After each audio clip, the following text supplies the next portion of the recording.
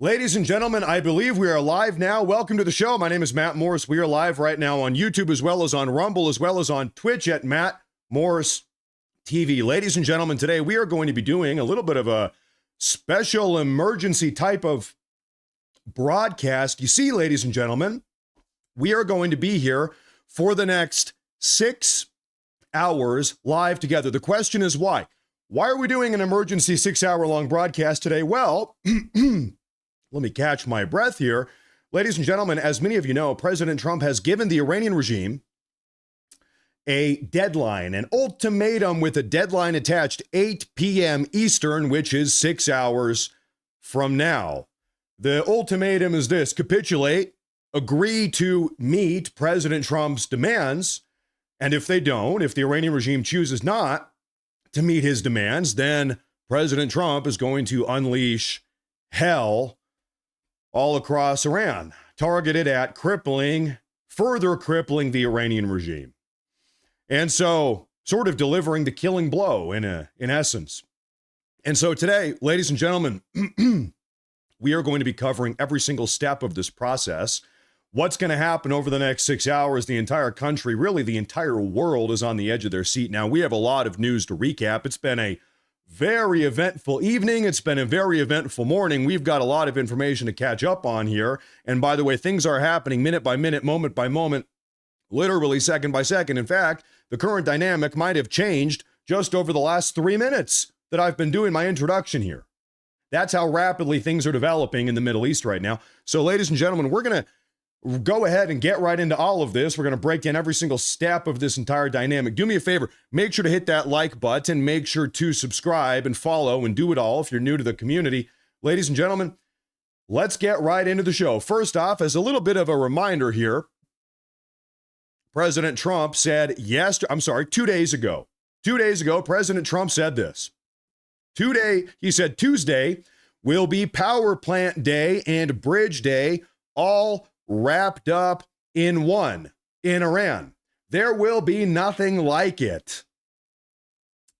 President Trump said, "Open the fucking strait, you crazy bastards, or you will be living in hell. Just watch." Praise be to Allah. President Donald J. Trump. The infamous post that now has every single person melting down. This post has caused a little bit of drama, a little bit of controversy. Have you noticed? Everybody's talking about it. Of course, he says this in a mocking tone, ridiculing the Iranian regime, alongside threatening them, of course. President Trump, similarly, about an hour after making that post, he followed up with another post. He said this: Tuesday, 8 p.m. Eastern time. Well, guess what? 8 p.m. Eastern time is right about 6 hours from now, and we're going to be here covering all of this today. Now, if you thought this post 2 days ago was controversial and had everybody pissed off, boy, howdy, you have seen nothing yet, because, ladies and gentlemen, President Trump issued another message. He made another post on Truth Social earlier this morning that has people on the far right, I don't know, some people on the far right, most certainly everyone on the left, the Europeans, many people are melting down. They're losing their minds. They're losing their minds, and we're going to break it down. What did President Trump say this morning? He said this: "A whole civilization will die tonight, never to be brought back again. I don't want that to happen, but it probably will. However, now that we have complete and total regime change, where different, smarter, and less radicalized minds prevail, maybe something revolutionarily wonderful can happen. Who knows? We will find out tonight, one of the most important moments in the long and complex history of the world. 47 years of extortion, corruption, and death will finally end. God bless the people of Iran." Now, you can see how some people These are, generally speaking, people that already didn't like Trump anyway. Like I said, members of the extreme far right. Maybe these days I think you can call them members of the retard right. That's one of the terms I use. Most certainly members of the far left. They're saying this is President Trump threatening genocide. A whole civilization will die tonight, never to be brought back again. This is genocidal rhetoric. He's threatening war crimes. In fact, right now, everybody's talking about nuclear bombs. Everybody is out here saying, I'm looking all over the timeline, Trump is going to be carpet bombing the entirety of Iran with nuclear bombs, with nuclear warheads vaporizing. He's going to blow up 90 million Iranians. It's a genocide. Now, let's simmer down. Let's try to use our brains here. Everybody put on your thinking cap for a moment. When President Trump says a whole civilization will die tonight, do you think that President Trump is talking about blowing up in a nuclear holocaust 90 million Iranian civilians? Or do you think he's talking about bringing an end to this psychotic jihadist Iranian regime? Which do you think he's talking about? Well, I'll give you a hint. Notice at the very end here, he says, what does he say? God bless the great people of Iran. Let me ask you a very easy question. Why do you think Trump would say, God bless the great people of Iran, if he plans on killing 90 million of them in a nuclear holocaust? Doesn't really make sense, does it? It's a little bit nonsensical, I would say, but frankly, that's just my humble opinion. But this is one of these talking points. This is one of these rhetorical devices the far left is wheeling out today. All of these anti-Trumpers, never-Trumpers, etc. So this is something President Trump posted today. Things are going to escalate. He's serious. 8 p.m. Eastern. We're going to be here for all of it all day. The Senate Republicans on Twitter this morning posted this. They said Iran would be wise to take President Trump at his word. They can choose the easy way or they can choose the hard way. This is from the official government Senate Republican page, reaffirming how serious this situation is. This morning, Secretary of State Marco Rubio went off after Iran continues to violate international law. Now, by the way, like I said, we have a lot to unpackage. We have a lot of news. We're breaking down all of it. Do me a favor, make sure to like, subscribe. Negotiations have fallen through. Maybe negotiations are still ongoing. We're getting reports every single which way. But first, let's see what Marco Rubio had to say. Let me turn up the audio here a little bit. Marco Rubio. Yeah, the whole world's been impacted, unfortunately, because Iran is violating every law known by striking commercial vessels in the Straits of Hormuz. And it's a big problem for the world. I mean, this is a regime that doesn't believe in laws, rules, or anything like that. It's a state sponsor of terrorism. So it's not surprising that they're now conducting terrorist activity against commercial vessels. So Iran has fired ballistic missiles and suicide drones at 14 individual countries in the region, all across the Middle East and otherwise, over the last 5 weeks. They've fired ballistic missiles and suicide drones at countries that aren't even affiliated in this at all. Turkey, Oman, Azerbaijan. I'm not even talking about Saudi Arabia, Kuwait, Bahrain. So there's that. They've been blowing up and firing rockets similarly and ballistic missiles and suicide drones at commercial civilian tanker vessels. They've been killing people in their own streets. We know back in January they were gunning down their own people, anti-Iranian regime protesters. Now, breaking news development over the last 2 weeks, maybe around 10 days ago, we saw the Iranian regime issue a call to arms. They've opened up military recruitment for 12-year-olds. If you're a 12-year-old boy, you can go ahead and join the Iranian military, the IRGC specifically, and you can help man checkpoints. You can carry a gun. If you're a 12-year-old boy, you can man checkpoints. You can march alongside the IRGs. They've issued public recruitment messages. This is not some weird Western propaganda, anti-Iranian propaganda. No, they're publicly broadcasting this. What's more, today I'll show you footage of this. The Iranian regime late last night issued an order. They called upon civilians, women and children and otherwise, to go stand outside on top of bridges and outside of energy power plants. Why? The Iranian regime wants women and children standing perched up on bridges and energy power plants because they know that at 8 p.m. Eastern, those are the targets President Trump has publicly said he's going to be hitting. Okay? So the Iranian regime now, they're publicly trying to say, they're saying, listen, we are now using women and children as human shields. They're weaponizing their women and children. Human shields now. They're saying, Trump, you're not going to blow up any of our bridges or power plants unless you want to blow up 100 kids or 100 women also. That's the game they're playing right now. Bret Baier for Fox News spoke to President Trump this morning.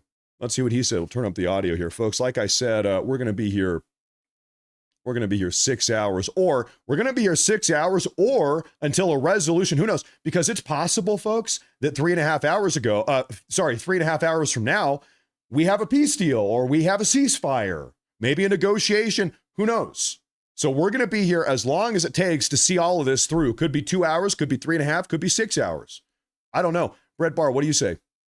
I just got off the phone with the president, and he called, and I said, listen, if you were to put odds on it, what were the odds that this is going to end up being a negotiated deal? He said he wasn't going to put odds on it, but he said 8 p.m. is happening. Ooh. That's what he said. He said, it is, if we get to that point, there is going to be an attack like they have not seen. Now, he's sticking to that at this point. Now, he said if negotiations move forward today and there is something concrete, that could change. But at this hour, he didn't want to put odds on it, but he said it is moving forward with the plans that we have. That's a huge deal. And obviously, we all think that it's a thing that he's putting out there to say, don't do this. He says he doesn't want to do it, but he is, at this hour, sticking to it and saying it might be likely if they don't come to the table. Now, ladies and gentlemen, I'm just going to put a matter of fact on the table. Maybe this is a good thing. Maybe it's a bad thing. I won't even give you my opinion. Trump has, in negotiating with the Iranian regime, Trump has already pushed back deadlines 5 times. Okay? Some people say, good, that's great. Keep the negotiations going. Other people say, stop even trying. It's a waste of time. Just do what you need to do. Matter of fact, Trump has pushed back deadlines when negotiating with the Iranian regime on 5 occasions. So if he, as a matter of fact, if he pushes back this timeline, 8 p.m. tonight, it will be the 6th time that Trump has given the Iranian regime more time to negotiate. A lot of people are saying, good, keep the negotiations going. We need to work out a deal. Other people are saying, you know what? Just do what you need to do. Trump, just do what you need to do. There's both schools of thought right now, but I want to get that out there on the table. What sounds to be the case to me, hearing from Bret Baier, who spoke to President Trump this morning, seems to me, is that President Trump is done waiting.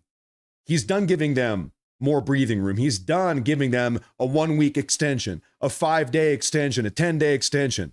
In fact, tonight's deadline is the end of a previously given 10-day long negotiating window. Perhaps nothing is going to come of it.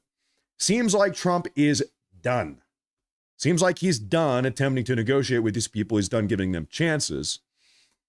We're going to keep going through this. Breaking news. This happened overnight, ladies and gentlemen. The U.S. has bombed dozens of Iranian military targets on Karg Island, Oil Island, overnight. They bombed bunkers, radar stations, ammunition storage facilities. Senior U.S. officials are telling Fox News. So we saw the United States military carry out a bombing run, 10 days ago, 2 weeks ago, on Karg Island. The United States military blew up not any oil-related infrastructure, but sort of transport infrastructure, blew up the air traffic control tower at the airport. They bombed out the runway in 3 different locations like 10 days ago so that no fixed-wing aircraft could come and go. Seems like now. So now we're getting news that overnight, U.S. military carried out another series of airstrikes, bombing military bunkers, storage, whatever. Supply, whatever, okay, ammunition storage facilities, etc. The oil infrastructure seems to be intact still this very moment. So this is the second time that the United States military has bombed out Kharg Island. The Wall Street Journal, let's talk about negotiations here. Where do we currently stand? The Wall Street Journal, citing 3 Iranian officials, has said that Iran has cut off communications with the United States as President Trump's strike deadline at 8 p.m. looms. So this report came out 3 hours ago. 3 hours ago, we hear that the Iranian regime, they've canceled negotiations. They're no longer talking to the Americans. President Trump's deadline is in little more than 5.5 hours. Okay, maybe the Iranians are done talking. Well, let's keep going here. Following reports coming out of that Wall Street Journal report that diplomatic channels between the U.S. and Iran have closed, well, Iranian state-backed media outlet, the Tehran Times, has publicly denied those reports. Okay, so we've got one report going this way. The Wall Street Journal says negotiations are done, no more communications at all, in fact. Iranian state-backed media is correcting the record, going the other way, saying, actually, no such shutdown of negotiations or communications has taken place. The lines of communication are still intact. This is Iran state-backed media. It's hard to make sense of all this. It gets even more curious. Take a look at this, folks. Okay, 2 hours ago, the Tehran Times, the one we were just talking about, this is that Iranian state-backed media. The Tehran Times made a post on Twitter, on X, saying this: Iran has closed all diplomatic and indirect channels of communication with the United States. Any and all message exchanges have also been suspended. Well, about a half hour later, they deleted that post. Huh? So the Tehran Times, Iranian state-backed media, made the post saying no more communications. It's over. Then they deleted the post. Then they made another post saying this, once again from the Tehran Times: diplomatic and indirect channels of talks with the U.S. are not closed. So it's like, what the hell is going on here? I'll say it again. What the hell is going on here? This is the state-backed Iranian media. They say negotiations are done. We're not even talking to them anymore. They delete the post. They make another post. Actually, we changed our mind. Negotiations and communications are, in fact, still ongoing. The Wall Street Journal says communications are done. Seems like that might not be the case. We call this the fog of war. At a minimum, we can infer that inside of Iran, right this very moment, it is chaos. It is chaos. 1 minute they're saying one thing. Another minute they're saying another thing. They're going back. They're deleting posts. They're making new posts.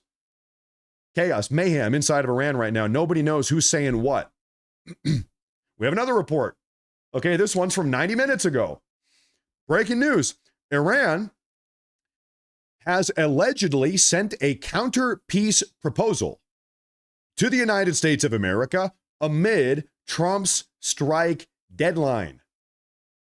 5 hours and 39 minutes from now is when that deadline comes to an end. Iran has allegedly sent a counter-peace proposal to the Trump administration. What might that look like? Well, let's get there here in a moment. Hold up. This is Al Jazeera. What do we have here? Iran has proposed a 10-point peace plan to the Americans to end the war as U.S. and Israeli attacks intensify and as President Trump's deadline looms. It was set by President Trump, in which he told the Iranians to open up the Strait of Hormuz. Here's what you need to know about it. What is the Iranian regime's 10-point peace plan counter proposal? What does it look like? Well, we got some insight into it yesterday. We saw this report come out yesterday. Breaking news. Iran has delivered its highly anticipated 10-point response to the U.S. 15-point peace plan. The U.S. communicated through the Pakistanis over the last week, then getting sent to the Iranians, of course, a 15-point plan. The Iranians have responded with a 10-point plan, trying to meet somewhere in the middle. Okay, what do the Iranians have to say? And by the way, all of this is like so far within the realm of allegedly, because anything, we all know at this point, anything coming out of Iran, who's saying it is somebody that is actually in charge or calling shots inside the country saying this. Where's the information coming from? Can we believe it? Because as we just said 2 minutes ago, inside of Iran, it is complete and total mayhem, chaos. They're saying one thing, then they delete it, then they say another thing. So these 10 points, it's like, are these actually the real 10 points? Who's saying this? Who's this coming from? Nobody knows. At least I don't know. Anyway, let's go through it. Maybe this is legit, maybe it's not. Iran's supposed 10-point plan includes: 1, guarantee that Iran will not be attacked again. 2, a permanent end to the war, not just a ceasefire. 3, end to Israeli strikes in Lebanon. Israel's been trying to bomb out Hezbollah in southern Lebanon. 4, lifting of all U.S. sanctions on Iran. All of them. Just to put some numbers here in front of you guys. If the U.S. were to lift our sanctions on Iranian oil, the Iranian regime, they would be able to pump out 4, maybe 5 times more oil. They would make a lot more money. They might make 4 or 5 times more money selling oil than they currently are selling the oil that they are on the international black market, generally to China. And they're selling that they're selling to China in the black market using their shadow fleet. They're selling that at discount prices. So if the U.S. lifts our sanctions on Iranian oil, they're going to be making a lot more money. A lot. Okay. Number 5, and to all regional fighting against Iranian allies. Who are the Iranian allies? Well, once again, Hezbollah, I suppose. They've got Iranian-backed cells in Iraq. We know that because they've been attacking U.S. embassies and military bases throughout Iraq for the last 5 weeks. Maybe they're talking about the Houthis. Not much has been going on with the Houthis. They might be talking about the Houthis. Anyway, no more regional fighting against any of the Iranian allies. In return, so those are their demands. In return, Iran would open up the Strait of Hormuz. Iran would impose a Hormuz fee of $2 million per ship. I have a feeling, a sneaking suspicion that President Trump is not going to agree to that. Frankly, these other things, my humble opinion, these other things, they might be on the table. They might be on the negotiating table to some degree. This here, Iran is going to impose a $2 million fee on every single vessel going in and out of the Hormuz. I can't imagine President Trump is going to say yes to that. Number 8, Iran would split these fees with Oman. Now, I want to show you how ridiculous this is. I need to pull up Google Maps here to highlight a point here. You know, I'm a visual leerer. Give me a moment here. I need to pull up Google Maps. Let's show you exactly what we're talking about here. Here it is. Now, here's the Strait of Hormuz. Everybody knows about it. What the Iranians are saying is, listen, hey, if you want to bring this war to an end, you need to allow us to extort $2 million out of it, and that's what it is, extortion, $2 million out of every single maritime trade vessel, tanker or otherwise, going in and out of the Gulf of Hormuz, the Strait of Hormuz, into the Persian Gulf. But, hey, we're so nice, we're going to split that money, maybe 50-50, I don't know, maybe 75-25, who knows, they don't say. We're going to split it with Oman. Here is Oman. Here's Oman right here. So they're trying to say, we're going to be good neighbors to our friends down in Oman, we're going to split that money. The logic, I would assume, is because we are the countries that are geographically adjacent to the Hormuz and the Gulf of Oman, we deserve a cut because we are right on the coastline of the Hormuz. That would be the logic, I assume, if you can even call it the logic. Let's talk about how absolutely insane that is. You could use that same logic and say, well, see this here? It's called the Strait of Gibraltar, okay? You go right in and out from the Atlantic Ocean into the Mediterranean. Using this logic, you could say, well, Morocco and Spain, what if they feel like imposing their own $2 million transit fee going through the Strait of Gibraltar. Would that make sense? Well, with the Iranian logic or the logic of the Iranian regime, of course that makes sense. It's totally logically sound if you apply that same logic here. So if we allow this to happen, this sort of maritime extortion, where does it end? What about the Strait of Malacca down here? This is one of the most traversed maritime passages in the world. Who knows? What if Malaysia? What if they start extorting everybody going through the Strait of Malacca here? $2 million a ship. You get all. In fact, can I pull up? I want to show you exactly what we're talking about here. Marinetraffic.com. You want to see exactly the type of dynamic we're talking about. This is marinetraffic.com. You can actually see live firsthand look at this. Every single arrow or dot here is a maritime trade vessel traveling around the world through the world's oceans. Can you imagine? All right, listen, hey, Malaysia here, we're going to charge a $2 million fee on every single one of these boats going off our coast. And if you don't, we're going to blow them up. You see the problem here? If we allow this to be the dynamic, if we allow this sort of extortion to become status quo, then where does it end? Right? Well, hey, I'm South Africa here. And what we're going to do, we've realized we've got one of the most active maritime trade routes right off the south of our coast, going off Cape Town. We are going to start blowing up every single boat unless they pay us $2 million. Sound good? Because you let the Iranians get away with it. So we're going to start doing that down here. Right. Where does it end? Like I said, hey, Spain and Morocco here, we're going to start blowing up boats. We're going to extort $2 million. You see what I'm saying? I probably don't need to go on. So anyway, this is a problem. I can't imagine that President Trump is going to say, yes, okay, okay, yes. I don't think so. Can't imagine that being the case. Now, let's talk about some sort of security announcements here. I'm sorry, hold up. Did we finish all 10 of those points? Want to make sure. We did not. I'm sorry. I'm getting ahead of myself.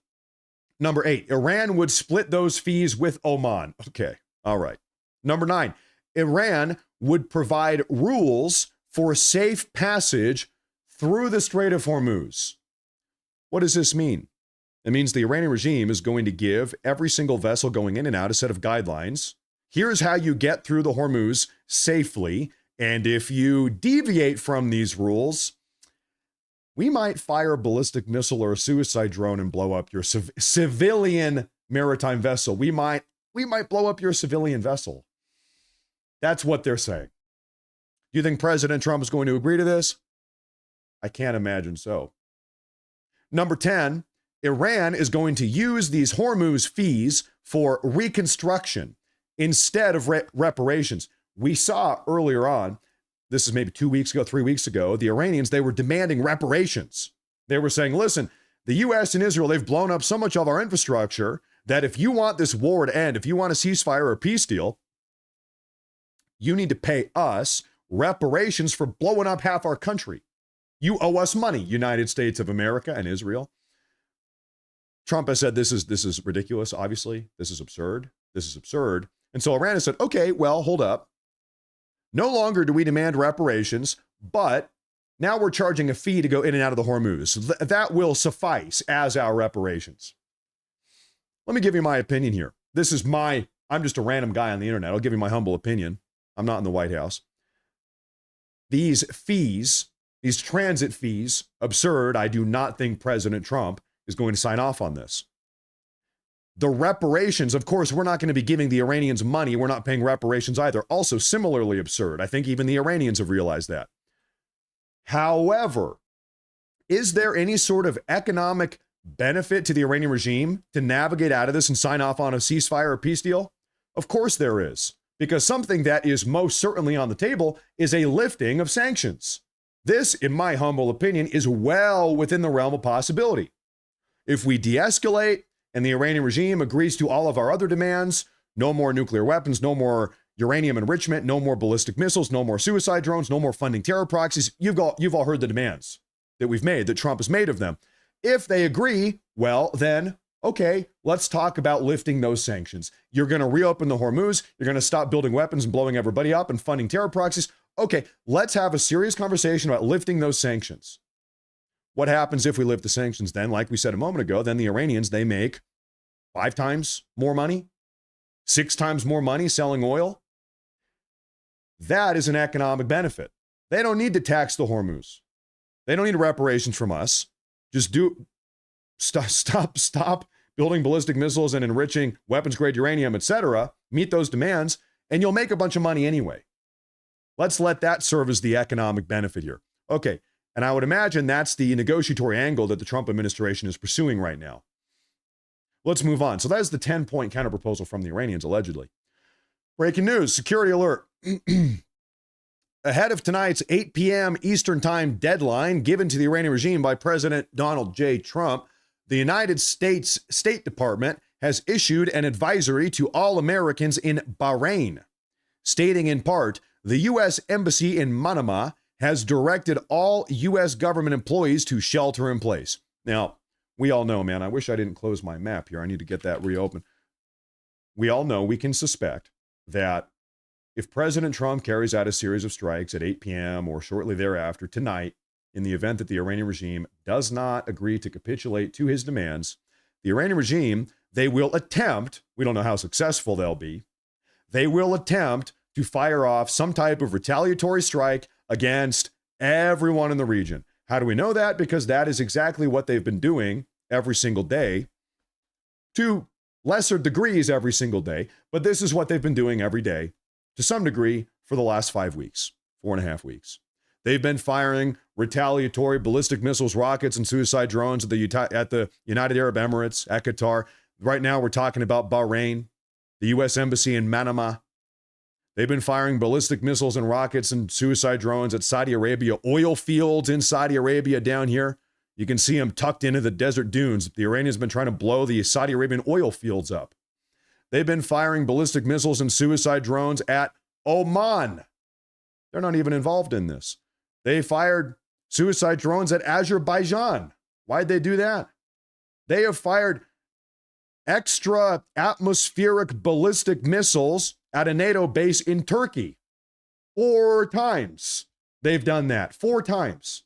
I kid you not. Syria, Iraq, Jordan, Israel, of course. U.S. military assets, U.S. military bases.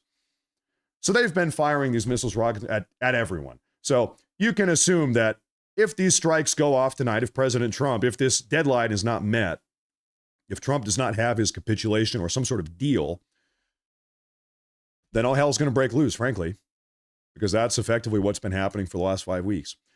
Saudi Arabia, President Trump, Secretary of State, and the Department of State have a no higher priority than the safety of security of American citizens. Per the Saudi Arabia Travel Advisory, we encourage U.S. citizens to reconsider travel to Saudi Arabia, and due to the ongoing security situation and intermittent travel disruptions, we advise reconsidering participating in Hajj this year. Now, I'm not a Mohammedan myself, as they used to be called, but I believe the Hajj is when Mohammedans make their journey to Mecca and they walk around that big old cube. It's in Saudi Arabia. So U.S. State Department is saying, hey, probably you should not make that trip this year because things are about to get crazy. Beginning April 18th, individuals attempting to enter Mecca will be required to show a Hajj permit, a residency ID issued from Mecca, or a valid Mecca work permit. Oh, this is a statement from Saudi Arabia. Wow. Okay, that changes everything here. And the reason why is big. I'll tell you why. The Saudi Arabians, they are putting Mecca on lockdown. Why might they be doing that? Why might the Saudi Arabians be putting Mecca on lockdown? Because they are now worried about the Iranian regime blowing the damn place up. That's why, if you want to go to Mecca, you need to show an ID. You got to have a pass. We got to let you in. We're vetting everybody going in now because guess what? They are worried about the Iranian regime in some type of retaliatory attack or terroristic act blowing up Mecca. That's what they're worried about, sending in a guy wearing a suicide vest or whatever the hell else, maybe a drone or a ballistic missile. Wow. Things have escalated. You know things have escalated when it's the Saudi Arabians. Even they're talking about this now. India today, pardon me. India, just an hour and a half ago, has issued an urgent advisory urging all of its citizens still residing in Iran to remain where they are for the next 48 hours. Stay indoors and avoid electrical infrastructure, military sites, and the upper floors of multi-story buildings.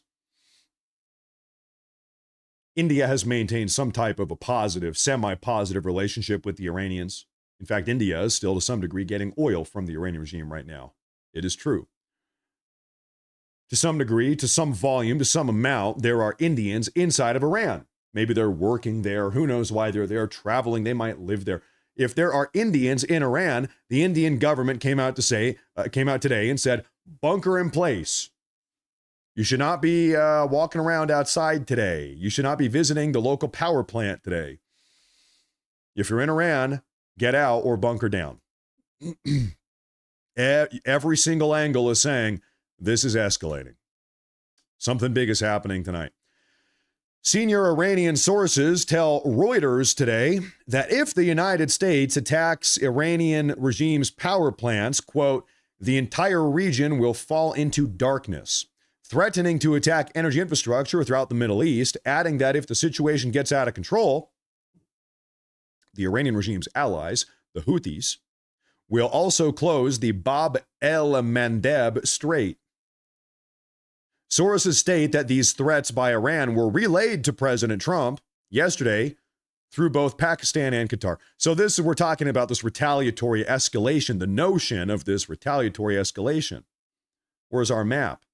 Where the Houthis are down here in Yemen. This is that strait, the Bab el-Mandeb Strait. It lets you in and out of the Red Sea. And do I still have that maritime traffic website? I want to show you. This is one of the most active trading lanes, maritime trading lanes in the world. You can see here going in and out. The Hormuz has been shut down or semi-shut down. One of the big concerns, one of the big geopolitical concerns here is that, well, what if the Houthis who are down here in Yemen start firing rockets, missiles, or drones at boats going through this strait also? If you shut them both down, then we might have a big issue. And so that's one of the concerns we're talking about right now. Might be the case. The Houthis have, frankly, not really done anything over the last 5 weeks. It has been one of the big and legitimate concerns. Well, if war breaks out with Iran, maybe the Houthis will shut down that strait. It's going to be real bad.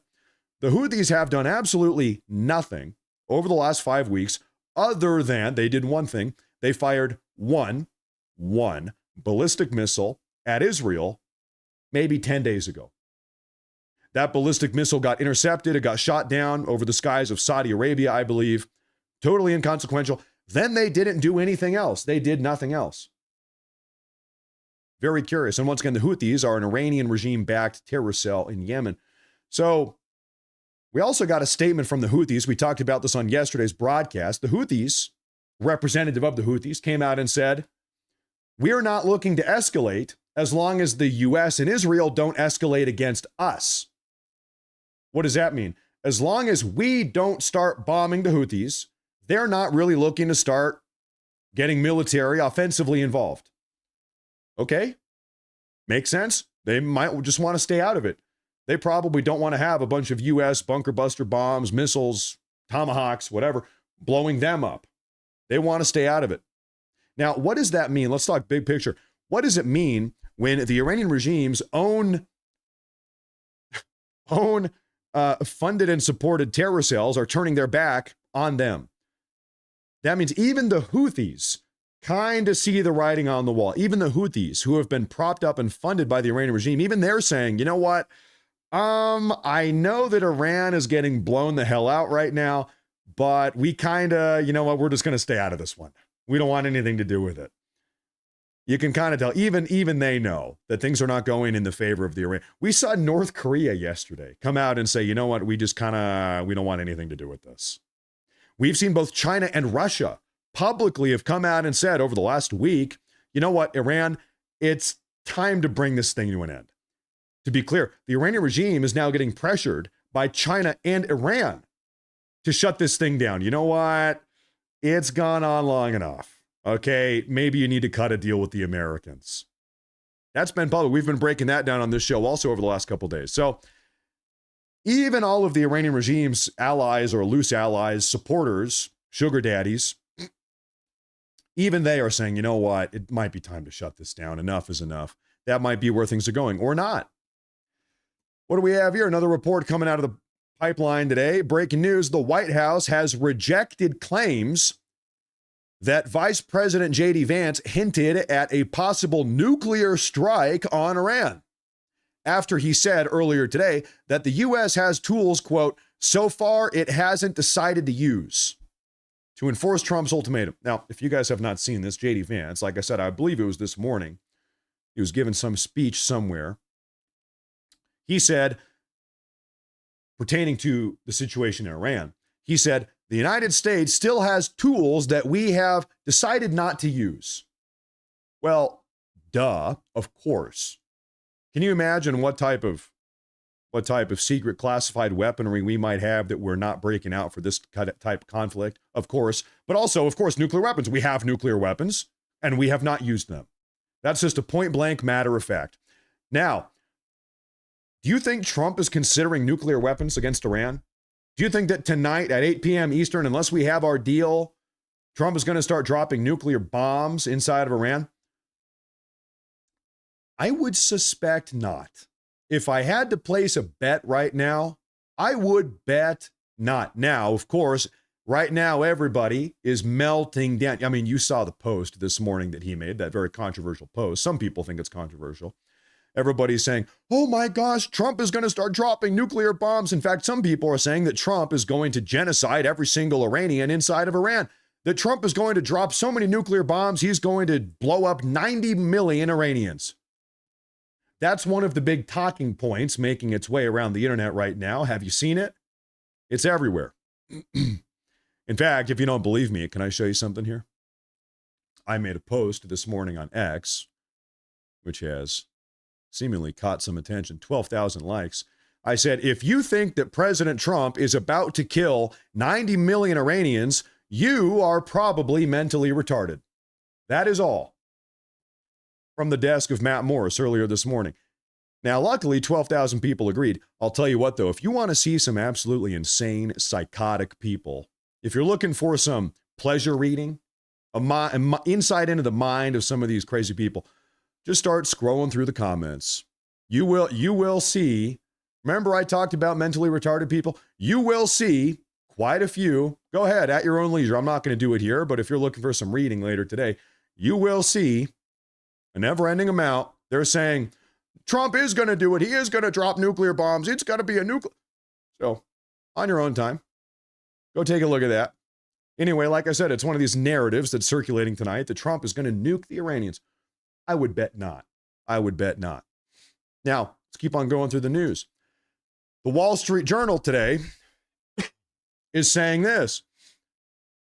Trump is in defiance mode. Defiance mode, as the Wall Street Journal's putting it, emboldened after the airman rescue operation that was carried out over the last day and a half. Trump is open to a deal with Iran, but he's not expecting one, that now he's in defiance mode. This is coming out of the Wall Street Journal that Trump might be dead set, stalwart. All right, we've negotiated enough. I've given them their final offer, 8 p.m. Eastern time. Make the deal, meet the demands that we've made of them, that we've always made of them. Otherwise, hell's going to break out. That's coming out of the Wall Street Journal. Ladies and gentlemen, as a reminder here, do me a favor, make sure to hit that like button and make sure to subscribe because it really does help a lot. I'll tell you what, have you noticed? Give me a 1 in the chat if you've noticed a lot of these political commentators, a lot of people around the world, they're losing their minds. Cool, here, us, this is us, cool, calm, collected, level-headed. Let's get all the facts on the table, break it down. We're not in hysterics. Oh my God, nuclear holocaust, World War III. You've heard it all. Trump is going to draft every single young American in the country. He's going to send off 1 million young Americans to go get blown up in the desert hills of Iran. You've heard it all. Cool, calm, collected, level-headed, go through the information, talk about the data, cut through the fake news bullshit. Let's keep on breaking all this stuff down. Like I said, do me a favor, make sure you hit that like button and subscribe. We have another report here. Before cutting off direct diplomacy with the United States of America, Iran told Pakistan that it, quote, believed it was winning and retained still 15,000 missiles and 45,000 drones in its arsenal. Now, we need to double back to a talking point or a narrative that we were running down maybe a half hour ago at this point. It seems like the Iranians have actually not walked away from the negotiating table. We got initial reports that they had, and then they themselves corrected the record. They deleted the post. They came out again, Iranian state-backed media, and said, actually, we are not done negotiating. But anyway, we got a statement here. Even before Iran cut off direct diplomacy with the U.S., it was sticking to a hardline position in negotiations and showed no signs of backing down. Tehran told Pakistan, allegedly, which is mediating talks, that it believed it was winning and that it retained 15,000 missiles and 45,000 drones in its arsenal, according to mediators and a person familiar with the matter. Once again, just to be very clear, it seems like negotiations are actually still ongoing. Seems to be the case, like at this very moment. Mediators said the numbers were likely exaggerated. I would imagine so. But reflected Iran's unflinching negotiating position. The U.S. and Israel are continuing to strike Iran with force as President Trump's ultimatum deadline nears. Iran has threatened to retaliate with large-scale strikes on Gulf countries and Israeli power and energy infrastructure, according to mediators and Iran's Islamic Revolutionary Guard. Well, I'll tell you what, I'm sure that the Iranian regime, I'm sure that they've got still a couple ballistic missiles, a couple rockets, a couple suicide drones, I'm sure. Still to this day, they're launching, I don't know, a dozen or 2 dozen every single day. It seems like their capacity to engage in retaliatory strikes, as they're calling them, has been diminished anywhere from 90 to 95%. If you compare what they're doing now, like yesterday, to what they were doing 5 weeks ago. They're not doing a whole lot. Still, a little bit. Now, do they have 45,000 drones and 15,000 ballistic missiles? Maybe buried in rubble inside of a bunker 10 stories underground, buried under a hillside. I don't know, maybe. Can they access the missiles? Can they access the drones? I don't know, maybe not. You would imagine if they could that they'd be firing more of them. We'll see. We'll see. Iran still claims a very strong arsenal and refuses to back down. Iran told mediators it still holds a large missile and drone stockpile and believes that it is winning, signaling a hard-line stance in talks. The figures may be exaggerated, but reflect defiance nonetheless. As U.S. and Israeli airstrikes continue, Iran has warned of major retaliation targeting Gulf states and Israeli energy infrastructure. Now, what happens tonight at Tuesday, this is Tuesday, 8 p.m. Eastern, this deadline is actually the conclusion, the end of a 10-day extension, a 10-day negotiatory window Trump gave the Iranians like 10 days ago now. Clock's ticking. They've got what, 5 hours? 5 hours. 5 hours and 9 minutes they've got.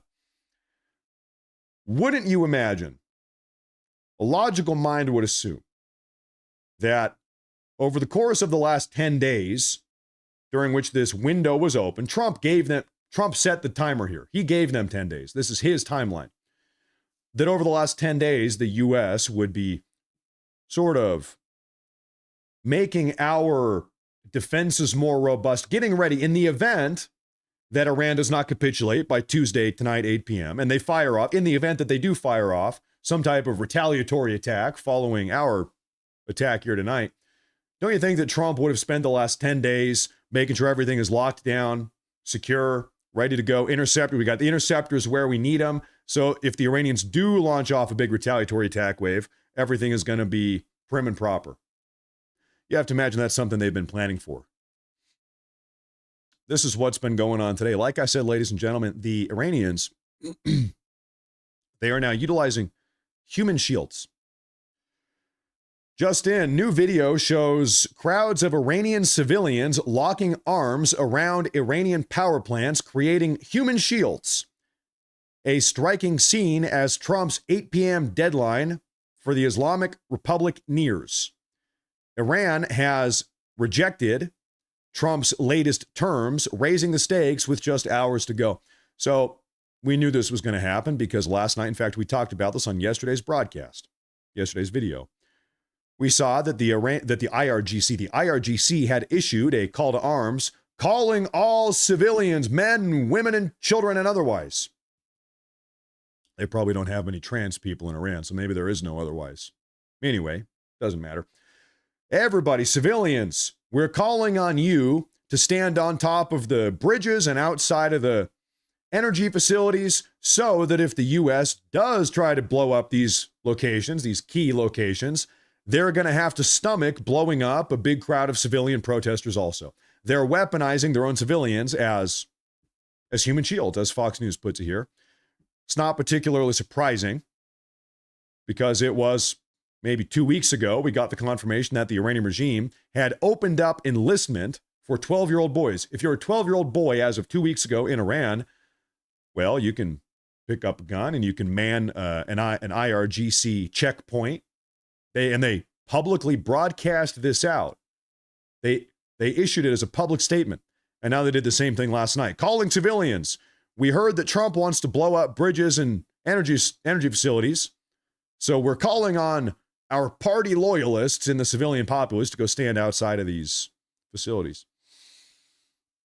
And that's exactly what we are seeing today. We have a video here. Put this up on the big screen.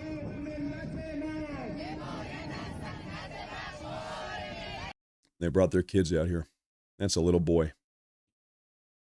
It's women and a little boy.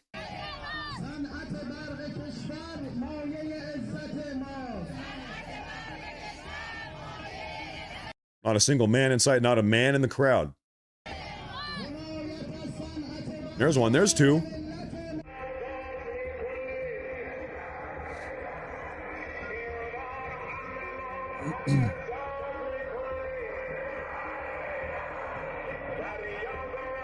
So they've brought out the human shields.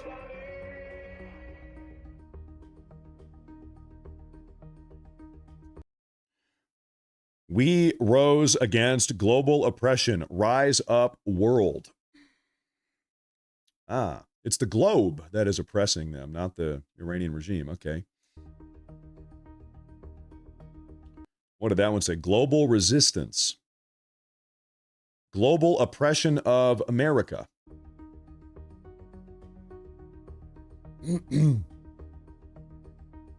They've got this big old flag wheeled out. They're standing on the bridges too, not just outside the power plants, but on top of the bridges also.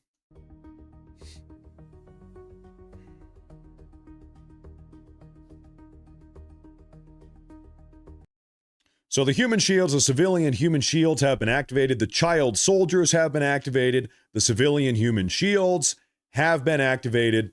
You know, everybody's been talking about war crime, war crime. Trump isn't allowed to blow up a bridge. Even if the IRGC is using that bridge, Trump's not allowed to do it because it's a war crime. I encourage you to go read the Geneva Convention. Actually, you are allowed to blow up infrastructure like this if it's being used for military purposes. Go ahead, fact check me on this. Go read the Geneva Convention. I promise you.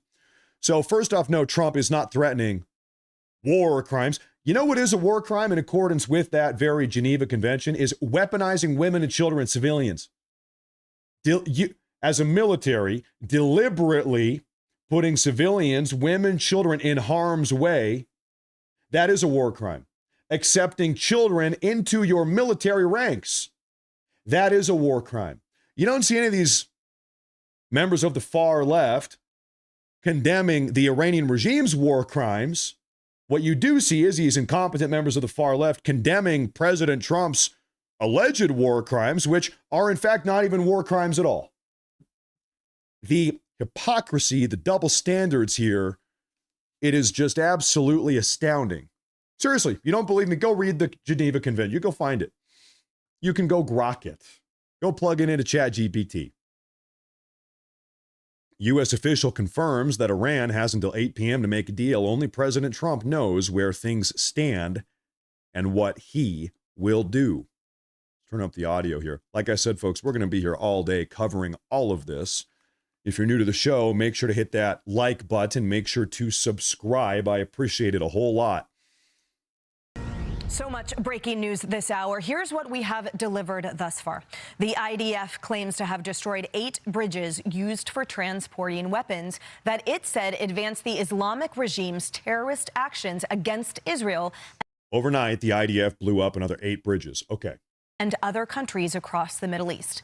The White House doubling down on their 8 p.m. Eastern deadline, citing only the president knows where things stand and what he will do. And the horrific human chains that are now being formed in front of several power plants. You have to wonder if these women and children out here standing on top of these bridges and on the power plants, you got to wonder if they're choosing to be there on their own or if they're being threatened to be there. We're talking about the psychotic, terroristic Iranian regime. What are the odds that these women might not even want to be there? What type of woman, what type of mother or grandmother would bring her child to an event like this? What are the odds that these women are being threatened? They've got a gun in their back, figuratively, so to speak, maybe literally, might have a gun to their back, threatening them. You had better go stand outside of that power plant on top of that bridge. Otherwise, at the end of the day, your brain is getting splattered. What do you think? You think that's a possibility? I would say so. You better hold up this flag and hold that sign, because if you don't, stand outside that power plant, you're done. Who knows? Just astounding. Astounding. Okay, moving on. We've got more to talk about here. Where did we leave off? Breaking news. Senior Israeli officials believe that if it were up to Iran's political leadership, there would have been a ceasefire long ago. The IRGC is reportedly the ones currently running things, causing massive divisions within the leadership. The political leadership wants this to come to an end. It's the diehard IRGC extremist loyalists that want this thing to keep on going. Allegedly. Senior Israeli officials. We got another report here just further confirming something that I think all of us have known. Iran's new supreme leader reportedly is unable to run the country right now because he's incapacitated and receiving medical treatment. This guy seems to have been in a coma for 5 weeks, maybe 4.5 weeks. Another report, in fact, this very report, if you open up the article, it says this, that this new supreme leader is right now in a hospital. This is new information that's getting mass reported today, reported everywhere in mass. He's currently being held in a hospital in the holy city of Qom. Here is Iran. Here is Tehran. The holy city of Qom, as they call it, is where the supreme leader is allegedly being held. Now, inside of a hospital, treated. This might make sense. As far as I know, the U.S. and Israel have entirely avoided bombing anything in the city of Qom. It's a holy city for the Shia Muslims. Now, at one point I knew why they thought it was holy, but at this point I have forgotten. But anyway, it's a holy city. Something like the Prophet Muhammad came down from the sky and he did something there. I don't know. It's part of some Prophet Muhammad related reason, but it's the holy city of Qom. The U.S. and Israel, perhaps out of respect, I don't know. Seems like we have entirely avoided dropping bombs on this city. It's the holy city. So it would make sense that this is where they would put him, inside of this, inside of a hospital in this city, perhaps to avoid getting blown up. Perhaps there is something related there. Now, something else, folks, something occurred to me. And I promise you, I guarantee you, you have not heard this information anywhere else. What I'm about to share with you, promise you, nobody else is talking about it. This is an updated figure posted yesterday. Update. the Islamic Republic regime's organizational structure after 37 days of U.S. and Israeli airstrikes as of April 6th, the morning of April 6th. Now, what do you notice here? Okay, Supreme Security Council getting targeted. House of the Supreme Leader getting targeted. Okay, former officials, some of which getting targeted. The nuclear program targeted. The IRGC targeted. Police, leaders of the police targeted. Executive branch targeted. What is the one category here, really, the big category here, that has not been targeted? What stands out? Well, you got members of the judicial branch. Some members of the legislative branch perhaps have not been targeted. Although actually some of them have. Members of the Iranian parliament. The Guardian Council has not been targeted. The army. Huh? No one, not one single leader of the Iranian army has been targeted or taken out in some type of assassination strike. Now, many, in fact, over half of the leaders of the IRGC, and the IRGC and the army are different. It's different. Okay. The IRGC, these are the die-hard, zealous, religiously fanatical, okay, loyalists to the Iranian regime. The army's not that. Okay. They're not as radical, frankly. In fact, the army, all the reports we've had so far, are not really actually doing very much over the last 5 weeks. It's the IRGC that really is putting up the resistance. Okay. The army has not really been that involved, all the information I've gone through at least. Now,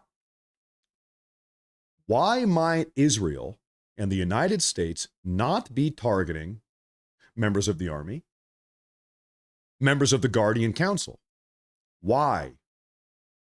Well, might it be the case that coming out of this thing, once this conflict, this war, whatever you want to call it, once this thing is concluded, might it be the case that President Trump and Israel, they need somebody to lead the country. Somebody's got to be inside of the country running the show.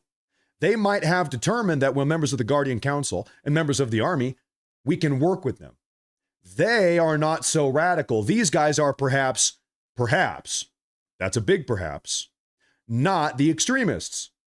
It might be members of these demographics here, Guardian Council, Army, that in fact the Trump administration is attempting to negotiate with. All right, here's the deal. Once this is done, okay, you guys are going to be maintaining stability within the country. There might be that kind of handoff. Okay, we're going to get rid of the IRGC. You guys are going to take over.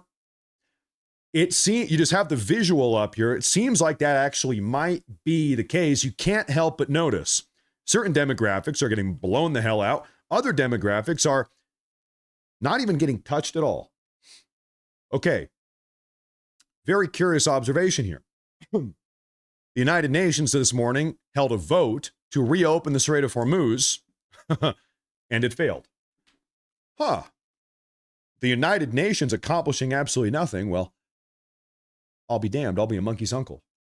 Fox News alert, the UN vote on a resolution to open the Strait of Hormuz has failed. The exact language of that was it strongly encourages states interested in the use of the commercial maritime routes in the Strait of Hormuz to coordinate efforts. Now, who could possibly be against this?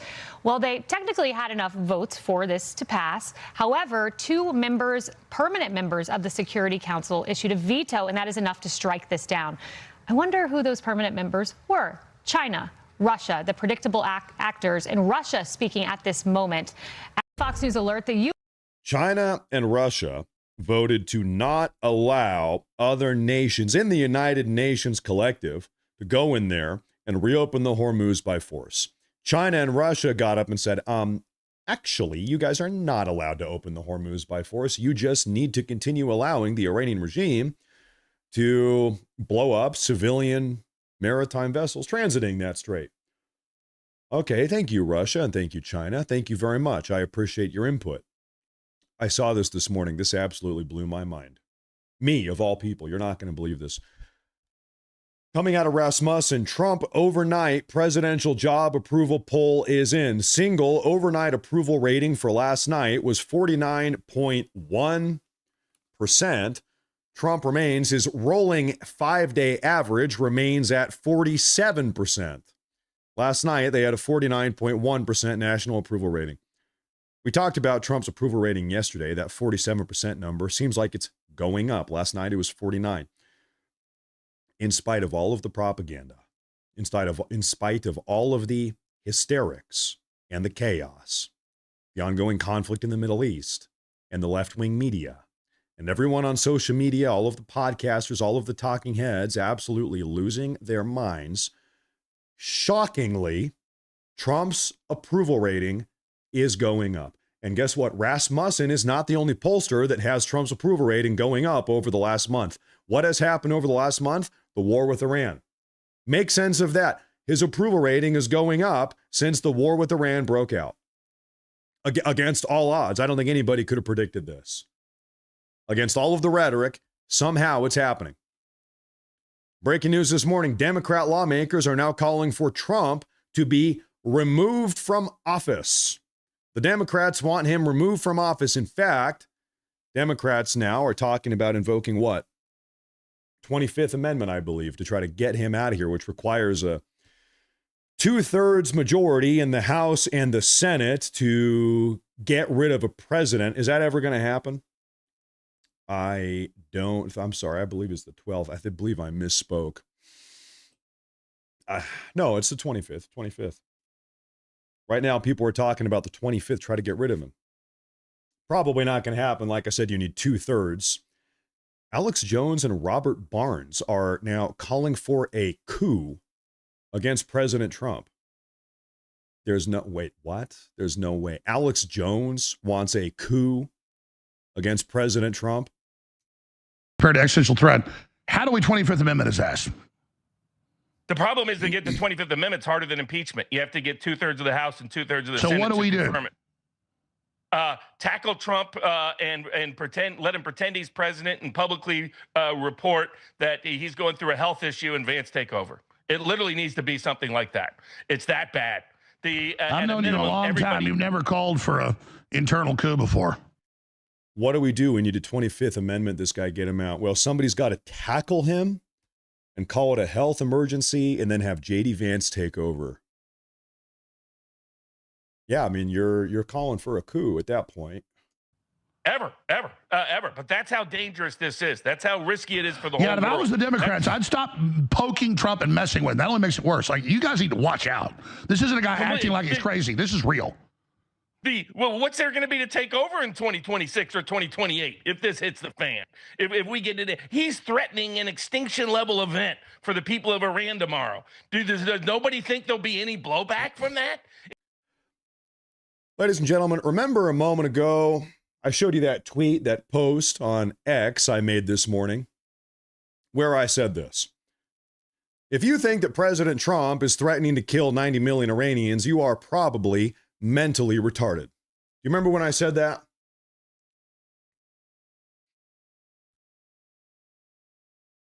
Remember? Good Lord. If he follows through on that, the whole world is screwed. You were saying during the break, there's other ways to do this. People need to just, not just tell him the truth, like Susie Walsh said. It's time to just not, say what you just said. Yeah, well, legally and constitutionally, the vice president is an independent elected official. The same as legally and constitutionally, the only oath any member of the military takes, any member of the State Department takes, any member of the intelligence community takes. Okay, thank you. Thank you for that.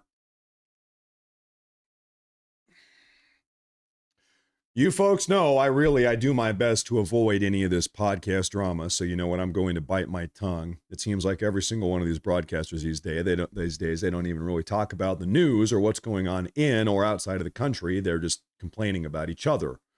That seems to be the new podcast meta. So I apologize. I just couldn't believe it. That is terminologically a violent coup. Somebody needs to tackle the president, physically hurting him to such a degree. It's a health emergency that the vice president can take over. That is explicitly calling for a violent coup against the sitting president, the democratically elected president of the United States of America. But we're not going to linger on that. Like I said, I'm not doing the big podcast drama thing. We have a report coming out of Iran Spectator, which has been covering all of this now for weeks, months, years. Personally thinks a ceasefire will be announced in a few hours. You can bookmark this. Thinks a ceasefire will be announced. Now, you know what? We're going to do something here fun. I normally don't do this. Like I said, we're going to be live all day. Excuse me, ladies and gentlemen. We're doing this all day, so why don't we have a little bit of fun here? First, we have a Rumble rant. This is from Tullamore Dew. Says, Matt, we might want to use the leftover graphite bombs we used in the first Iraq War, just saying non-lethal, perhaps an EMP. Thank you for what you do, brother. We love you in Texas. First off, I appreciate that. I love the Texans. You know I do. I really do. Had a lot of family in Texas for a long time. Thank you very much. As far as I understand it, we have mechanisms, capabilities to take down power grids without actually physically blowing up or dismantling said power grid. Might be part of the plan tonight. Might be part of the plan. Time will tell. We'll see. Thank you very much, Tullamore. I appreciate that. We are going to do something here, ladies and gentlemen, and bear with me because we're going to do this on YouTube. I'm pulling up the YouTube chat here, folks. I've only ever done one or two of these, so I need to remember how to do it. Start a poll. Okay, here, we're going to do a poll. The question is, because I want to know, what do you folks think? What will happen? Are we going to have a deal? Could be a ceasefire. Okay, I'll use the word deal. What will happen tonight? We have a deal. Trump, I'm going to say giga bombs Iran. Giga bombs them. Okay. What does deal mean? Just so everybody's on the same page. What will happen? A deal means ceasefire, temporary ceasefire, peace deal, conclusion to the war, or extension. Trump will say, we're going to give another 5 days. All of these things are within the realm of deals. Extension, ceasefire, total peace deal. Okay? All of that is underneath the umbrella here. Or, let's just say no deal. Let's say no deal. We have a deal, no deal. Okay?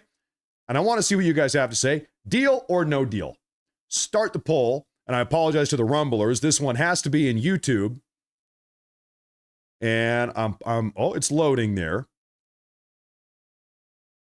Can I pull this up? There it is. Okay, I'm looking at this up on the big screen. The votes are coming in. I want to see here. We have somewhat of a democratic process. So we're going to see what the people have to say. What will happen tonight? Right now, we have almost 1,000 votes. We have over 1,000 votes. 18% of the voters are saying we're going to have a deal. 82% are saying no deal. Seems like the odds are what? 81% no deal, 19% deal, 80% no deal, 20% deal. I have to say, I probably agree with the 80%. As much as I hope we don't live in fantasy land, as much as I wish the Iranian regime would capitulate, they would come out and say, okay, we're going to meet all of your demands. The Hormuz is open. No more ballistic missiles. No more suicide drones. No more enriched uranium. Da-da-da-da-da-da. Trump, you were right. We're going to meet all of your demands. We have it. I don't think that's going to happen. Not tonight. Not yet. I don't think it's happening yet. Thank you, sweetheart. I don't think we're going to see that today. I think we're going to see some type of giga bombing campaign take place tonight. That would be my guess. Thank you all for participating in that. I'm going to put that back over here because we actually do have some more to talk about. Well, this is totally unrelated. New poll came out. 59% of Americans are in favor of limiting birthright citizenship. That is not shocking at all in the least. Now, ladies and gentlemen, at this point, here's what I would like to do. I've been up here yapping for 75 minutes breaking down the news. More news has come out. There's a lot of new news to go through, and we're going to get to that here in a moment. But first, what I would like to do is take a look at some of the super chats and Rumble rants before we forget about them, before we lose track. And then I'll bring you up to speed again because, like I said, things are happening minute by minute, moment by moment. But let's get on top of the super chats here. If you're new to the show, make sure to hit that like button. Make sure to subscribe. We're going to be here all day until Until something happens, whether it be something good or something bad, we will be here all day until something happens. And you know, this thing is going to go one of two ways. Something is going to happen. What is it? Only the fates know at the moment. But let me get on top of the super chats here. We have a super chat here. First of the day.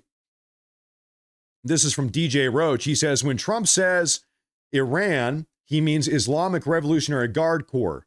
Please know this. Islam is a political ideology masquerading as a religion to disguise itself from what it really is, and that is a death cult. That's DJ Roach. Thank you very much, DJ Roach. I appreciate that. Thank you very much. I said I wasn't going to do the podcaster thing. Man, I lied. Tucker Carlson last night, he said that American presidents should never criticize Islam. It's not the place of an American president. I was curious. I'm a curious guy. I said, throughout all of American history, we've got 250 years of great American history. Have we had any of our great American presidents criticize Islam? Is that something American presidents have done? Or is President Trump the first to do that? As it would turn out, we've had a lot of American presidents criticize Islam. In fact, many of our great founding fathers. In fact, Thomas Jefferson, George Washington, John Quincy Adams, Theodore Roosevelt, a lot of names that you'll recognize have been very critical of Islam. It is true. Trump is not the first to do it. Trump is actually not the first one to have eyeballs inside of his head, as it would turn out. John Jones says Trump is freaking Eren Yeager from Attack on Titan. I don't know what that means. Hey, thank you, though. I appreciate that. Thank you very much. William Barnes, he says, a whole civilization will die overnight, never to be brought back again. And of course, by civilization, President Trump means, what does he mean? The IRGC. Rosa de Armen says, happy belated Resurrection Day to you and your loved ones on Monday. Imagine my shock of your loyalty to stream on Easter Sunday every single day, 7 days a week. You know how we do it. Thank you very much. It's a massive amount of support. Hope you had a good Easter, Rosa. Thank you very much. I appreciate that. It's a big day. We live in a very eventful time. Thank you, ma'am. Happy Easter. Thank you very much. Thank you. That's a massive amount of support. Thank you very much. We've got news to get back to, so I'm going to do a couple more super chats, then keep on going through the news here. Renbro says, $5, President Trump is using words as a misdirection. Get around to focus on bridges while he goes to Kyrgyz Island and goes for the oil. Could be the case. Never let your enemy know exactly what you're going to do. Could be the case. Thank you very much. Thank you very much. Chris says, I really don't get this new age war mindset of we lost. Here's our demands for you. They've got a little bit backwards, haven't they? Thank you, Chris. It's a little bit nonsensical. Scott Badura says, what Iran wants sounds like what caused the Barbary Wars. It does. In fact, in a lot of ways, this is almost exactly the same sort of dynamic as the Ottomans and the Barbary Wars and the struggles that our great founding fathers had to deal with just in the first couple of years of the creation of our country. As they say, history doesn't repeat, but it sure does rhyme. Is history rhyming a little bit right now? I would say so. Thank you very much. Thank you very much. Drop Rate says, don't you think it's odd that with no internet and limited videos coming out of Iran, somehow there's crystal clear footage the next day after the call to the people is made? It's government propaganda. Probably so. I think you're probably right.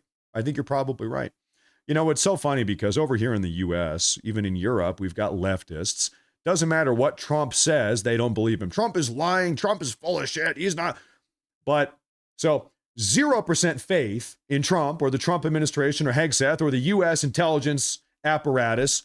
Don't trust a damn thing they say. But every single thing the Iranian regime says, oh, I trust that. I believe that. If Trump said it, I don't believe it. But if the Iranian regime says it, oh, I believe that 100%.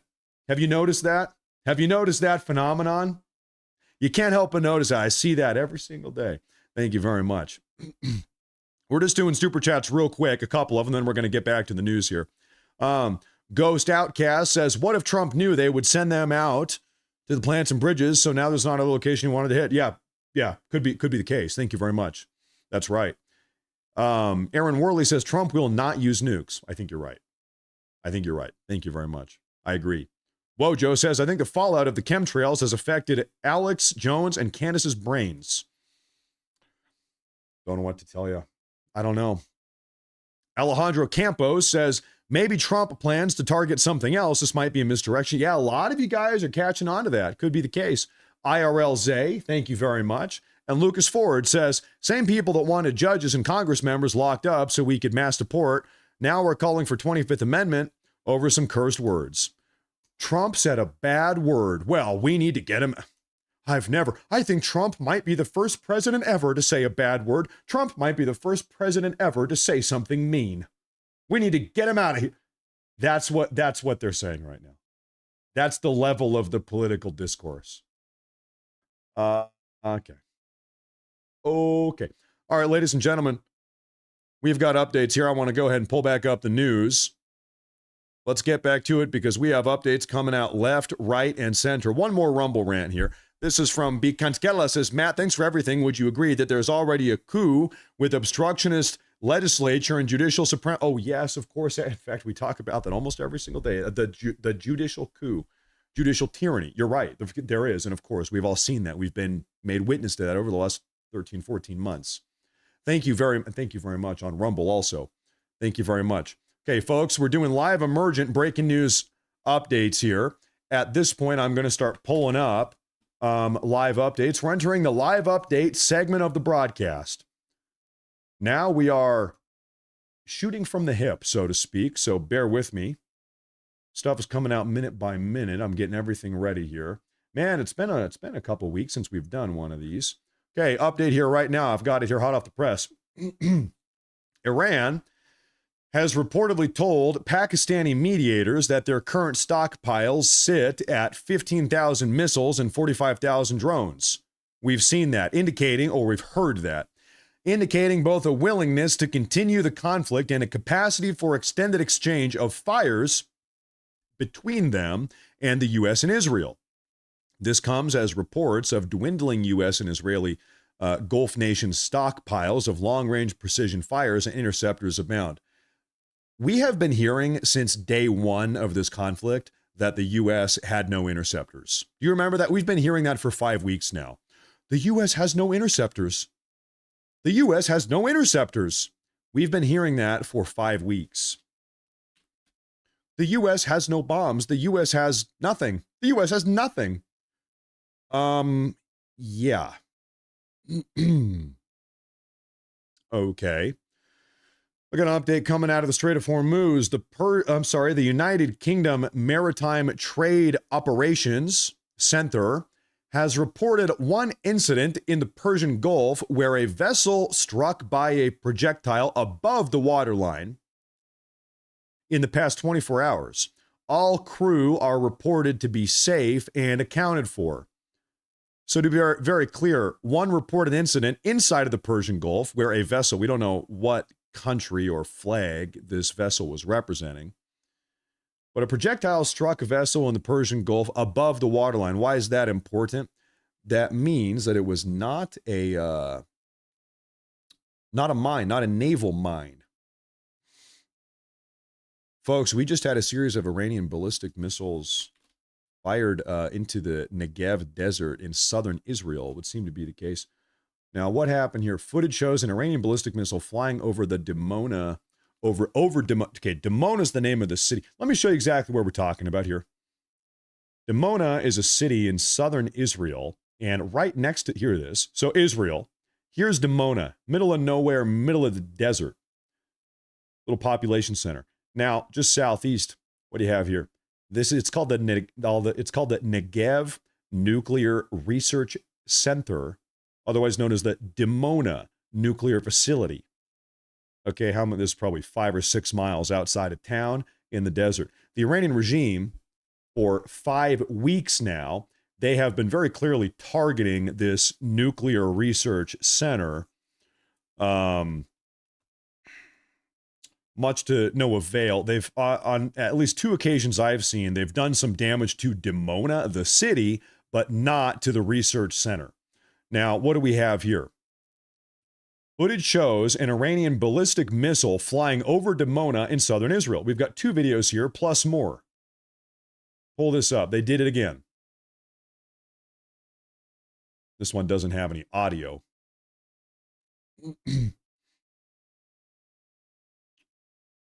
Now, we actually don't see where this, does it make impact? Does it do any damage? You can't tell from that angle.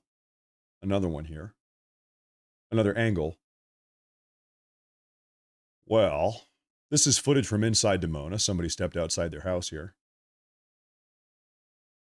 Well, that was a little explosion there. It sure looks like this one made landfall. That one got pretty low. But we've got more footage. Let's see if we can get a confirmation here. I'm sorry. Put that on the big screen. Yo, oh my God. That, yep. Yo, Yep. Yo, oh my God. Now, folks, I'm just going to take a guess here. If this is footage coming out of Dimona, and you can see this ballistic missile hits outside of the city, beyond the ridge line there, and you can tell it hits something, I wonder... Well, I'll be damned. Look at that. There's a ridge line right there. What do you want? Well, hey, I hate to be the bringer of bad news, but I'm just trying to piece this together. If that footage was from inside Dimona, you have a ridge line right here between Dimona and the research center. Might it be the case that that ballistic missile could have hit that research center? Why do I keep saying center? Facility center. Facility center. Center. Might be the case. I'm going to try to get more information here. I'll play that one more time, big screen. Yo, oh my God. Yo, Yo, oh my God. Yo, Yo, oh my God. It's beyond the ridge line there. Okay. Another one. Another angle.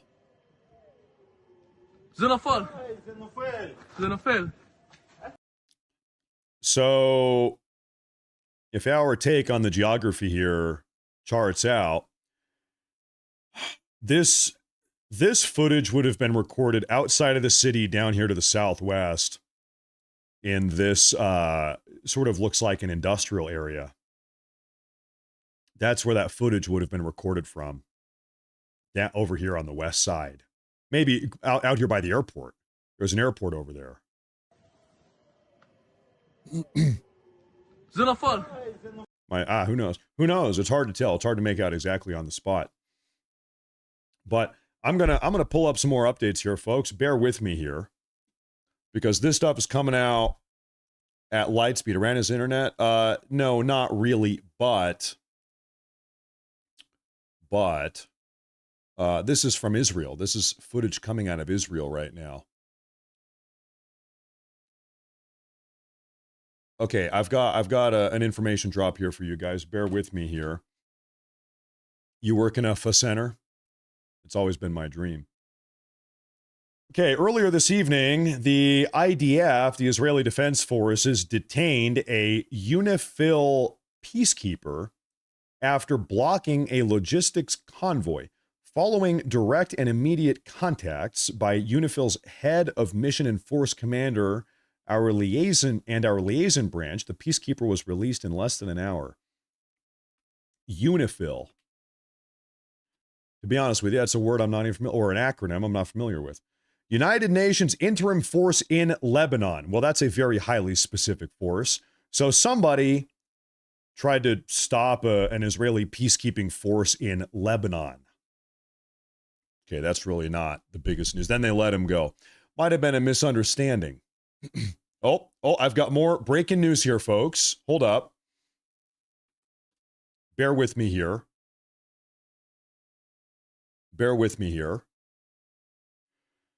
Supporters of Iraq's pro-Iran Popular Mobilization militias reportedly stormed the Kuwaiti consulate in Basra province in protest of Kuwait's role with the U.S.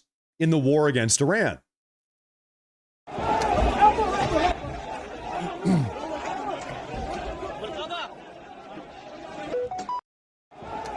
So, folks, these are pro-Iranian regime Iraqis that are storming the Kuwaiti consulate because they are mad that Kuwait is working with the U.S. Let's plug this in the map here.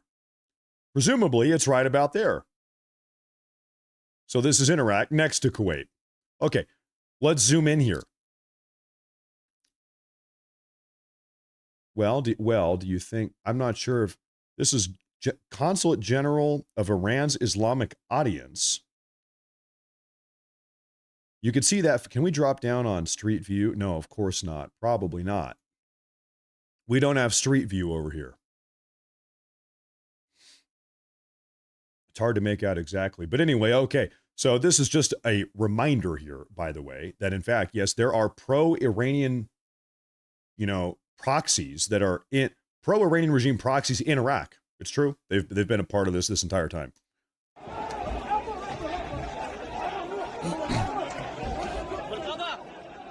Undeniably so.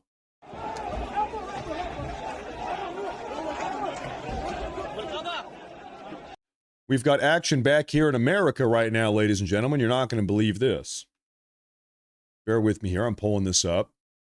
Listen, folks, I'm telling you, it is going to be a busy day. Bunker down, get a snack, go to the bathroom, make sure to like, follow, subscribe. We're going to be here all day as this unfolds. White liberals and Islamists just stormed the streets of New York City demanding hands off Iran now. I'm going to take a bite of my breakfast while we watch this.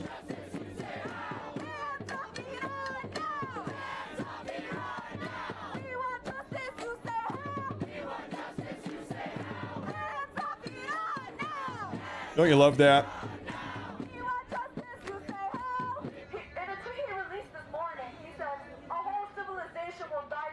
Glory to the martyrs. Victory to the resistance. Don't you just love having pro-Iranian regime protest groups in the streets of New York City? That's my favorite thing. I love that. In a tweet he released this morning, he said, "A whole civilization will die tonight. We all know that the U.S. and Israel are genocidal maniacs that will stop at nothing to achieve their goals. Despite all of this, the U.S. Israeli entity is suffering a humiliating defeat. U.S. bases and radar systems all over the Arab world have been destroyed, and Israel has been delivered justice with daily strikes on illegal settlements and military centers by Iran, by Hezbollah, and more recently in Saudi Allah, better known as the Houthis.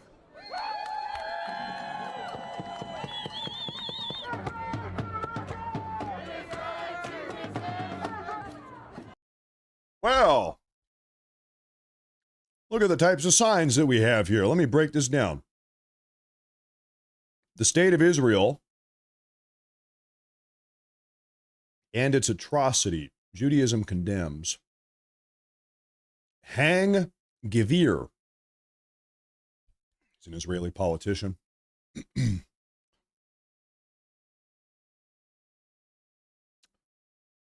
Racist pedos. Okay. You've got this KKK American Star of David Israeli flag hood. Lynching. Burning in hell. So these people are psychotic. You know how when we say, if you import the third world, you become the third world? We have right now third worlders in our streets expressing their third world problems. Rioting. I mean, we've seen them burn entire cities down. We've seen them. This is what happens. In a lot of ways, we kind of brought this upon ourselves by letting these type of people in the country in the first place. You want to know why we didn't have pro-Palestine protests 50 years ago? It's because we didn't have we didn't have as many third worlders in the country, period. Oftentimes they bring their problems with them. Astounding. Now, what other breaking news footage do we have coming out of the pipeline right here? Just in the whole world knows President Trump is serious. Pakistani Prime Minister Shehbaz Sharif is now begging Trump to extend his 8 p.m. bridge and power plant deadline for Iran because peace talks are progressing steadily. Reuters reporting that Pakistan's prime minister just said the diplomatic efforts for a peaceful settlement are progressing steadily. Progressing steadily, huh? Okay, this is the Prime Minister of Pakistan. He says, and I quote, diplomatic efforts for peaceful settlement of the ongoing war in the Middle East are progressing steadily, strongly, and powerfully with the potential to lead to substantive results in the near future. To allow diplomacy to run its course, I earnestly request President Trump to extend the deadline for 2 weeks. Pakistan, in all sincerity, requests the Iranian brothers to open the Strait of Hormuz for a corresponding 2-week period as a goodwill gesture. We also urge all warring parties to observe a ceasefire everywhere for 2 weeks to allow diplomacy to achieve conclusive termination of the war. Of course, in the interest of long-term peace and stability in the region.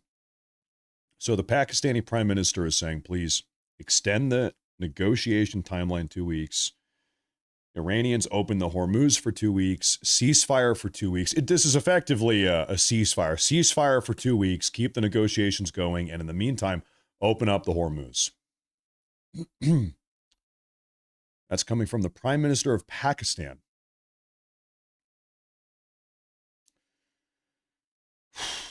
The CIA reportedly deployed a futuristic, never-before-used tool known as the Ghost Murmur to help find the American airmen stranded in a mountain crevice. It's called the new CIA futuristic tool is called the Ghost Murmur. It's like hearing a voice in a stadium, except the stadium is 1,000 square miles of desert. In the right conditions, if your heart is beating, we will find you. Wow. The secret technology uses long-range quantum magnetometry to find the electromagnetic fingerprint of a human heartbeat and then pairs the data with artificial intelligence software to isolate the signature from background noise. 2 sources reported. At the briefing yesterday, Trump specifically credited the CIA with assisting the rescue. That's right, he did. Okay, breaking news. Hold up. Bear with me now, folks, ladies and gentlemen. Bear with me here. Sirens and explosions have been heard in the last few minutes over Bahrain, Qatar, and the United Arab Emirates as Iran launches now yet another ballistic missile attack targeting the Gulf nations, with this being the first attack in roughly a week against Qatar's capital of Doha. Now, I'm going to, bear with me here, ladies and gentlemen. I'll pull something up. Can we do this? Can we do something here? I'm seeing if I can find a live video feed for us of any of these locations. I'll tell you something very curious. One of these live feeds we used to watch a couple weeks ago, the YouTube channel has been banned. It got taken down. Can you believe that? I kid you not. The YouTube channel got taken down. Hold up here.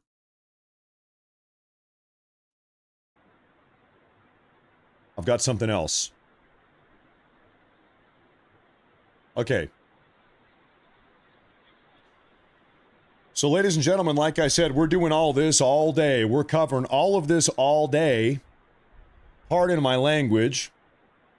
Shit is hitting the fan.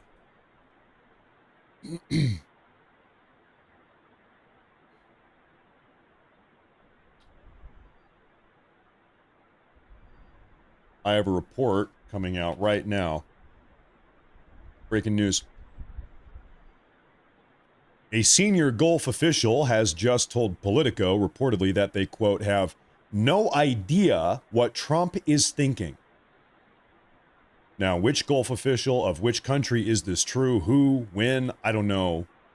According to Politico, some senior Gulf official, anonymous, quote, we have no idea what Trump is thinking. I would imagine President Trump is tired of getting strung along, which is effectively what has been happening.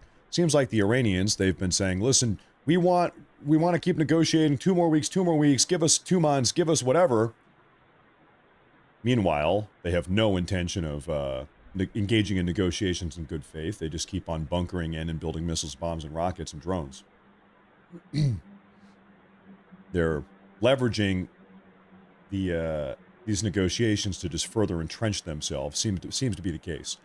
One of the reasons why the JCPOA was such an incompetent deal. Thank God President Trump ripped it up in 2018. That's the Obama nuclear deal. Now, I'm just thinking about who this senior Gulf official might be. We know for a fact, by the way, that the Saudi Arabians have been putting pressure on Trump to keep this thing going. The Saudi Arabians, they are pissed. They want the Iranian regime done. Same goes for the Emiratis, the United Arab Emirates. They have been putting pressure on Trump. Also, Trump, Trump, take it all the way. See this thing across the finish line. So, if any senior Gulf official would be saying, we don't know what Trump is doing, he's crazy. I don't know, perhaps it would be from Qatar. If I had to place a bet, if that's true, I would bet that it's some official from Qatar. But even then, we don't know.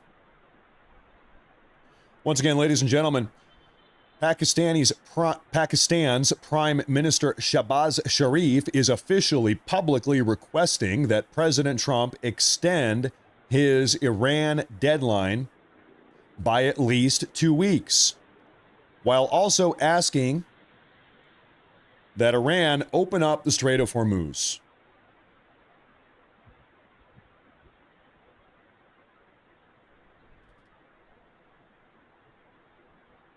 That's coming from Pakistan. I have another update here.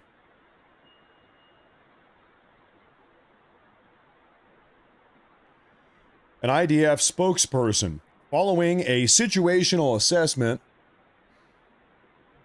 following a situational assessment, and as the ultimatum deadline approaches, increased rocket fire towards Israel is possible in the coming hours. Civilians in Israel are urged to remain alert, act responsibly, and follow home front command instructions.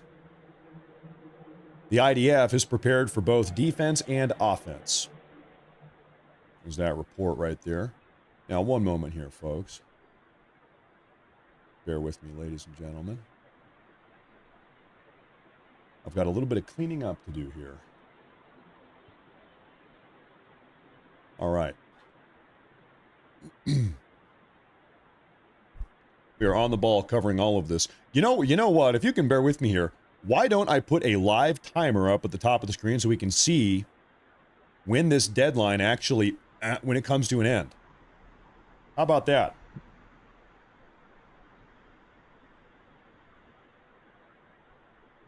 So this will just take 1 moment here.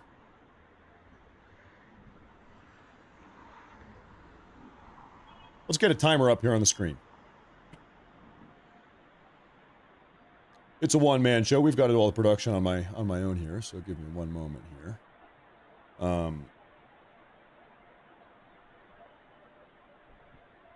you can look at the beautiful Middle Eastern skylines.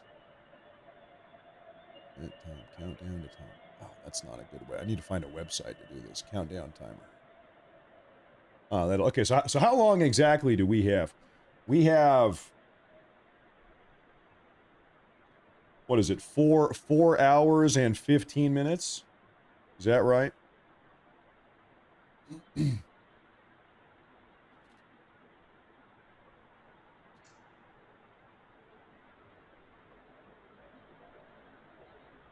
That's right. 4 hours and 14 minutes.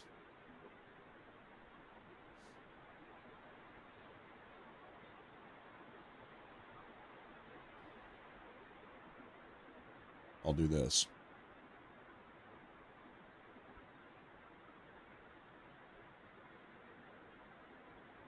Or it could be 2 more weeks if President Trump agrees to this temporary ceasefire, which the Pakistanis have proposed. But I would speculate that he is. Do you think Trump is going to take that offer? I'm going to ask you, do you think that Trump is going to agree to this offer that the Pakistanis have proposed? In fact, you know what? Beyond Trump, I don't even think that the damn Iranians are going to agree to this. Are the Iranians going to agree to open up the Hormuz for 2 weeks? Does anybody really think they're going to do that? Because I don't. Even if Trump says, okay, temporary ceasefire 2 weeks, are the Iranians going to say yes to that? Open up the Hormuz? Don't think so. Because then they lose all their leverage. They've got dozens, hundreds of ships inside the Persian Gulf, desperate to get out. If they open up the Hormuz, all those ships are leaving, they're not coming back. The Iranian regime loses some amount of leverage by doing so. So I don't think the Iranians would do that. Window capture. That's a big no from me.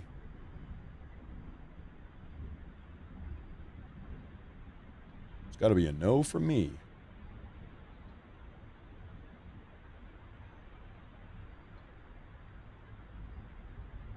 Now we do have breaking news updates, but I'm trying to get this timer up here, ladies and gentlemen. If you can bear with me here.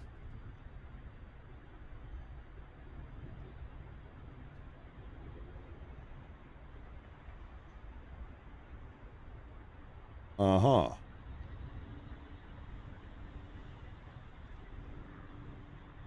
Well, I can't get this damn thing working, so we're just going to go without it for now. Let me find some more breaking news updates here, because stuff is still coming out of the pipeline right now. We're getting reports of loud interceptions over Qatar amid the Iranian attack. So Iran confirmed about 10 minutes ago fired a round of ballistic missiles at Qatar. This is the first time they've done so in 2 weeks.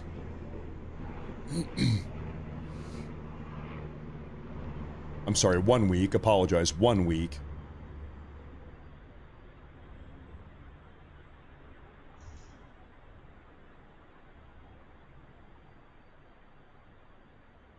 Sounds like most of them are getting intercepted, thank God.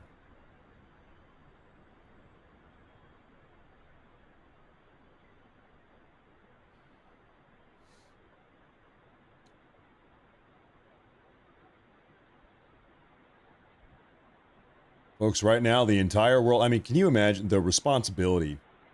This is one of the biggest decisions in recent history. What do you do? Trump, what do you do? The ball is in your court. What do you do? 4 hours, 10 minutes.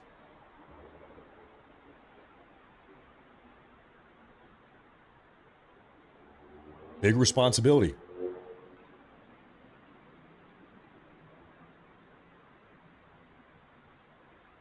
And of course, he's got multiple different parties, entities, individuals polling him in different ways. Some people are saying, Trump, you should do this. Other people are saying, Trump, you should do that. Everybody's telling him something else. I'm sure even within his own administration, he's got people saying, hey, don't do it, do it. Hey, don't do it, you should do this instead. I'm sure. I am sure.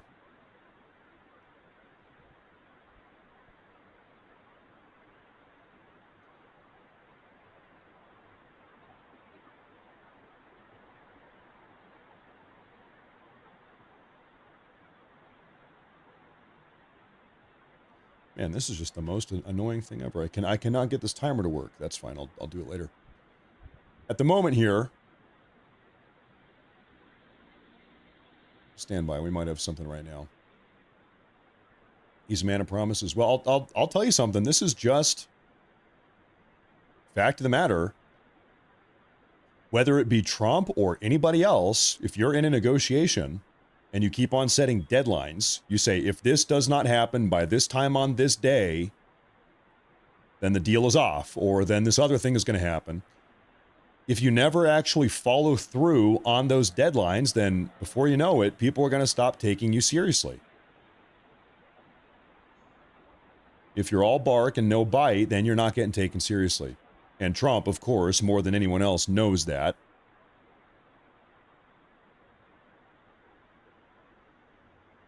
Okay, folks, breaking news right now. Right now. A senior Iranian official told Reuters just now that the Iranian regime is positively reviewing Pakistan's proposal for a 2-week ceasefire.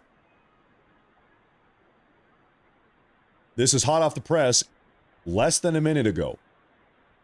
A senior Iranian official has told Reuters that the Iranian regime is positively reviewing Pakistan's proposal for a 2-week ceasefire. Now, this 2-week ceasefire that we just spoke about this 5 minutes ago, of course,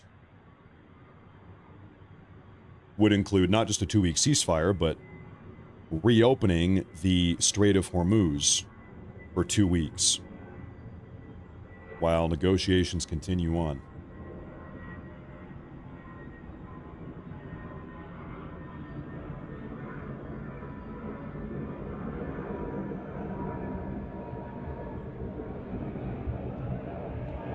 We shall see.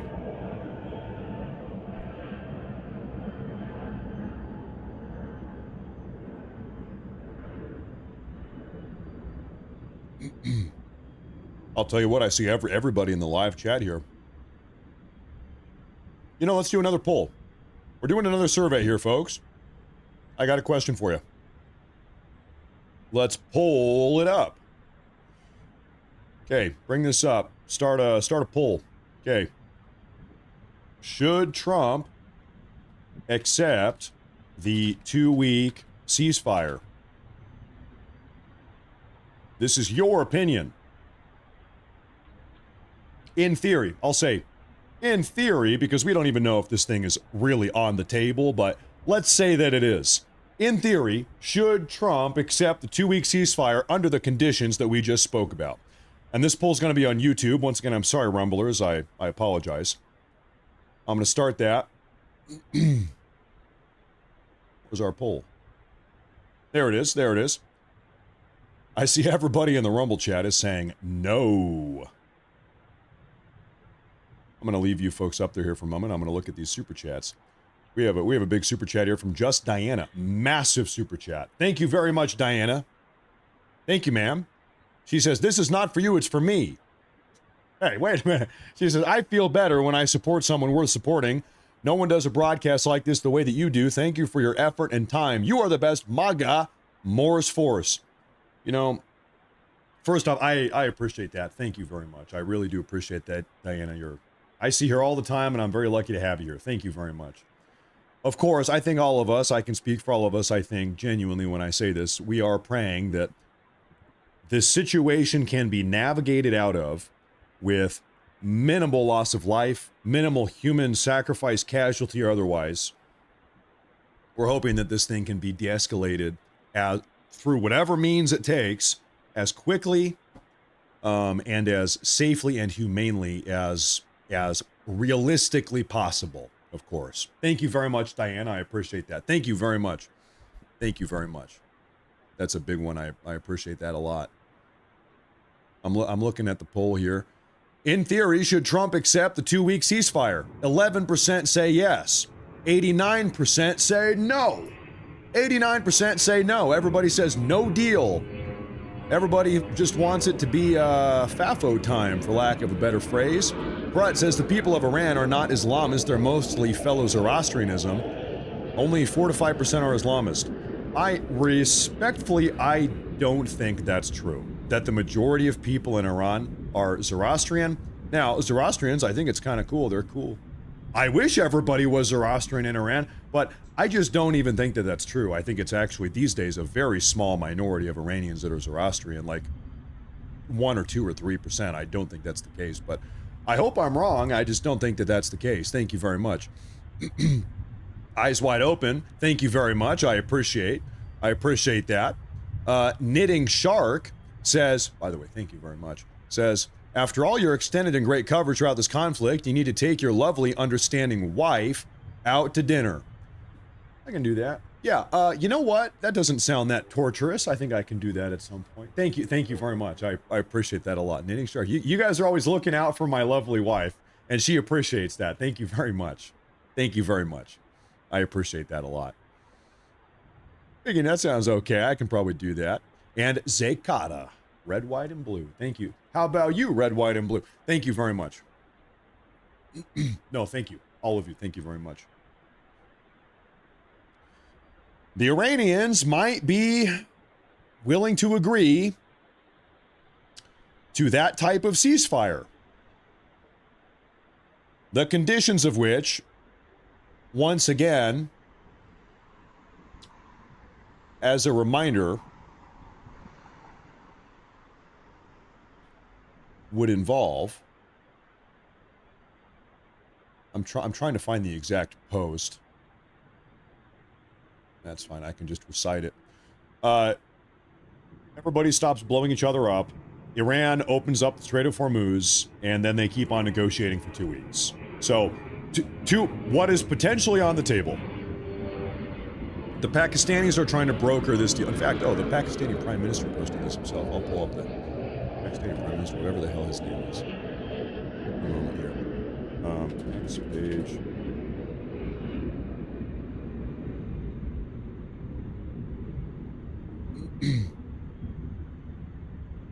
Let me find his. Shabazz. All right, you ready? This is the offer, the deal the Pakistani Prime Minister is attempting to negotiate right now. It is this. Shahbaz Sharif. Diplomatic efforts for peaceful settlement of the ongoing war in the Middle East are progressing steadily, he says, strongly and powerfully, with the potential to lead to substantive results in the near future. According to him, he goes on to say, to allow diplomacy to run its course, I earnestly request President Trump to extend the deadline for 2 more weeks. Pakistan, in all sincerity, requests the Iranian brothers to open the Strait of Hormuz for a corresponding period of 2 weeks as a goodwill gesture. We also urge all warring parties to observe a ceasefire everywhere for 2 weeks to allow diplomacy to achieve conclusive termination of the war in interest of long-term peace and stability in the region. And then the Pakistani Prime Minister went on to tag Donald Trump, J.D. Vance, Rubio, Witkoff. What is this? Southeast Asia Peace Missions? What is this? No, this is also Witkoff. Pezeshkian, Galibaf, and Aragchi. 3 senior-ranking members currently living, that is, of the Iranian government, of the Iranian regime. He's tagging everybody. So, we will see shortly after. We got a report that senior Iranian officials are positively reviewing this Pakistani peace proposal for a 2-week ceasefire. This is a breaking news update. The White House confirms that President Trump has been made aware of the proposal and that a response will come in short time. Trump has seen the proposal. Trump has seen the offer. He is aware of it. Ball's in his court. The ball is in his court, ladies and gentlemen. Trump knows, everybody knows. The Iranians are reviewing it positively, as they say. We shall see. Now, Pat Brooks, $26.99. This is a massive super chat. Says, thank you, Matt, for all you do. God bless America. God bless President Trump. Thank you. Thank you very much. I appreciate that a lot. I appreciate that a lot. You know, it's such an unfortunate and difficult and just psychotic position to be in. President Trump, genuinely, sincerely, I think every honest person can admit this. He has bent over backwards to try to negotiate a deal, an agreement with the Iranian regime to get them to stop enriching weapons-grade uranium, stop industrially manufacturing suicide drones and ballistic missiles. He has, seriously, he has made a very sincere, concerted effort for months and months and months and months and months. And he's effectively been told to F off every single time. He's been snubbed. He's been snubbed. Just about every single time. Well, not just about, literally every single time. At a certain point, you can, you know, let me rewind. Is it fair to say President Trump has conducted himself throughout these negotiations with the carrot? Trump has attempted to dangle a carrot in front of the Iranian regime. They have refused the carrot. They were not interested. Trump has decided, seems to be the case, that he has decided it's time to bring out the rod. As they say, if the carrot doesn't work, you bring out the rod. And that seems to be, well, at this point, he's brought out a series of rods. The first rod would be Operation Midnight Hammer. The second rod would be everything that's happened over the last 5 weeks. The third rod, the biggest rod to date, we might see tonight at 8 p.m. Eastern Time. We'll see. The rod keeps getting bigger. He tried with the carrot.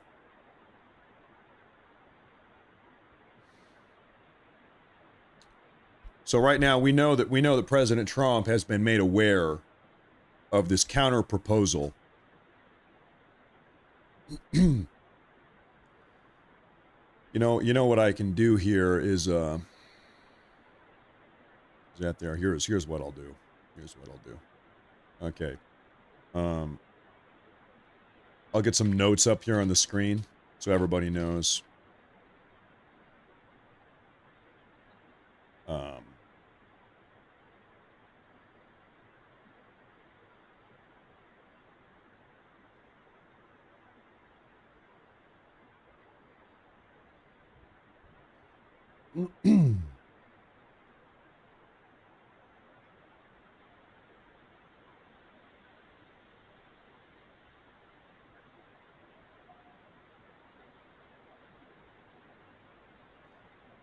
All right, we'll get some notes up here so everybody can kind of see. At 8 p.m. Eastern Time, Trump's timeline closes. Right now, 2-week ceasefire negotiations are ongoing. Seems to be the case. We don't know. This could go any which way. Be honest, is Matt, will you be here tonight when hell breaks out? I will be here until tonight's situation kind of concludes. Might have a ceasefire. Might have a two-week ceasefire deal that gets made. I don't know. Or maybe there's no deal. Trump says, no, you missed your shot. You should have agreed to a deal 2 weeks ago or 2 months ago. It's too late now. That might be Trump's response. But anyway, I will be here until we have a conclusion to this. Craig Custer says, doesn't president need congressional approval if conflict lasts more than 60 days? More than 90 days. He's got 60 plus 30 for a 90 total. And right now we are what? You're right. But we are 36 days into this. So Trump has got some time. But yeah, no, good memory. Good memory there. Thank you very much. Concrete Lizard says, Trump won't dick around with these people. It's over for them. You can tell, everybody calls, well, not everybody, but the far left and whatever, people on Twitter. Trump is psychotic. He's losing his mind. He's mentally ill. Whatever, a nuclear holocaust. Okay, you can tell, if you're being genuine and sincere, Trump really has wanted a negotiation. Trump has extended his negotiation timelines 5 times. And this, some people would say this is a bad thing. Trump has given the Iranian regime 5 concrete timelines he's extended on 5 different occasions. Trump wants deeply, you know, on a human level, Trump does not want to have to do this. Trump has given these people every single opportunity to course correct their like jihadist psychotic behavior. And they have snubbed him every single time. You can tell Trump sincerely wants a negotiation. He wants a deal.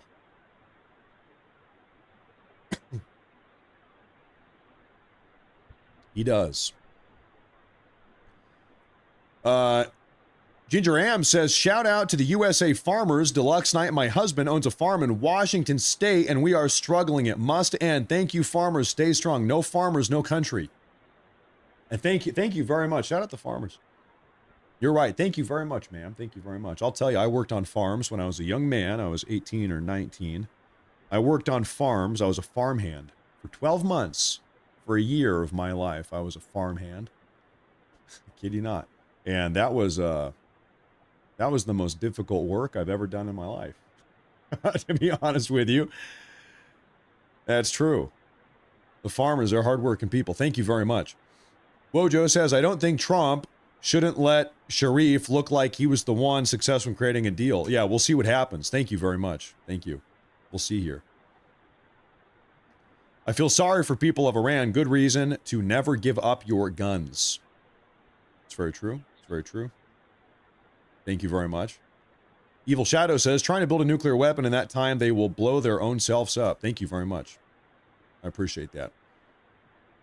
I'm going to do a quick scan here, see if we have any breaking news updates. Right now, folks, these negotiations are ongoing. In Baghdad, Iraq. Breaking news out of Baghdad, Iraq. Multiple explosions reported across the city. So something, I don't know exactly what, something is happening in Baghdad, Iraq. We've seen the U.S. Embassy get hit there a couple times over the last 5 weeks. Now, hold up. Fox News report talking about these potential negotiations. Let me mute that. I'm sorry. Okay. Justin, Trump says the U.S. and Iran engaged in heated negotiations just hours before the deadline. Phone call with President Trump. He declined to say how he's feeling about the talks with Iran, but he said that, I can't tell you right now, we're in heated negotiations. So that at least shows us that the president, as he always has been, is open to discussion on all of this. He wants that straight open. He says the regime has already changed to a certain extent. With that, we bring in Will Cain. Phone call.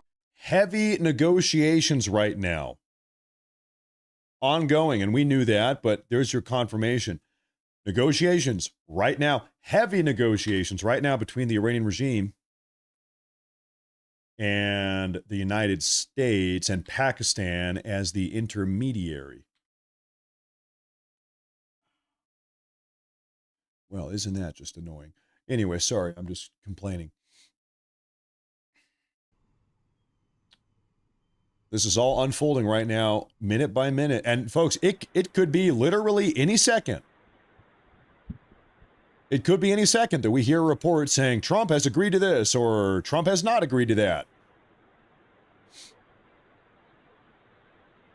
Okay, once again, White House Press Secretary Carolyn Leavitt has just now said that Trump has been made aware of Pakistan's ceasefire proposal on Iran, and a response is going to come shortly. This is coming from Carolyn Leavitt, White House Press Secretary.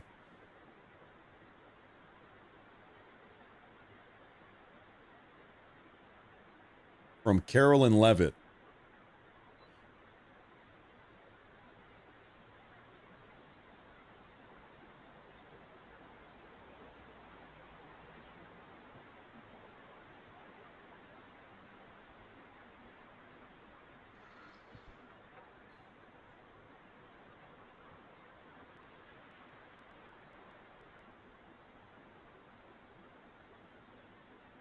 It's unfolding right now. Been at my minute. Folks, you ever realize, today is history in the making. This is perhaps one of the most consequential days, turning point. We're at a fork in the road right now.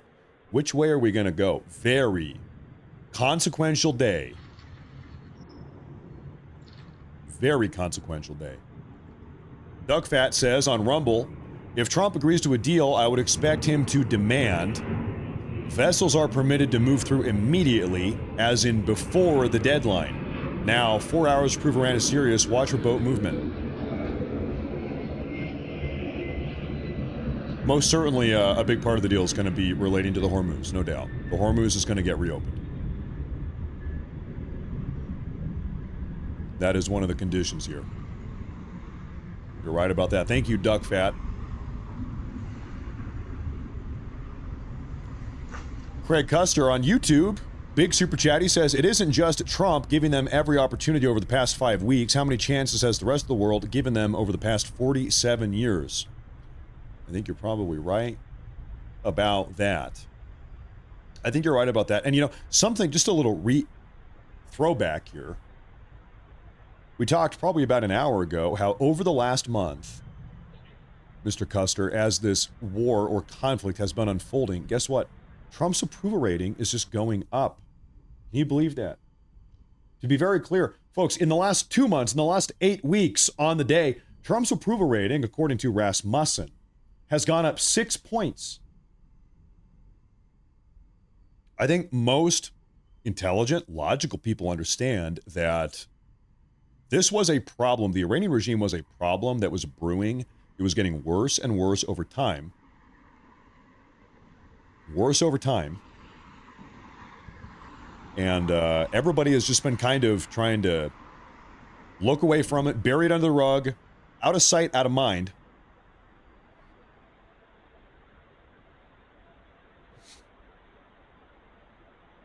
But you can't, ignoring your problems does not make them go away, of course. No, it does not.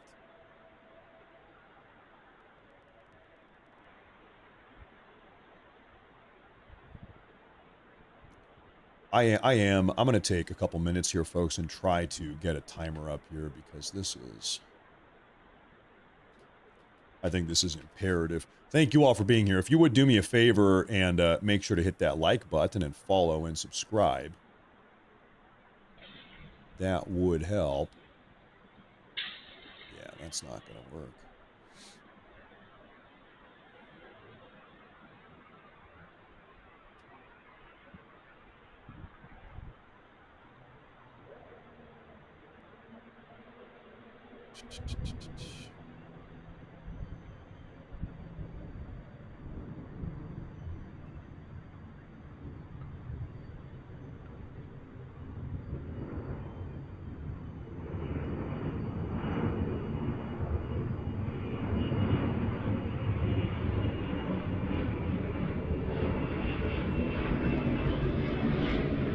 Someone's flying somewhere.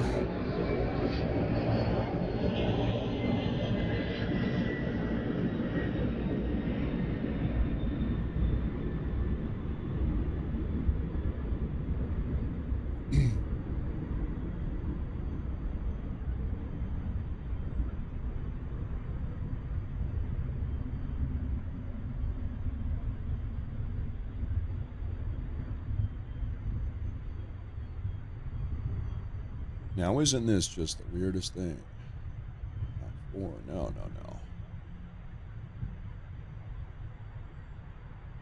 Okay, folks, I think I've got a timer that maybe we can use here. Bear with me here for just one moment. Sure hope so, at least.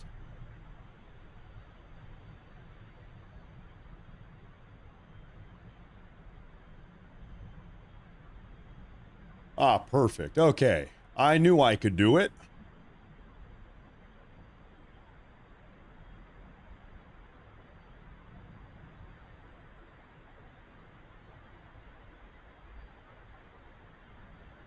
Look at that. How snazzy is that? And we're counting down live. All right. 8 p.m. East, 3 hours, 42 minutes. Look at that. And we are going to be here for it.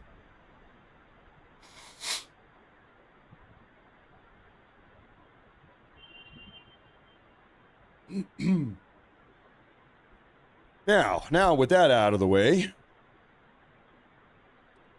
let me get caught up. Oh.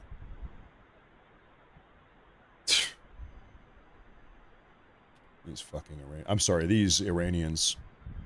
Sorry, these Iranians. My bad. We have a breaking news update, ladies and gentlemen. Breaking news. A senior Iranian official has just told Reuters that Iran is ready for both peace and for war.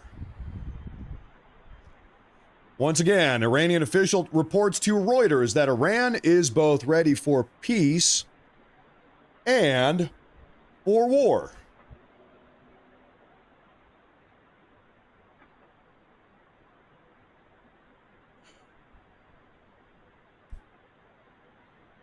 Uh-huh. Mm-hmm.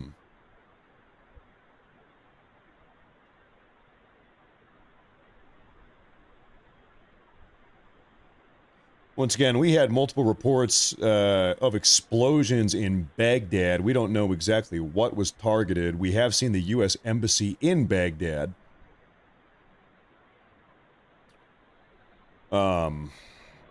In the past, as in over the past 5 weeks, get targeted by pro-Iranian regime groups in Iraq. But whether or not that's what's happening right now, we don't know. Let's put that up there, and we can do that right there.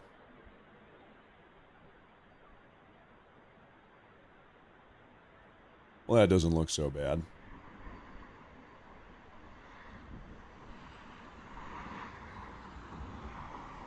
Now, folks, on days like these where we are really monitoring the situation, for lack of a better word, if I ever miss a comment or a super chat or anything, I really do sincerely apologize. If you could see what I'm looking at on my end, I'm juggling 10,000 things right now. So if I ever miss anything, it's not because I hate you.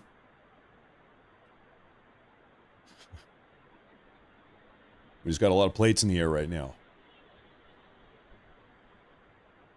Once again, a senior Iranian official has just told Reuters that Iran is ready for both peace as well as for war. They could go either way. Okay,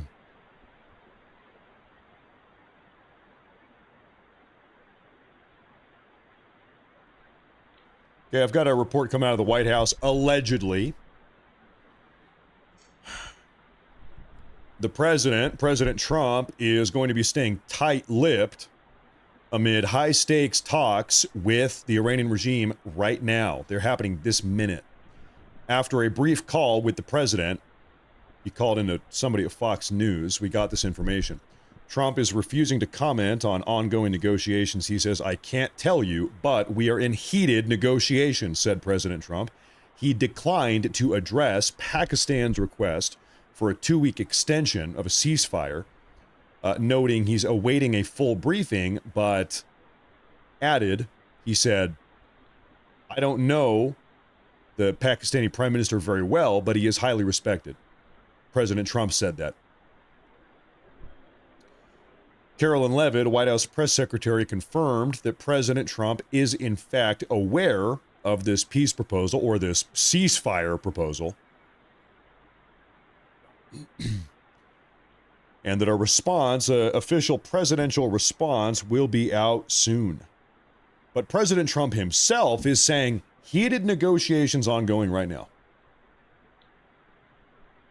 Heated.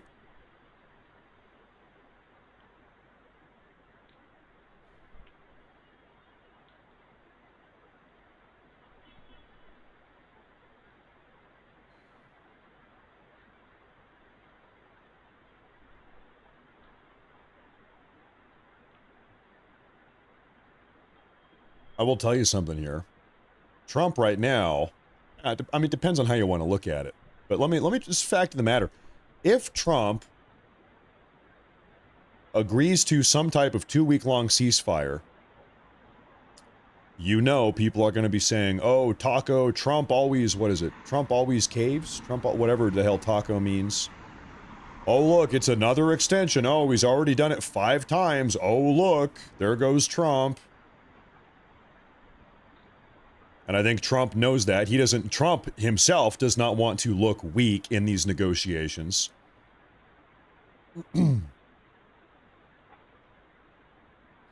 Chickens out. Trump always chickens out. That's Taco. Yeah, thank you. Thank you. Thank you.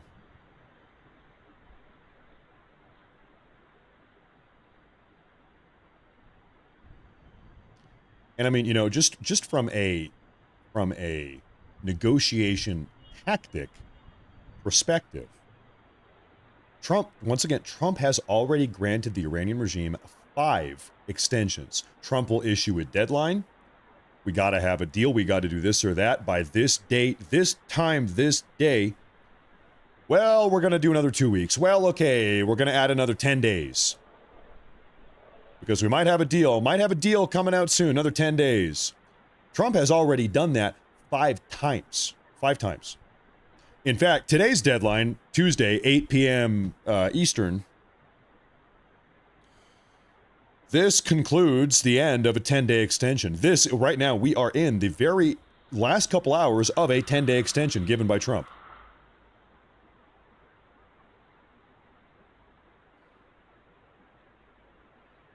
We'll see how it goes. We'll see here.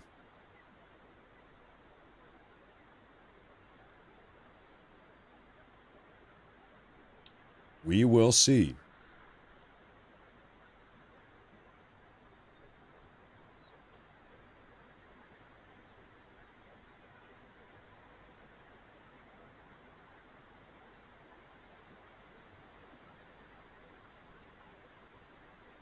I'll tell you something here. I've got 5 computer monitors in front of me right now, and I think I need a 6th. There are too many things going on. Like I said, it's a one-man studio. It's a one-man broadcast. I think I might need a 6th monitor. You know what? I need to get an H-1B worker. I need an H-1B Indian guy to work for me. I'm doing all this back-end stuff on my own. I'll just get an H-1B Indian worker. I'll pay him $7 an hour. I'll name him Ranjit. Ranjit! Ranjit! Pull up the camera! Change the scene! Give me the update!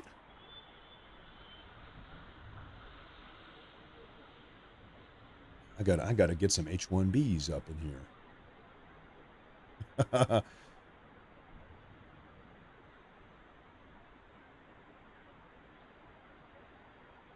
Okay, so we were talking about Baghdad.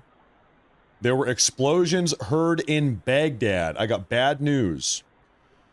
Breaking: 6 Iraqis are dead from a rocket attack on a house in the Al Amiria neighborhood west of Baghdad.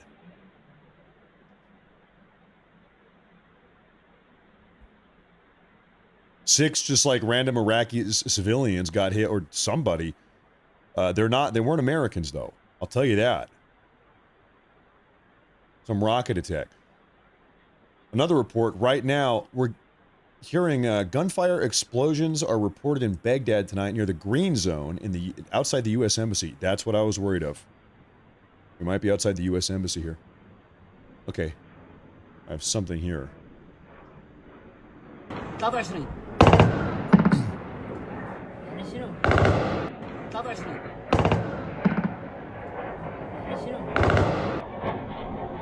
Allegedly, this is outside the Green... Can you... This damn airplane. Allegedly, this is outside the Green Zone here. Right outside the U.S. Okay, let's pull this up on Google Maps here. I'll show you exactly where this is. Bear with me here, folks. Baghdad.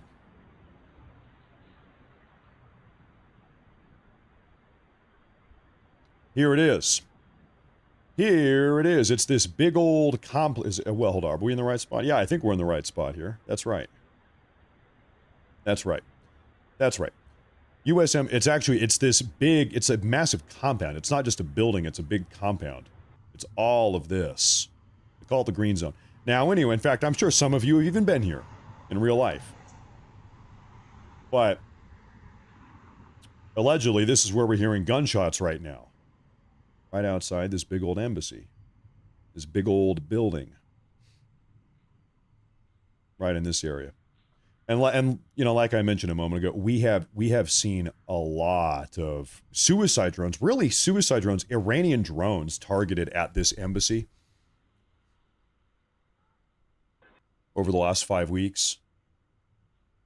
That seems to kind of be the recurring phenomenon. Just keeps on happening.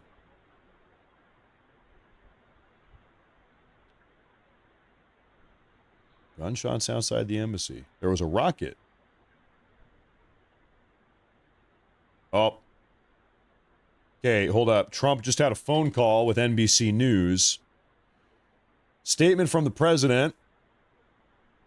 Trump says it is, quote, totally illegal for Iran to use civilians as human shields around power plants, calling the tactic unacceptable in a phone call with NBC News. Well, of course. Well, duh, of course. It is not only illegal, it's a war crime. They're violating the Geneva Convention. They're weaponizing civilians. In fact, they've got child soldiers. They've been recruiting 12-year-olds as young as 12 for the last 10 days. And now we've seen last night, the IRGC put out a call to action. They said, hey, we want all Iranian civilians, men, women, children, old, young, come stand on top of the bridges. Come stand on top of the energy facilities to try to prevent the U.S. from bombing them.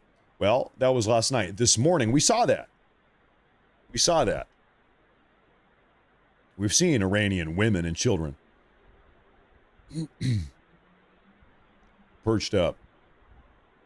To be very clear, the Iranian regime, they're weaponizing women and children as human shields. Human shields is what they're doing.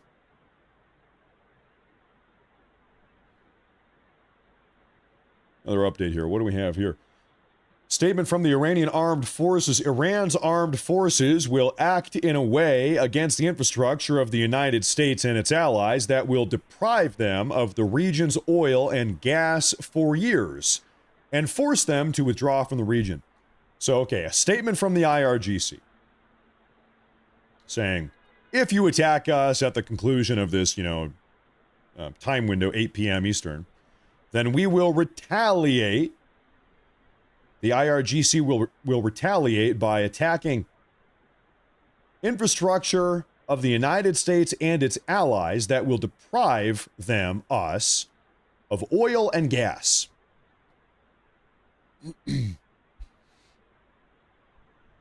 There he is. All right. Hi there, dear. Thank you very much. I appreciate that. Thank you very much. Thank you, dear. My beautiful wife has just made me a bacon omelet. Looks like a bacon omelet. While we wait here for President Trump to decide what he's going to do.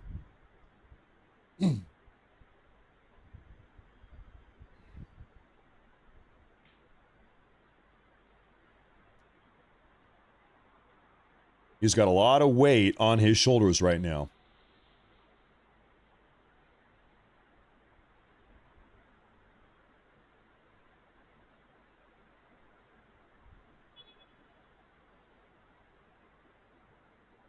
Got something here.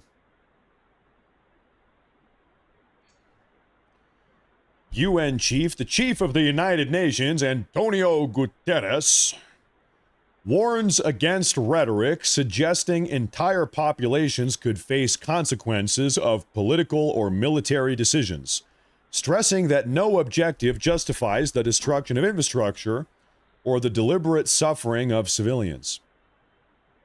You should tell that to the Iranians. They've been launching missiles, drones, and rockets at civilians in 14 different countries for the last 5 weeks, let alone butchering their own civilians. You should tell the Iranians about that. Oh, it's actually not cool to blow up civilians? Oh, you should tell the Iranians.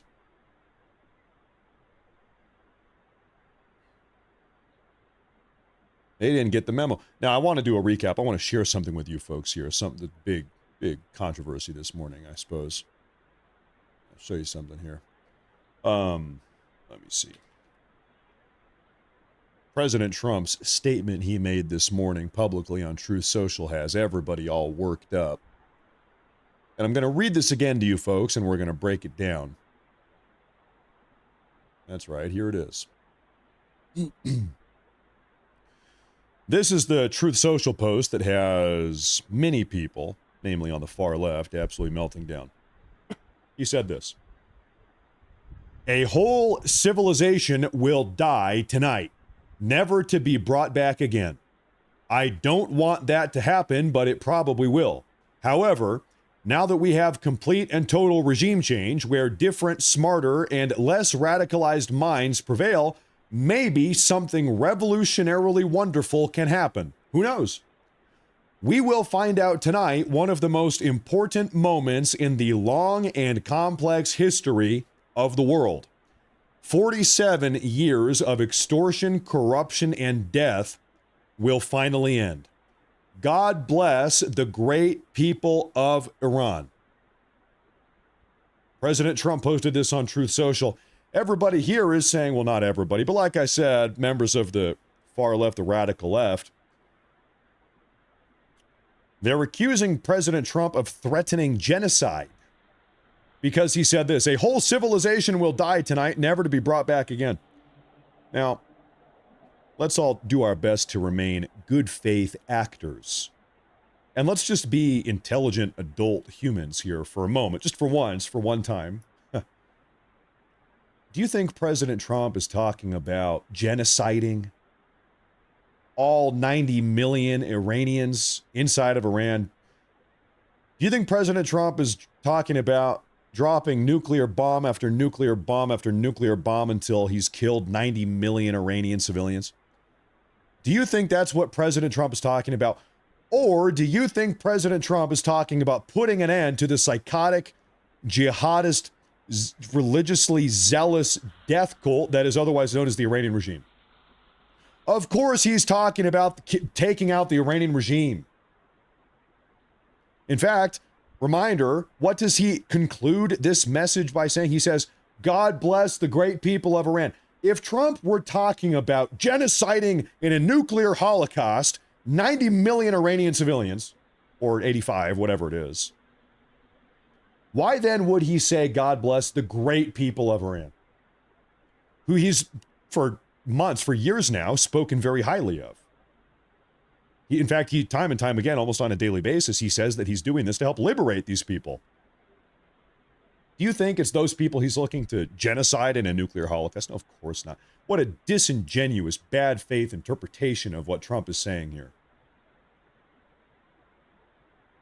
But anyway, nonetheless, that is some people's interpretation.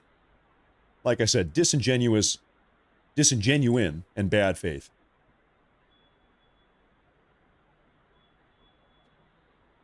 And right now, President Trump is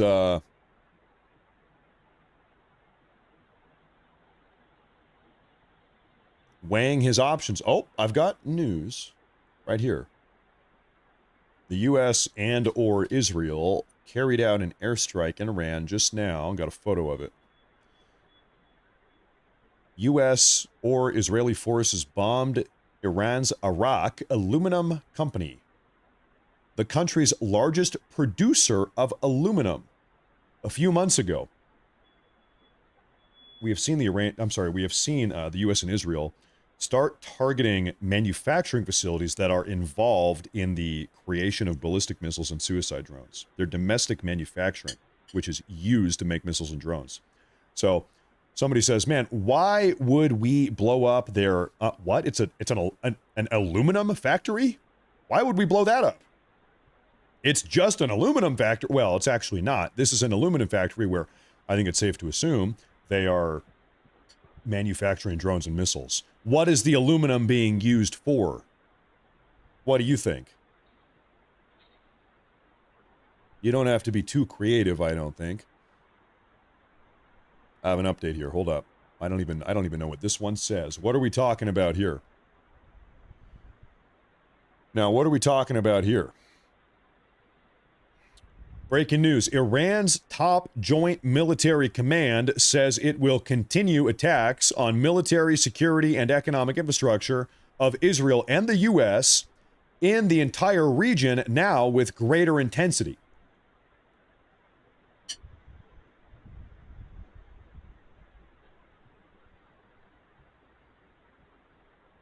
Well, there you have it.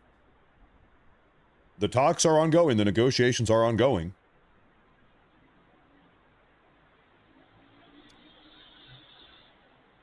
The Iranians, they talk a big game. They talk a bigger game than they play. Can that much be said? Yeah, I think so.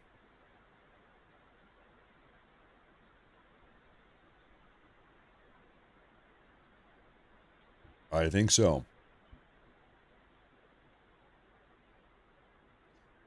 Okay, ladies and gentlemen, if you are tuning in right now, I want to clue you up to speed here, get you up to speed here. Clue you in, get you up to speed. This is the big development 1 hour ago. Take a look at this.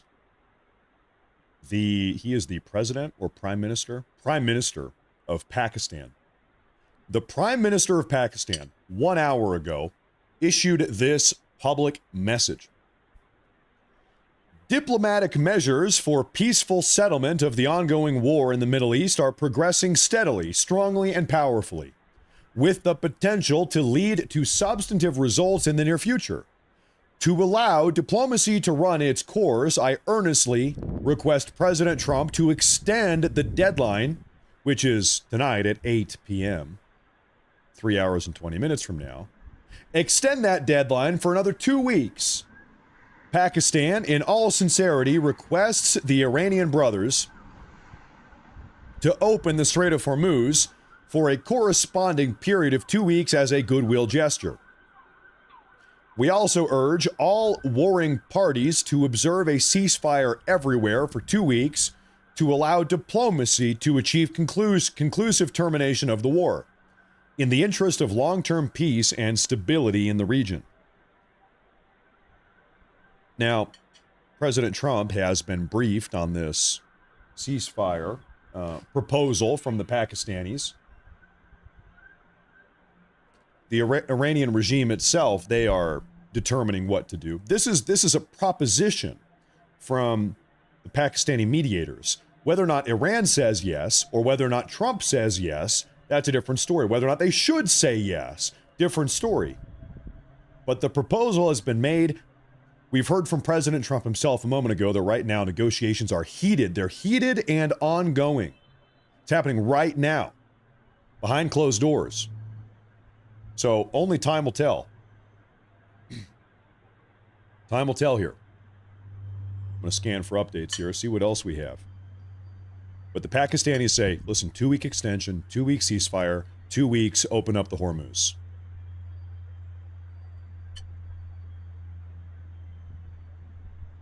We shall see.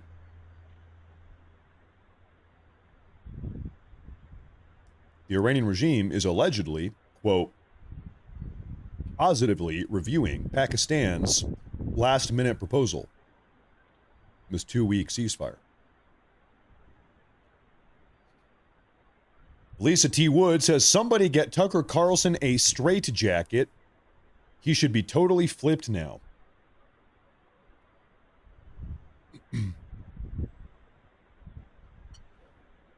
I know it's controversial these days, perhaps, but it is actually okay. It is acceptable to be unapologetically pro-American and America first. Dare I say America first? Let me show you something on my Twitter page here. On my X page. See what that says? Father, husband, American chauvinist. Give me a 1 in the live chat on YouTube and on Rumble if you, similarly, are an American chauvinist, unapologetically so. Give me a 1 in the chat there.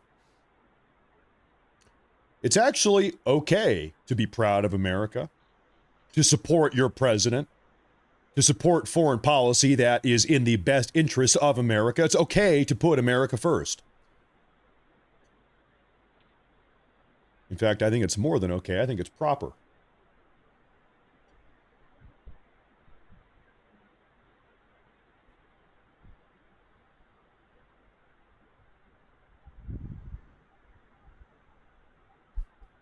Doing a quick look around here to see if we have any updates. No, thank you very much. I appreciate that.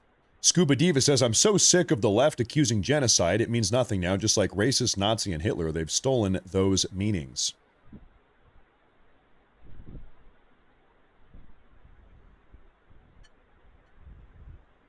Yeah, I mean, if you follow the left's logic, you could go down a bunch of rabbit holes. Was the far left committing genocide of white Americans by nature of opening up our southern border and allowing 25 million illegal aliens from the third world into our country? Was that an anti-American genocide? Perhaps, hey, perhaps. Depends on what definition you use. Perhaps so. I think you could make a compelling argument at a minimum.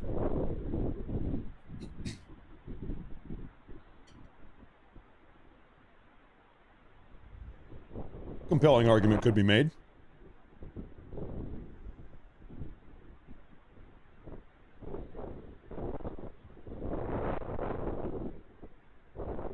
Patsy G says Trump needs to arrest Obama to make sure that mofo isn't... Sorry, it's getting windy out there.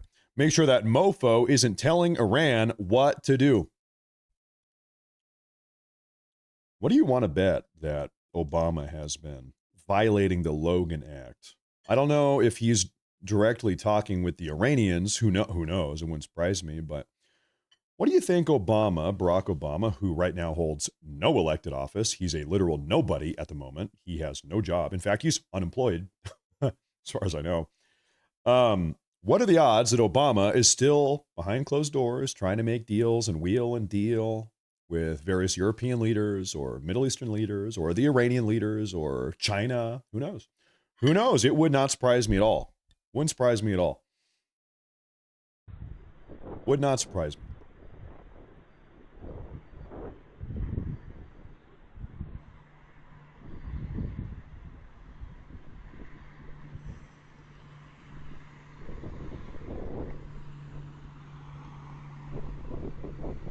Right now, I'll tell you what, folks, the entire world, you, me, everybody, sitting on the edge of our seats waiting to see what President Trump does.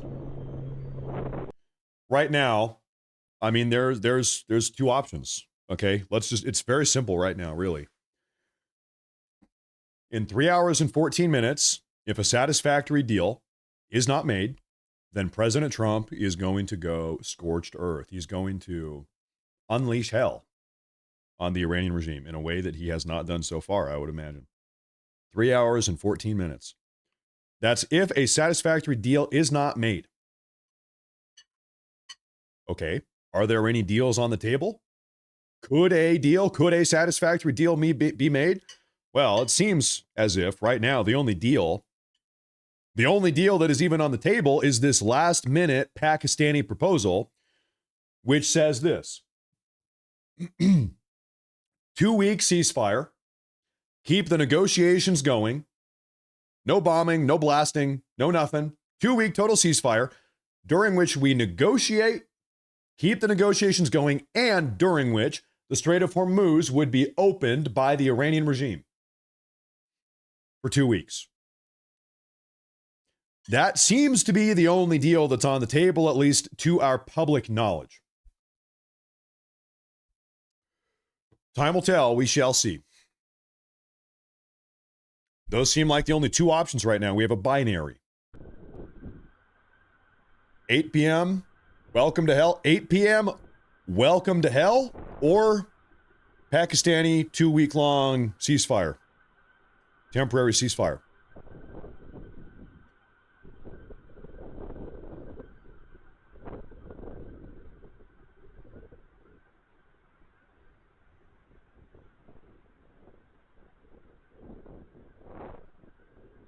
Time will tell. Oh, what do we have here? Another statement from the IRGC warning that they are going to blow up U.S. and U.S. allied oil and gas infrastructure in the region if Trump welcomes them to hell.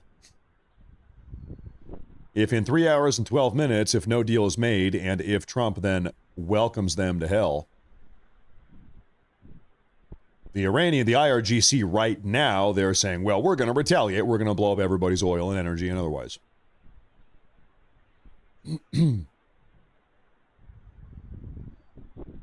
Statement from the IRGC.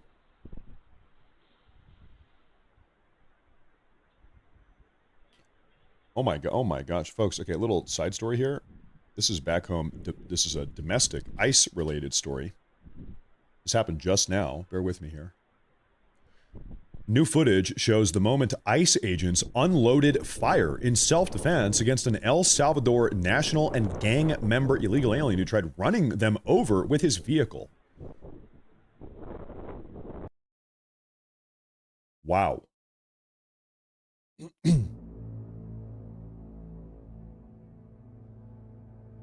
He's in the car trying to run them over. Yeah, wow, he is. And they appropriately, rightfully open fire on that guy. Yeah, they should do that. Yep. Wow.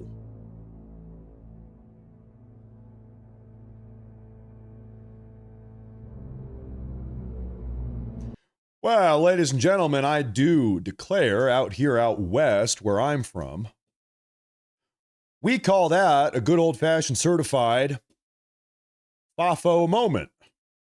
I don't know what you call it, where you're from. Where I'm from, we call that a FAFO moment.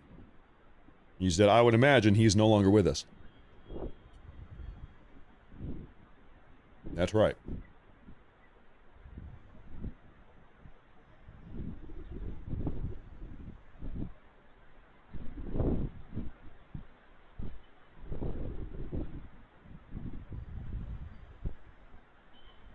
Got a statement coming out of Iran.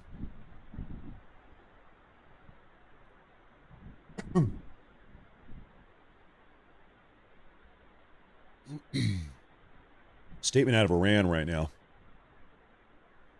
The Iranian state-affiliated media outlet called ISNA says, quote, "Today, the front line is the people in the streets.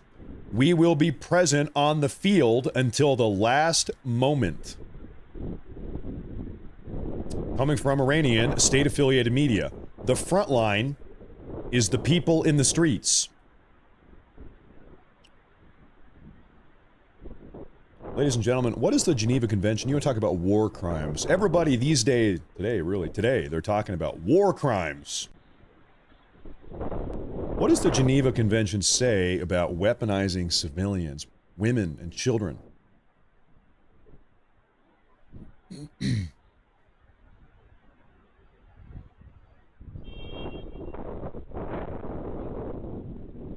Is that a war crime? Well, yes, of course it is. Oregon is not part of the West. Well, sure it is. Respectfully, sir, sure it is. Renbro says, no deal. It just gives them time to rearm and build new launchers. Most certainly, you know that they would take advantage of that 2-week timeline to dig their way back into their bunkers and dig out the rubble and access a bunch of drones and missiles that maybe currently they don't have access to. Of course. 100%. 100%.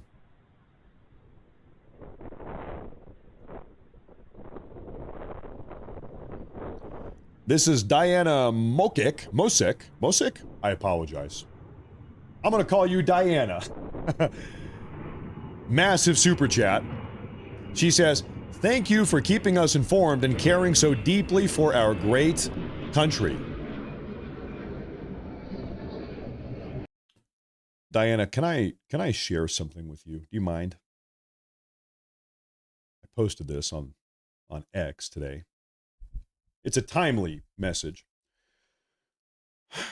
Conservative right-wing Americans, that's us, make up right around 0.15% of the world's total population. A very small fraction, that's us. It is not surprising that so many talking heads on the internet have decided to pander to all of these anti-American third world audiences. Have you noticed that? Have you noticed any, I don't know, formerly right-wing conservative political commentators that are now every day, it seems like they're pandering to third world non-American audiences? Have you noticed that? Well, it's because there's more of them. It's a numbers game. It's more clicks, more likes, more views, more interactions, more people in the live chat, whatever. It's a numbers thing. In the grand scope of things, there's not really that many of us in the entire world. And the internet, well, the internet is not just in America. Guess what? It's everywhere. Unfortunately, they've got the internet everywhere these days. And so if you want to be a commentator or a political commentator, whatever, a podcaster, it's almost like it's in your interest, it's in your financial interest to try to reach as many people as you possibly can. Well, if you want to reach as many people as you possibly can, you can't be too America first. You can't be too right-wing. Otherwise, you start turning away all of your third world viewers, right? I've noticed this. This seems to be a trend or a phenomenon that is taking place at a larger, increased volume these days. I think I'm maybe not the only one that has noticed. But no, thank you very much, Diana. I appreciate that. Thank you very much. Thank you very much. I appreciate that a lot. I appreciate that a lot. Thank you again, Renbro. Major Mike says, I'm not worried about it. Our war fight... This damn wind. Our war fighter leaders will make the Iranian leadership look like fools, along with the Democrats and traitors in the Republican Party. Thank you very much. You know, I think that's probably already underway. I think that has been happening, and I think it will continue to happen. Thank you very much. I appreciate that. Oh, hold up here.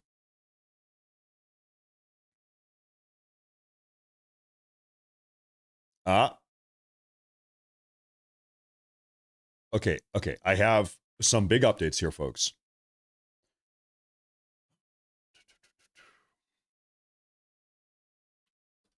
First, if you're new to the show, do me a favor. Make sure to hit that like button and make sure to subscribe because it really does help a lot. It really sincerely does help a lot. Thank you very much. Big news. First tidbit. An Iranian insider tells Qatari Al-Arabi Al-Jadid, this is a Qatari news outlet, that the Iranian regime may accept a 2-week ceasefire while holding firm on its demands, but trust in the United States remains absent despite mediator assurances. Iran might accept a 2-week ceasefire while holding firm on its demands. That makes it sound like they would be unwilling to even temporarily reopen the Hormuz. And they don't trust the United States, despite assurances from the mediators. That would be Pakistan, the Pakistani mediators. That's the first tidbit I want to share. The second tidbit here, this is maybe a bit longer, maybe not. A senior U.S. official speaking to Al Jazeera. The Pentagon has prepared military plans and our forces are ready if the president decides to implement his threats against Iran tonight. We are ready. The Pentagon's plans range from limited strikes to extensive operations against Iran. We will not reveal whether nuclear facilities are among the targets Trump has identified within Iran.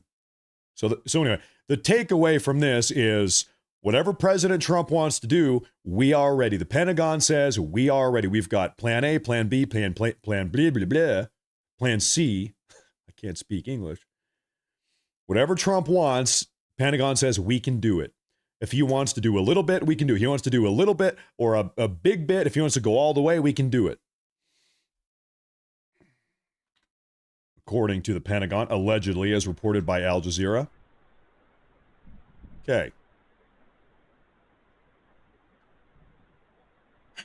We still do not have an official statement or response from the one man that matters most. His name is President Trump. No, we do not. And that's really what we need to see here. That's really all we need to see here.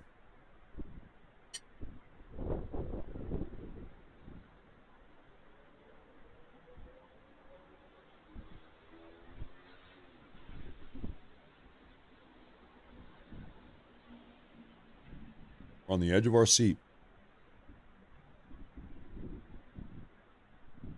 We have a super chat here from Mbede. He says, if the dialogue that Iran is winning were true, they wouldn't be shoving their people in front of bombs. One, yes, they would not be shoving their own people, women and children, in front of bombs, true, to try to dissuade Trump from bombing their electrical facilities and bridges. Totally correct. Two, I mean, we saw 10 days ago or a week ago that the Iranian regime was opening recruitment for 12-year-olds. I kid you not. We've talked about that time and time again. I've shown you the proof. In fact, it's not like secret. They publicly broadcast it out. The Iranian regime is now accepting 12-year-old boys into their ranks to combat the evil Americans.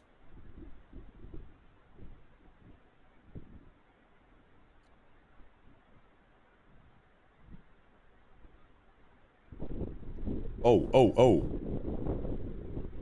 Oh, wow. Okay, hold up. Stand by. Breaking news. Let me get everything ready for you here.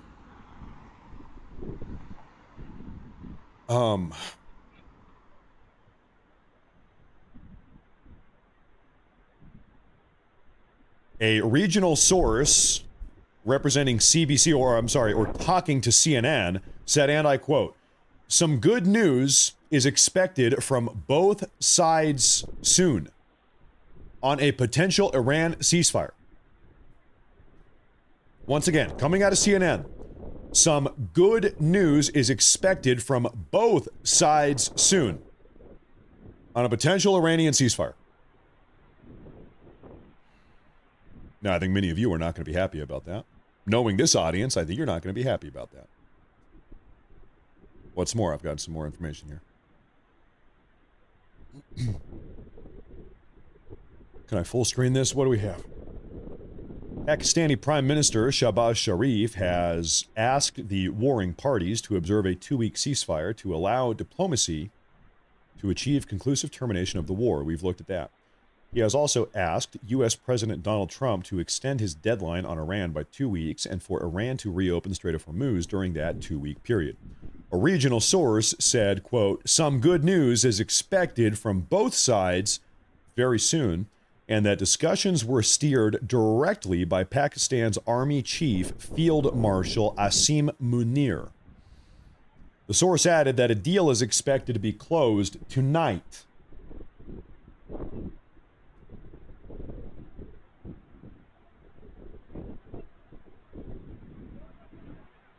Can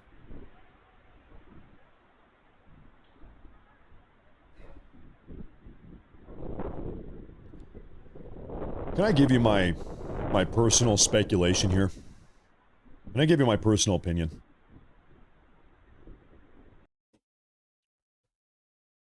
You're welcome to disagree or agree. It's not going to bother me. I don't think Trump wants to do any of this. I don't think Trump wants to do any of this. I don't think Trump was happy about conducting Midnight Hammer. I don't think Trump wants to do this or is happy about what he's doing now. I think he's as a resolute man, as a leader, I think he recognized this had to be done. This is something that needed to be done. This is something that should have been done a very long time ago. And the buck stops with him. But I don't think he wants to do it. I don't think he's happy to do it. But I think he knows, as a leader does, as only a leader can, he recognizes that it needed to be done, even if he didn't want to do it. But that's just my opinion. That's just my opinion. I don't think Trump is a bloodthirsty warmonger, frothing at the mouth, reveling in spilling blood into the sand. That's not Trump. I don't think that's Trump. I know that that is not Trump.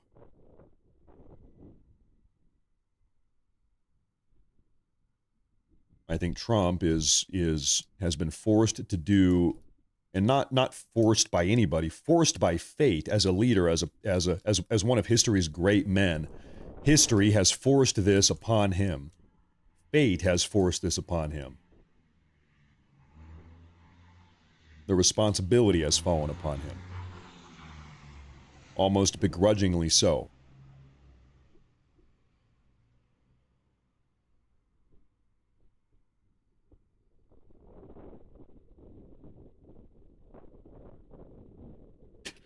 Okay, I'm getting more reports here.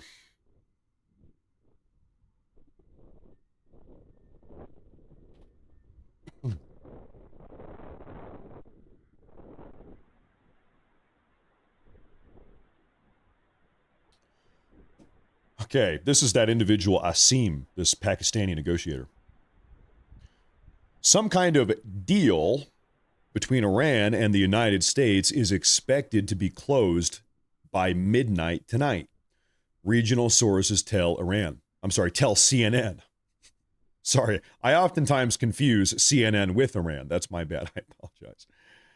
Regional sources tell CNN, with the source stating, quote, "Some good news is expected from both sides soon," and that discussions were steered directly by Pakistan's Chief of Army Staff, Field Marshal Asim Munir.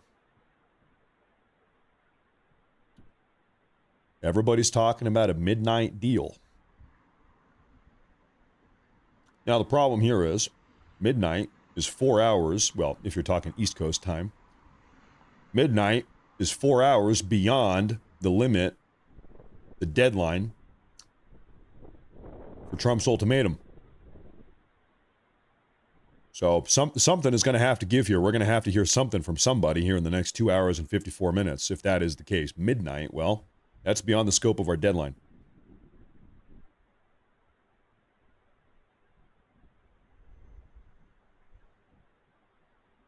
One, something's got to give. Two, something's got to give.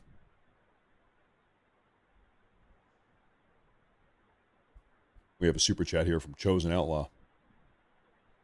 He says, "If we ceasefire, I will for the first time be extremely disappointed in Trump. This was the hard red line. We cannot stall again." Thank you very much. Most certainly some people feel that way. You know,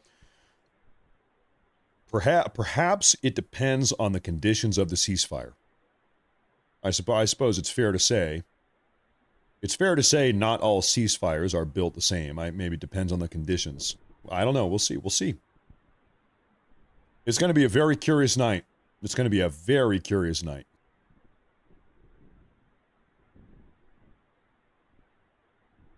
Very curious night indeed.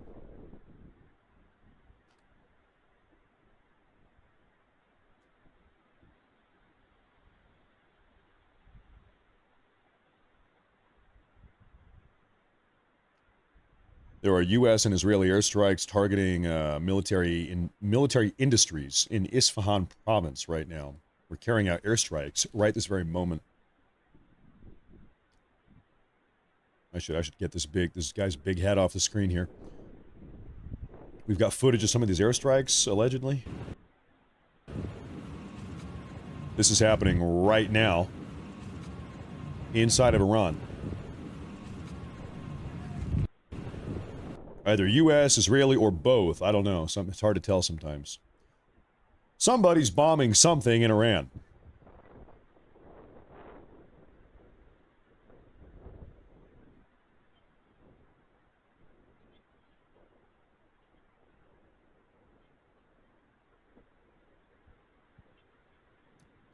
Right now, it seems like the big talk of town is that a ceasefire is tentatively expected.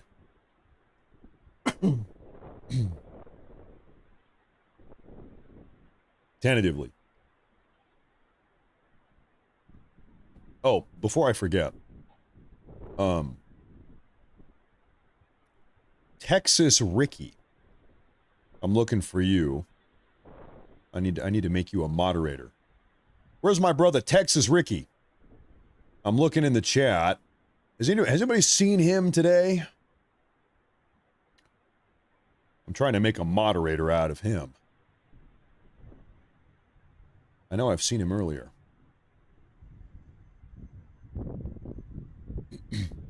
He'll pop up here in a minute, I'm sure.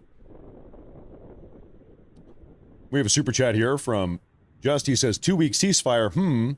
Didn't they need 2 more weeks to make a bomb? Isn't that the point of all this? You know, to be fair, I would imagine at this specific point in time that the Iranian regime's capacity to make a nuclear bomb is nowhere near what it was 5 weeks ago, by nature of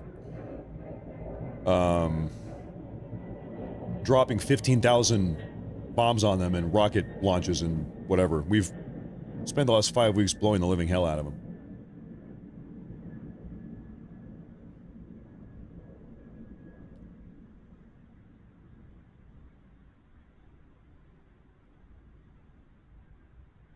Crazy Ben says, Japan learned in World War II after U.S. responded after they hit Pearl Harbor. That wasn't a war crime coming from a former paratrooper. Thank you very much, Crazy Ben. I appreciate that. I appreciate that a lot. Thank you very much. Thank you very much.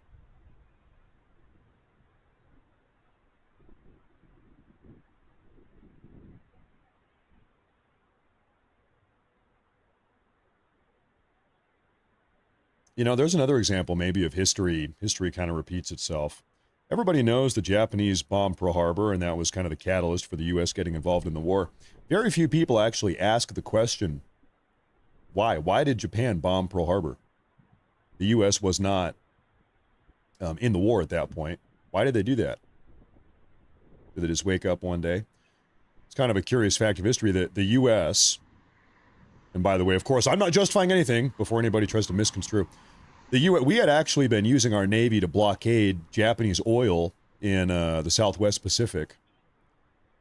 And Japan was mad at us for blockading their oil. And so then they attacked Pearl Harbor. Japan said, you're not going to blockade our oil.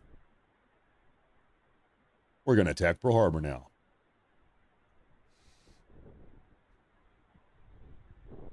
But anyway, that's totally... I guess the takeaway there is it always goes back to oil. It's always about oil. It all goes back to oil. Another day, another oil.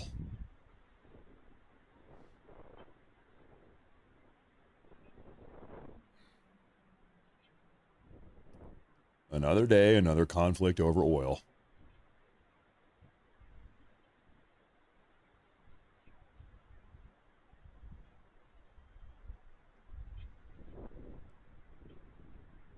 Ajax says, we've been striking critical infrastructure since the American Revolution. Yes, we have. That's true. That's right. That's right.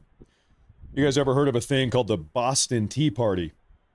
If there was a CNN at the time of the Boston Tea Party, CNN would have been saying, hey, that tea is civilian property. All of these Boston Tea Partiers, they are literal terrorists. That's a war crime to dump that tea in the harbor.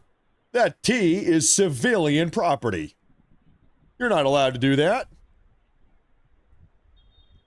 Plus, it's an environmental disaster. Somebody's got to think of the fish. What are the fish going to do They're swimming around in the harbor, then they look up, they see a bunch of tea coming trickling down.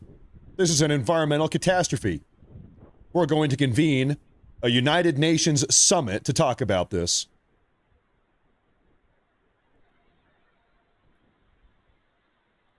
Greta would have been very upset. The fish are overly caffeinated.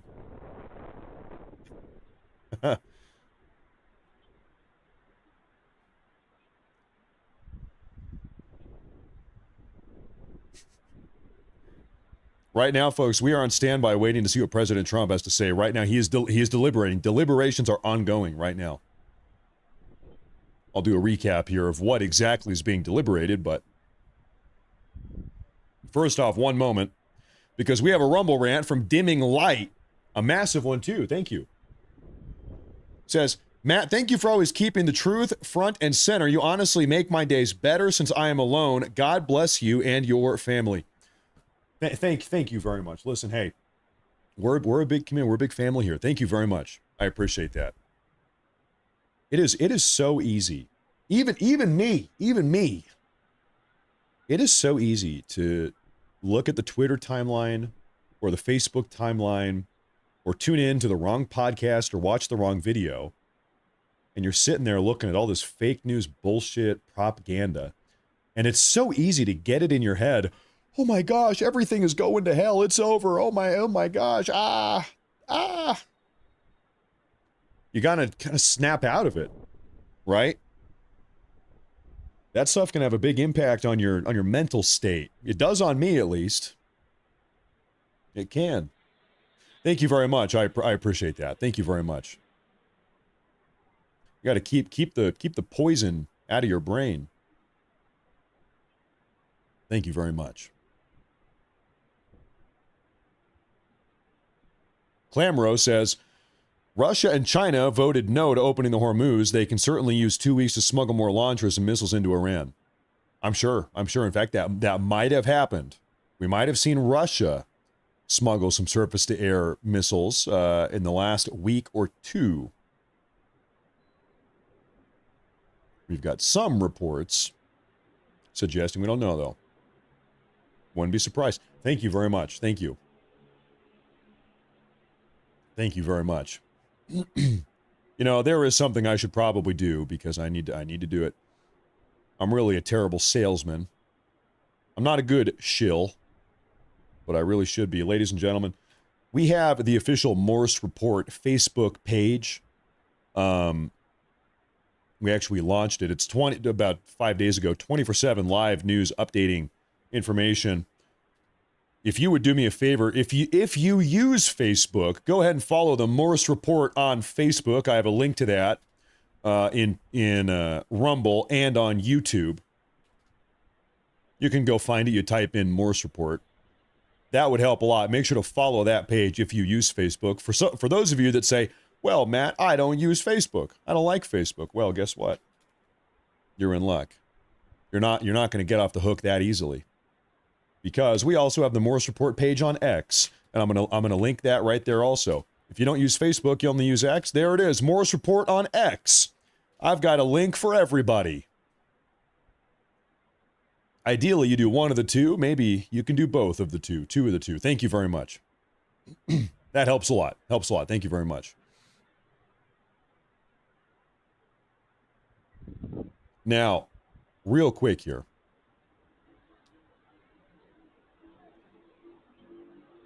We've got a Chosen Outlaw super chat. He says, don't forget the doggo. Buy him a bone or a treat.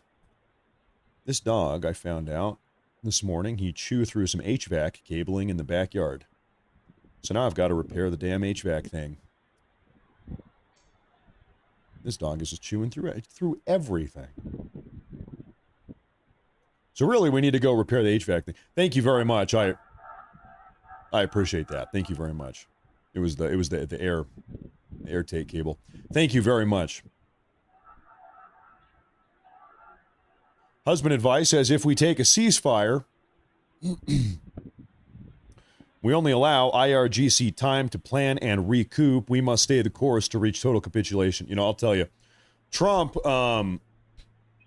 Trump most certainly here has all the information. He knows, okay, all of these angles that we're talking about right now. Okay, let's say we have a 2-week ceasefire. What if the Russians or the Chinese smuggle weaponry in? Is it going to give the Iranians time to dig out their blown up bunkers and access the missiles and rockets that maybe now they don't have access to?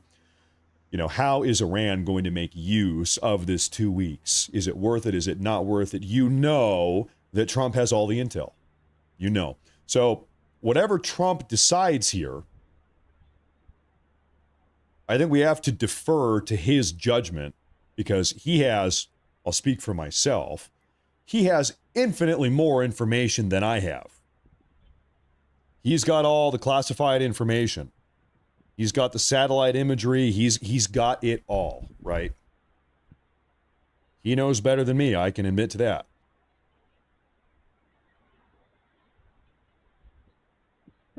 He's got the intel.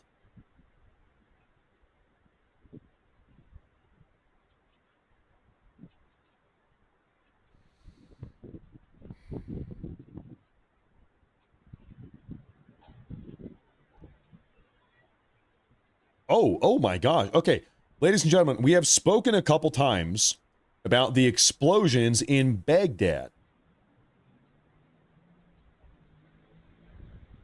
Well, I've got good news, I believe. A majority of the attacks in Baghdad this evening actually targeted sites in the town belonging to Iran-aligned armed forces. So this was not Iran or Iranian proxies attacking us. No, the opposite. This was U.S. or Israel or some proxy force of ours on the ground attacking their proxy forces is what this was.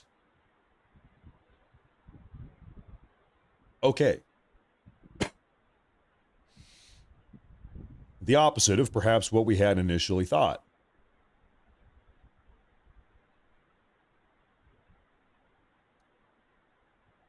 Now, we also have here, I'm getting a report. This is coming from the New York Times.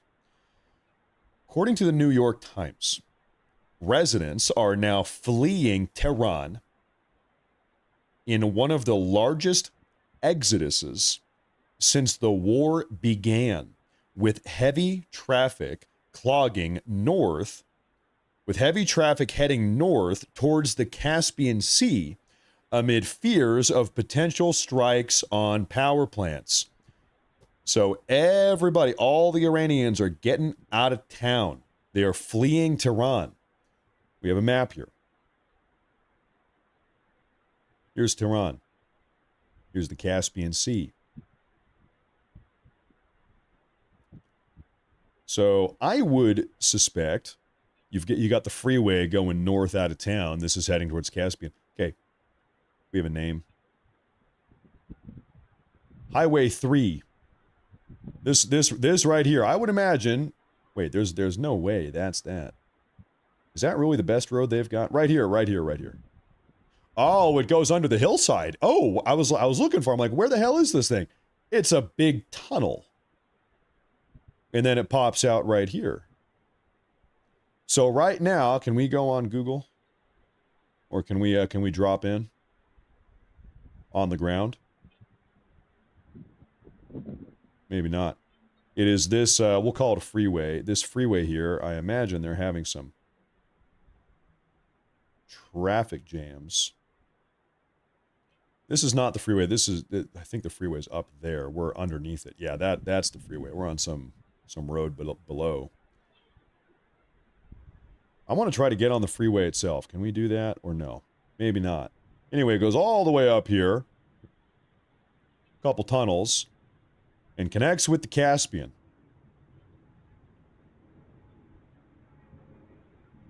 We're going in.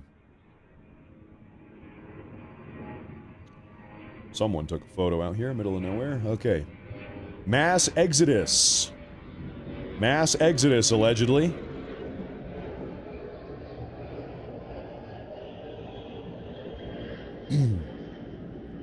They're getting out of town. Now, we saw early on in the war, I remember here, we have seen, I mean, just the living hell. This is getting beat out of Tehran. We saw the Mehrabad International Airport get bombarded at one point.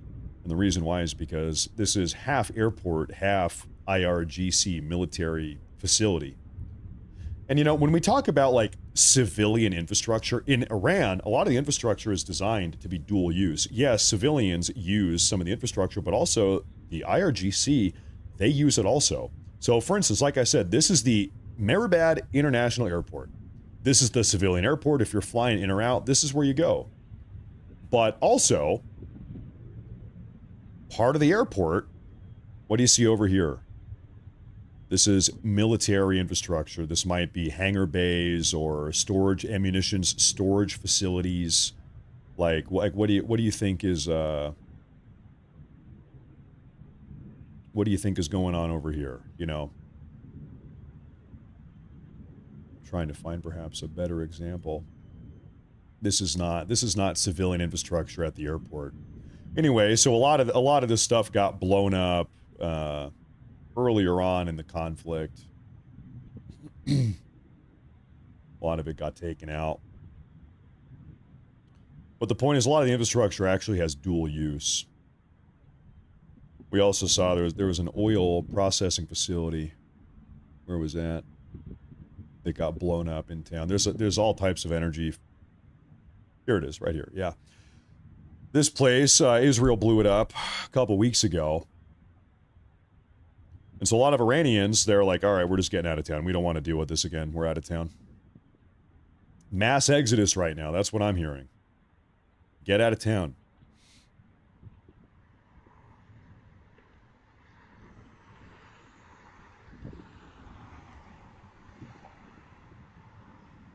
We have a super chat. This is from Sergeant Fancy Pants. Says, doing Yeoman's work, my friend. Thanks, my guy. Yeoman.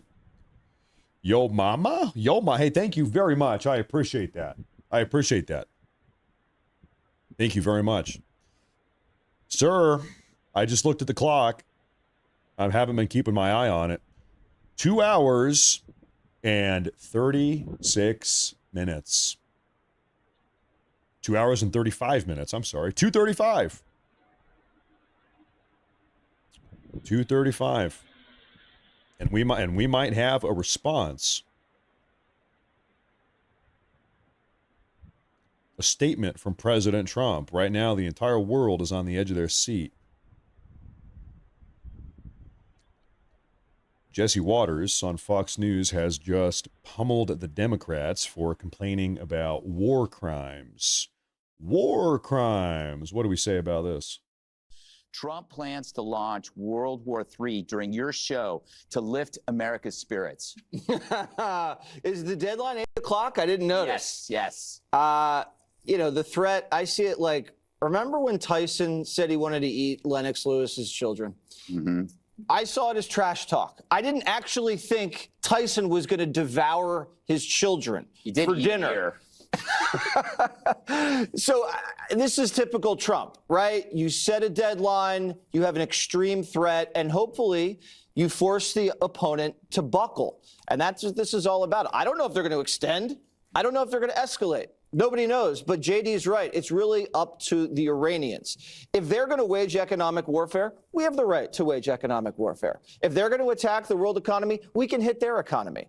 The Israelis have already hit the petrochemical camps, which they get $18 billion from, okay? And they use that to build missiles to fire at us. We've hit steel plants. Without steel, they can't rebuild the bridges that we're going to bomb. When did bombing a bridge turn into a war crime? When did that happen?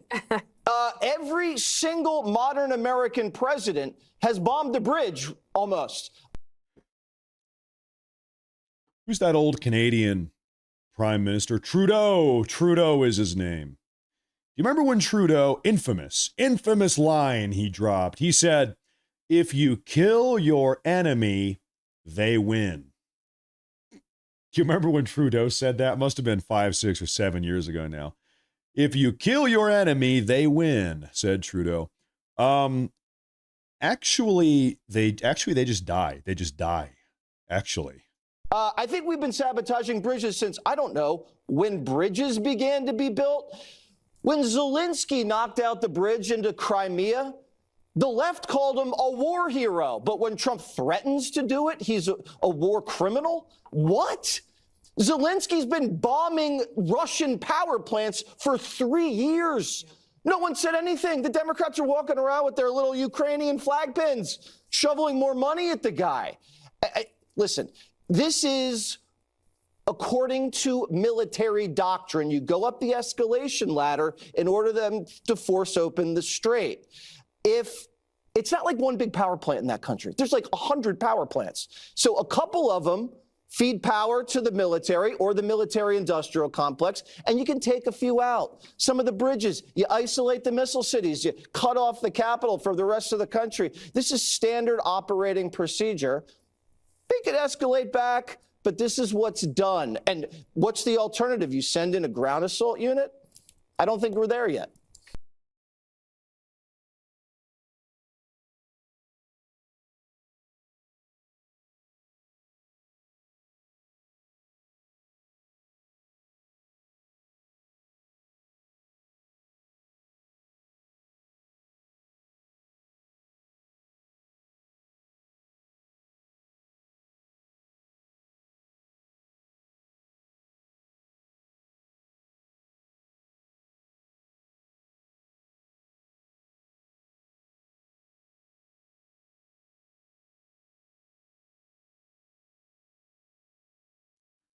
I'm muted. I apologize. What I was saying, we'll just get on.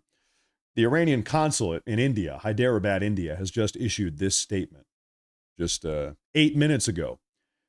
Iran will never surrender.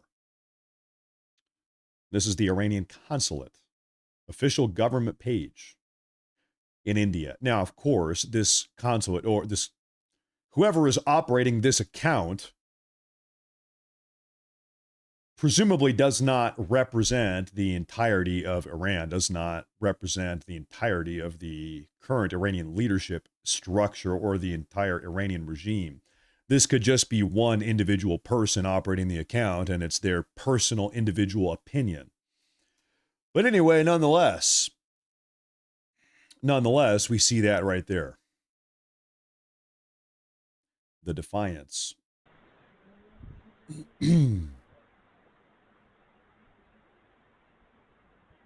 We will see. We will see here.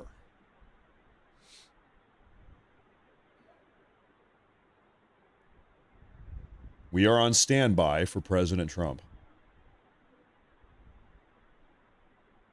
Dog Mama in New York says nothing says a relaxing evening like waiting on an international deadline at 8 p.m. on a Tuesday of all days. Thank you very much. Good to see you, by the way. Thank you very much. Thank you very much for tuning in. The Dog Mama herself is here, all the way from New York. Thank you. Thank you very much.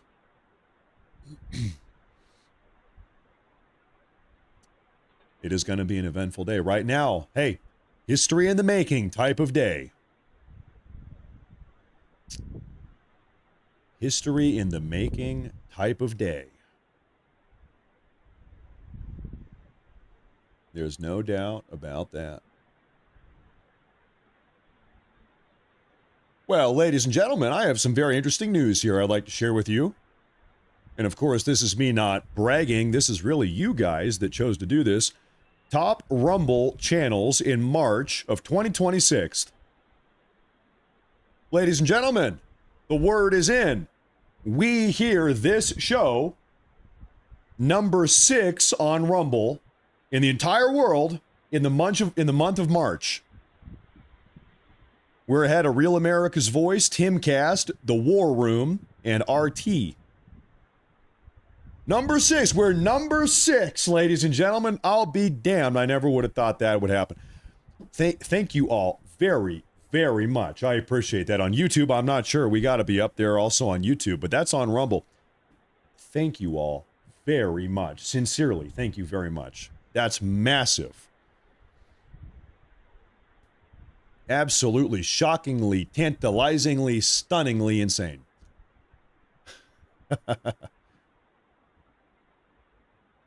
Never would have thought that'd be the case. Oh, hold on. Update, alert. Bear with me now.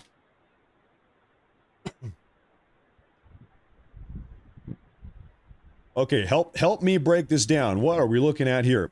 Iran's ambassador to Pakistan posts a vague message on the ceasefire negotiations. This is the Iranian ambassador to Pakistan. He says, quote, "As of now, a step forward from critical, sensitive stage. In the next stage, respect and comity should be replaced by rhetorics and redundancy. Stay more tuned." I think this is a very poorly translated, like Google Translate message. It's very hard to know exactly what he means by this, because I think this is spit out of Google Translate, and I don't know what the hell this means. As of now, a step forward from critical, sensitive stage. In the next stage, respect and comedy should be replaced by rhetorics and redundancy. Stay more tuned. It's like we're speaking in riddles. If peace with Iran is what you wish to see, you must answer me these questions 3. What is your favorite color? He also said this: Pakistan positive and productive endeavors in goodwill and good office to stop the war is approaching a critical, sensitive stage. Stay tuned for more. Now, you can kind of like vibe this out. We're going to try to vibe it out, even though we don't know exactly what this means. It seems like a ceasefire is probably coming. Do you guys agree with my vibe check? Let's do a vibe check here. Seems like probably steps are being taken towards a ceasefire. It's hard to make out the exact granular, nitty-gritty specifics, but that probably is the case. By the way, the correct answer was green. The correct answer was green. If you said any color other than green, you are getting deported. You're going to get deported. You will be deported if you said any color other than green. It's my way or the highway.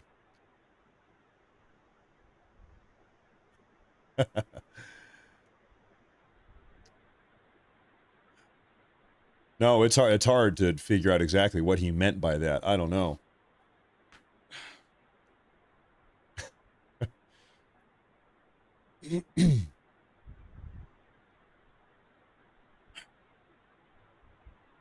There's the Iranian ambassador with his very mysterious, very illiterate statement. Okay. I'll keep you posted.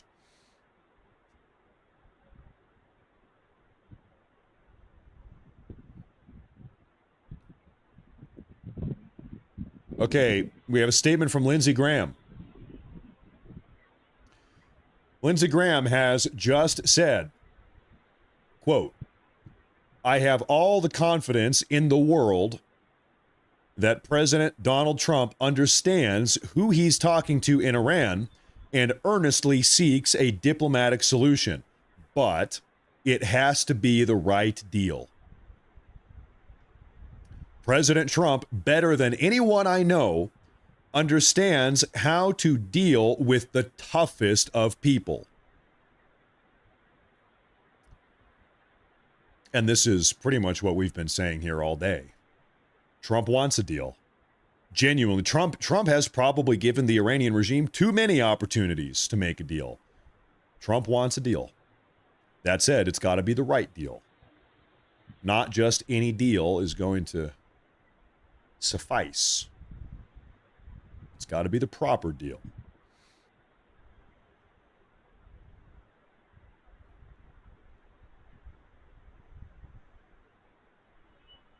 I said Lindsey Graham, and everyone in the chat started calling him gay. Can a 70-year-old man not go to Disneyland by himself with no kids, friends, or family and walk around with a pink princess bubble wand anymore without people calling him gay? What has come to this country? Can a 70-year-old single man with no kids walk around Disneyland by himself with a pink princess bubble wand?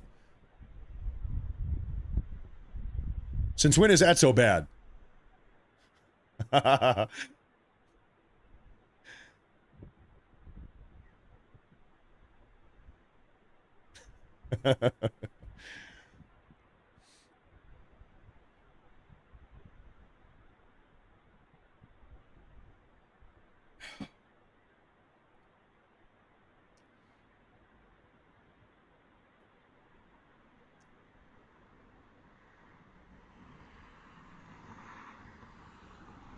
I'm still checking for updates here. Right now, man, I'm telling you, like, you can, man, it's tense. You can feel the tension. President Trump, he's got a big decision to make right now. He's got a big decision. And I'll tell you what, we just got an update from CENTCOM. I'm going to throw this up here on the big screen. What do we have here? CENTCOM says, you've got the pictures there. Look at that. The Shahid Mahaladi Naval Boatyard in Bushehr in Iran manufactured and repaired small boats used by the IRGC Navy. This facility represented a significant portion of Iran's small boat construction and maintenance capability. The photo, dated February 27th on the left, shows the facility before U.S. airstrikes, and the second photo shows the facility on April 1st, 6 days ago, after the U.S. airstrikes. And as you can see, we have just blown the living Pop-Tarts out of this thing. No more Pop-Tarts in there, I'll tell you what. No.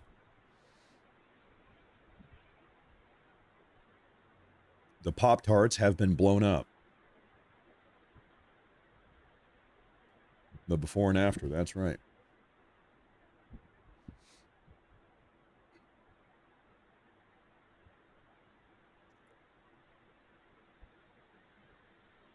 Two hours, 19 minutes. Well, I'll tell you what, you know we're going to have something within the next 2 hours and 19 minutes. Breaking news. Okay, I've got something.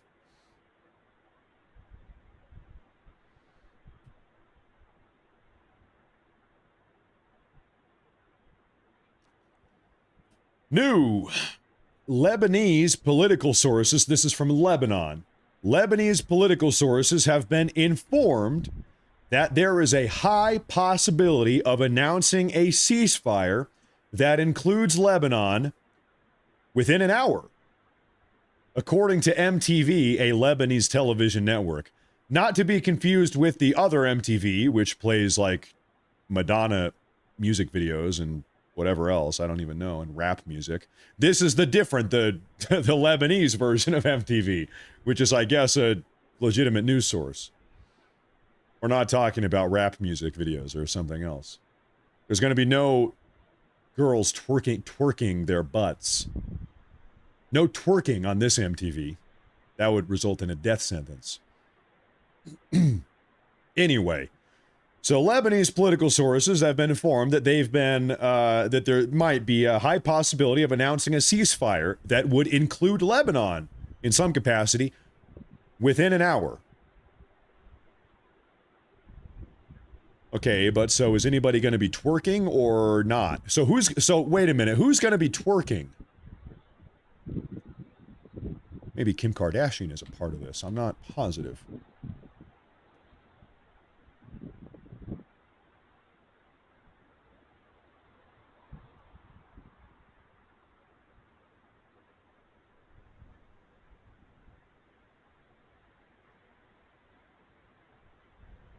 Well, so what? We're hearing from this Lebanese source, the Pakistani source, and also the Iranian representative, the Iranian negotiator in Pakistan. If you vibe it all out, this is total vibes, right? So kinda seems like there might be a ceasefire. Maybe. Depends on who you trust. I'm just trying to vibe it out right now. We'll see. Still nothing. Still no, official concrete statement from President Trump at the moment.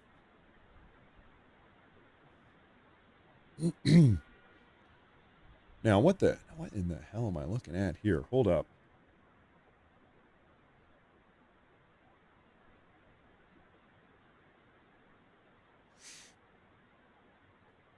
Residents in the Bedouin town of Tel Sheva in southern Israel discovered a stunner Sky Scepter interceptor from the David's Sling air defense system. The missile was manufactured in January and is identified as Unit 22 from the first production batch.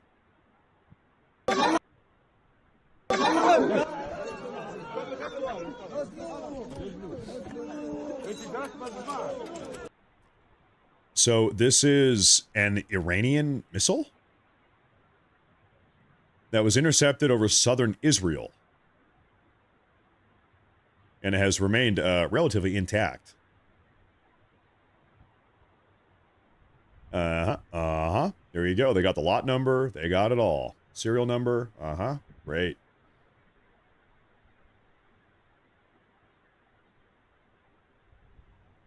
I mean, I bet there's, at this point, I bet there's missile debris just everywhere, all over the damn place.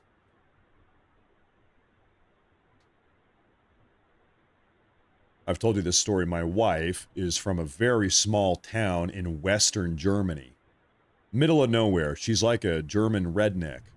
Middle of nowhere out in the country. I think her town has 1,000 people at most. Anyway, there's a forest right outside the town. And still, all through my wife's childhood, they'd be finding undetonated ordnances from World War II. They were finding World War II bombs and all types of stuff in the woods. In like 2005, you know? Crazy, just crazy. That's the way that it goes. I know they still find stuff in Vietnam all over the damn place. They're going to be finding stuff in Ukraine for decades, for centuries, I'm sure, for centuries. She's a German hillbilly. A German hillbilly, that's my wife. That's the best type of German, maybe.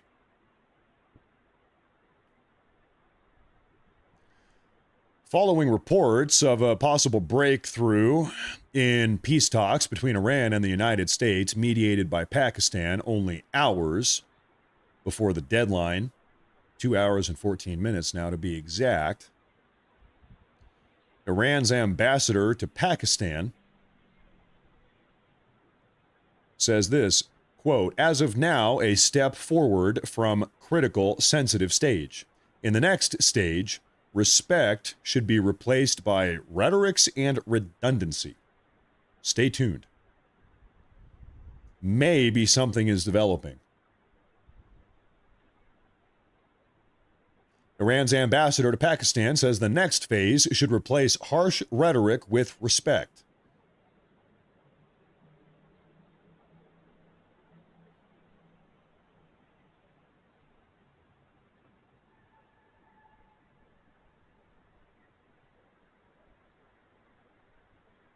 Matt, they found undetonated bombs in Arlington, Texas 23 years ago. Arlington used to be a practice field for World War II pilots. Oh, I'm sure. I bet. Yeah, I'm sure you're right about that.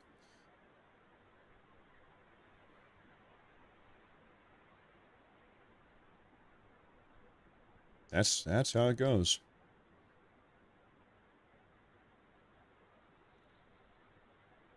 You're gonna have archaeologists 2,000, 3,000 years from now digging up shell casings and undetonated landmines and all types of stuff 3,000 years in the future.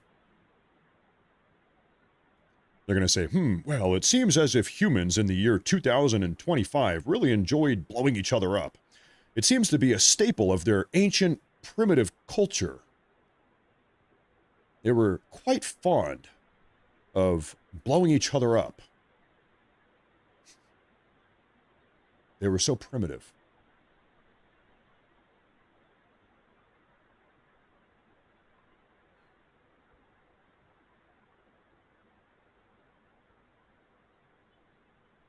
I'll show you something here.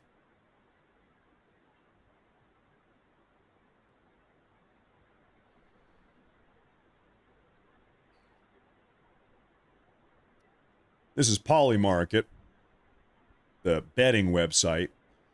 Chances of a ceasefire between Iran and the United States have skyrocketed in the last few hours on Polymarket, following reports of a possible breakthrough in peace talks mediated by Pakistan, with chances of a ceasefire before the end of April sitting currently at over 50%. Well, this here says 41%. I'm going to pull up Polymarket itself. You know, these days people are betting on anything. They'll bet on everything.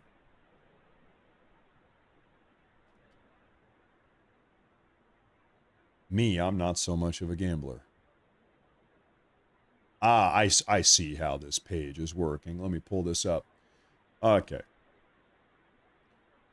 U.S. and Iran ceasefire by April 15th, 51%. April 30th, 64%.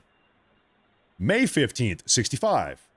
May 31st, 70%. December 31st, 85%. So, today's April 7th. Betting volume, 51% that there will be a ceasefire within the next 7 days. 64% within the next 3 weeks. Well, that's how people are putting their money down, at least.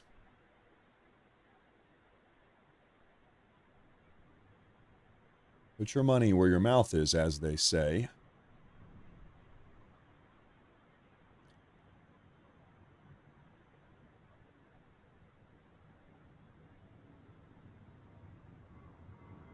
Doing a quick scan here, see what I can find.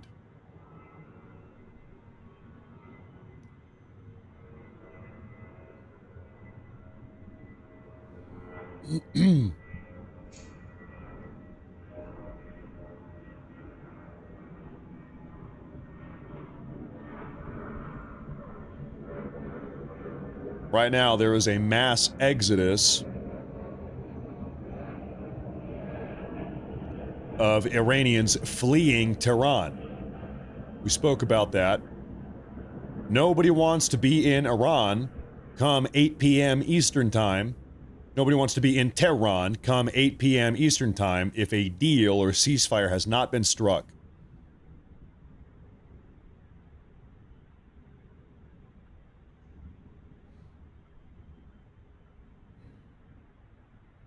Everybody's getting out of Dodge, as they say.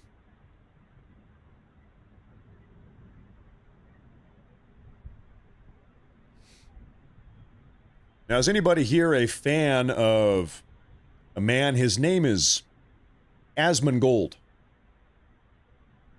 Asmongold, I saw yesterday, got banned, suspended, I don't know for how long, on Twitch.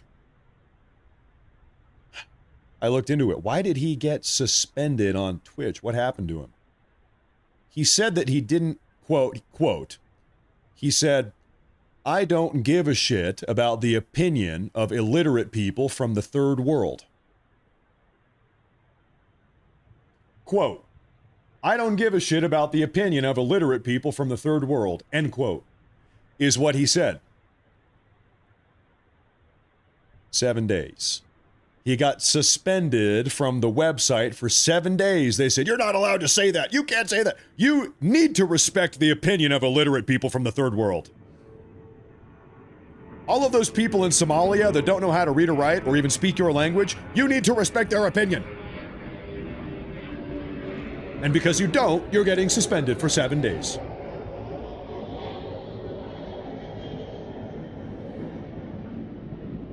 Astounding.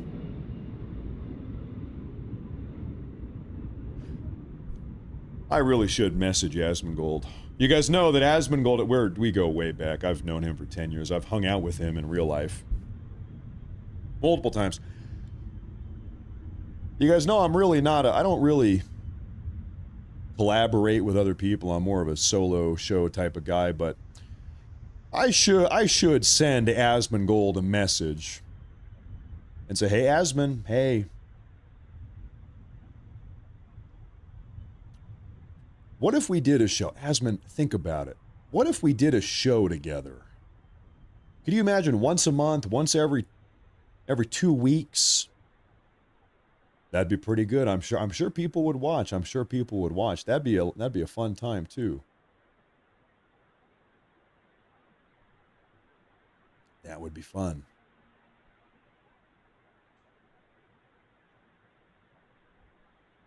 Am I a shut-in? Yeah, I am kind of a shut-in. My wife, too. My wife and I are both just real big. Well, we're not shut-ins. We're just introverts. We don't really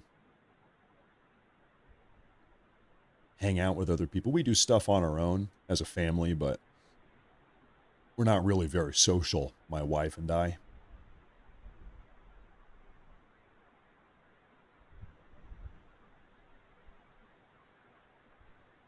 Okay, we have a statement from the official White House page.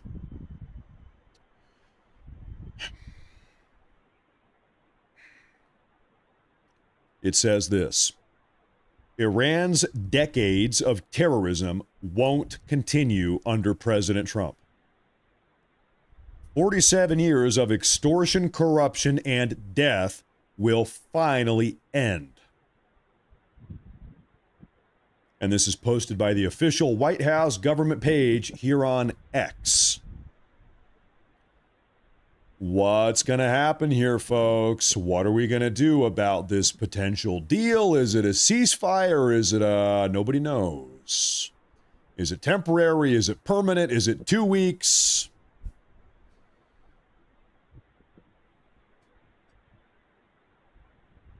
Only God knows at this point.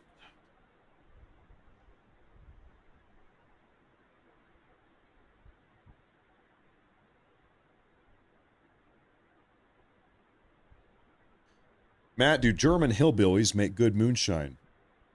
She doesn't make moonshine, but she knows how to cook up a good schnitzel. Or a good Königsberger Klopse, if you know what that is. She's one hell of a cook.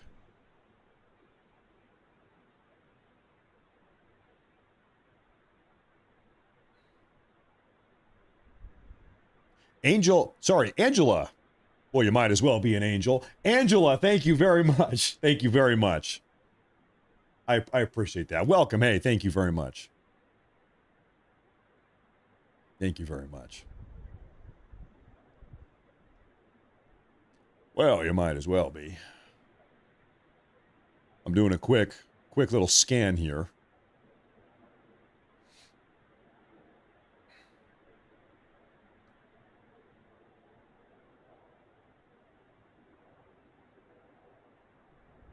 I am getting a report right now. The U.S. and Israel are at this moment carrying out airstrikes. Seems to be the case all over Iran. Reports indicate that U.S. strikes against Iranian-backed Popular Mobilization Front, the PMF, are underway in Baghdad.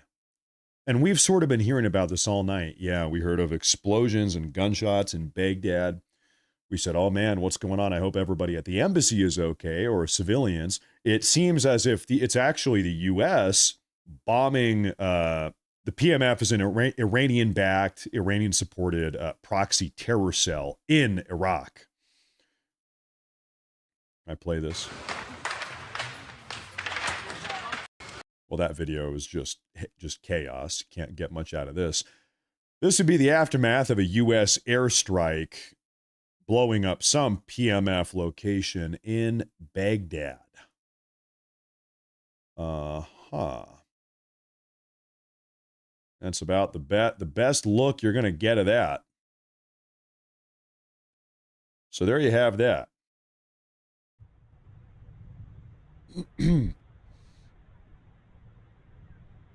They've got these proxy terror cells all over the place. Oh, I've got something of an update. Qatar has closed all of their schools nationwide until the end of the week as a precautionary approach amid the regional situation, according to Qatar's Ministry of Education. So why would they be doing this? They'd be worried about some sort of an Iranian retaliatory attack in the event that no deal is made in the next 2 hours, 1 minute, and 51 seconds, and that the U.S., that Trump orders some type of massive, God knows what he's going to order. But that's a smart decision from the Qataris anyway. Yeah, probably shut the schools down for a week. We have a statement here.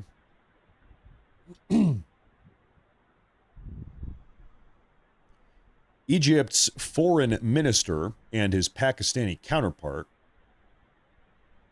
discussed regional developments and coordinating joint efforts towards de-escalation, according to an Egyptian foreign ministry statement. Okay, this is a big kind of nothing burger. So Egypt is talking to Pakistan about de-escalating things. Okay, great. Okay.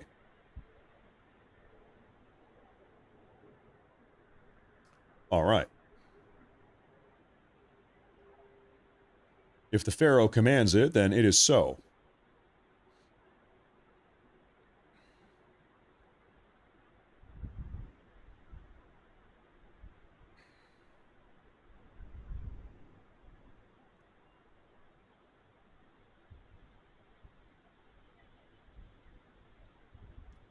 The entire world. Literally everyone. People that like Trump, people that don't like Trump. Americans, Europeans, Middle Easterners. Right now, everybody, Iranians, Israelis, everyone, on the edge of their seat, waiting to see what President Trump is going to say. What are we doing here tonight? Have we got a 2-week ceasefire? What do we have? Do we have a permanent, conclusive end to the war? Or do we have nothing other than a massive bombing campaign tonight, I guess? God knows what he's going to do. What do you think the chances of an EMP being used in Iran? Well, some people have spoken about using an EMP or a series of EMPs over some of these Iranian electrical grid, key locations in the Iranian electrical grid. Allegedly, that is a way that you can shut them down without actually permanently damaging the infrastructure. Allegedly. I'll be honest with you. I know you all think very highly of me, but I need to humble myself and be honest. I am not an expert on EMPs. I'm not an expert on electromagnetic pulses. It's really on that topic, at least I can really only go off of what other people say. Beyond that, we might have some other type of technology. I don't know. God knows what we have. Who the hell knows? We might have something else that Trump might wheel out.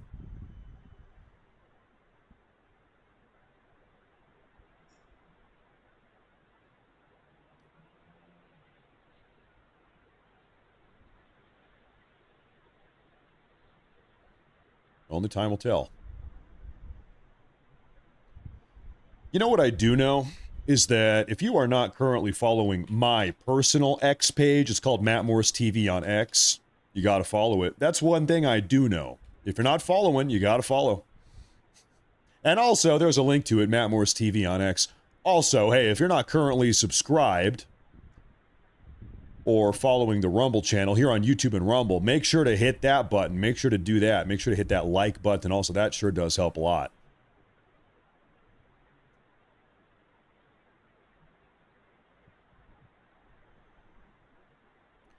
I have, I'm sure somebody here in the live chat knows we've got 30,000 people.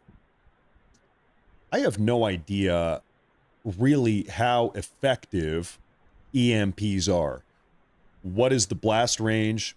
How high up do you have to be on the ground, off the ground? Can you set them off in the air? Do you have to set them off actually on the soil? How long do they last? Does it permanently destroy any of the electrical equipment, or does it all recover after some period of time?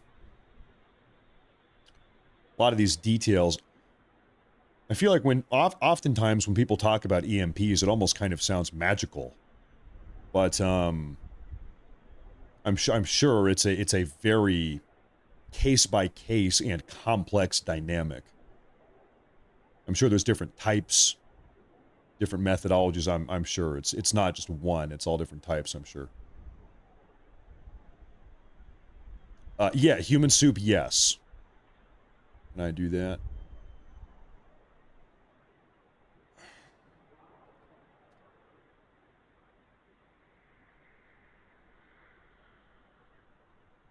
Did that work? Okay, how in the hell do I mod someone on Rumble? One moment, let me figure that out.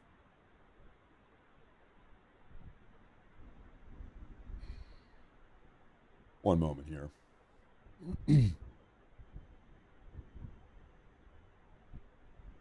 You should know. You're right. You're right. I want to apologize. You're right. I will, the second we are done with this broadcast, I will go get a PhD in electromagnetics.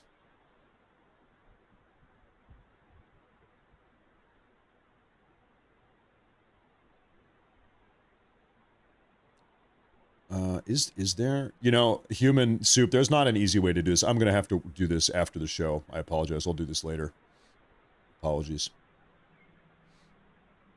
I think it's kind of a pain in the ass to do that while we're live.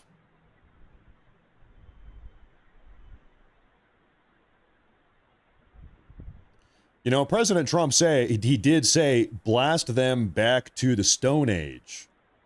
Well, the Stone Age, they did not have electricity. I don't know if you want to try to connect some dots here. Was the Stone Age known for using electrical devices or not? No.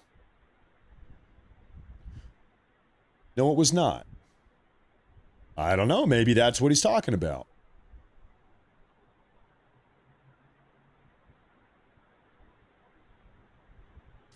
Matt Morris, what do you think about Asmongold getting banned on Twitch? Well, I'll tell you, I myself have been banned on Twitch, suspended on Twitch probably 5 times in the last 3 years, and they have never told me why.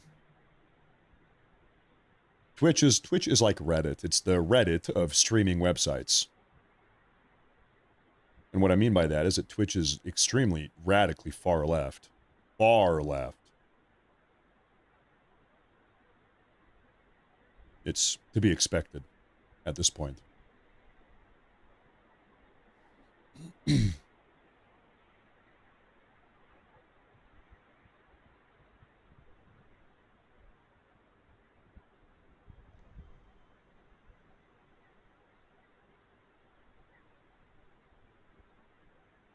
Checking one moment here. Oh, wow. Okay, folks, great news. Great news here, ladies and gentlemen. Okay, this is American journalist Shelley Kittleson has officially been released from captivity and turned over to the Iraqi government after being kidnapped last week in Baghdad by the Iranian-backed Iraqi paramilitary group Kataib Hezbollah. She's an American journalist who was kidnapped by this Iranian-backed terror cell operating in Iraq. She's now been released. She was in captivity for a week. So now she's out. Excellent. You wonder what type of negotiations or threats had to be made to get this American woman released.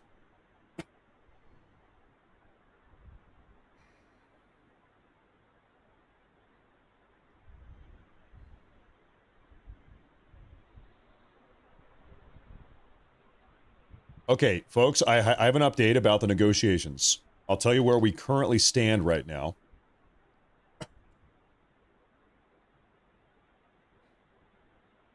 Okay. 2 hours remain on President Trump's deadline for Iran. 1 hour and 52 minutes and 21 seconds to be precise. I-24 News in Israel reports that we are still waiting on responses from Washington and Iran to the Pakistani proposal. We are waiting. It's a big decision. Big decision. Now, what is the Pakistani proposal? Well, maybe about 90 minutes ago, maybe 2 hours ago, the Prime Minister of Pakistan floated an idea publicly on X. He publicly floated this idea. He said, listen, the negotiations are ongoing. Because the negotiations are ongoing, and he thinks they're making progress, the Pakistanis think they're making progress here. He wants 2 more weeks. He said, President Trump, delay your timeline by another 2 weeks. During this 2-week period, let's have a ceasefire during which nobody's shooting at anybody, no bombs or rockets or anything is going off. Total ceasefire for 2 weeks. Also, during this 2-week extension, Iranian regime, open up the Hormuz. So this is the Pakistani proposal. 2-week-long ceasefire, 2-week-long open up the Hormuz, and keep on negotiating for another 2 weeks. Kind of 3 big points there. And it's that deal, that potential deal, the terms of that deal that are being discussed right now. We heard from President Trump, I don't know, shortly after we heard about the deal, so around 2 hours ago, I guess. President Trump said that there are heated, the word he used was heated, negotiations taking place right now. Heated. Things are hot.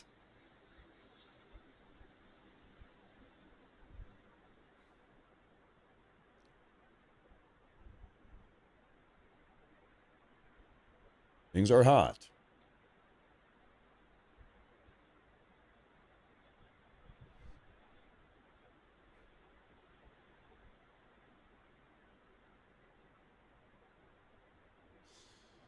So that is where things currently stand.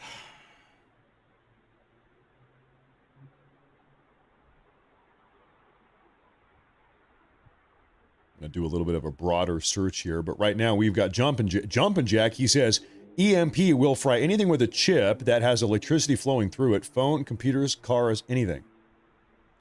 So I'm just going to, this is my own thought process. Correct me if I'm wrong. I'm probably am wrong. Let's say Trump detonated some type of EMP or set off some type of EMP on top of or inside of an Iranian, electrical facility. It would fry all of the chips. So the chips, the circuit boards, etc., would have to be replaced at some point in the future. But other than that, all of the actual mechanical infrastructure would remain intact. Is that sort of the basic idea here? So still, you're going to have to go and repair and change out bad chips, but at least everything else is intact? Yes, that is correct. Okay. Okay.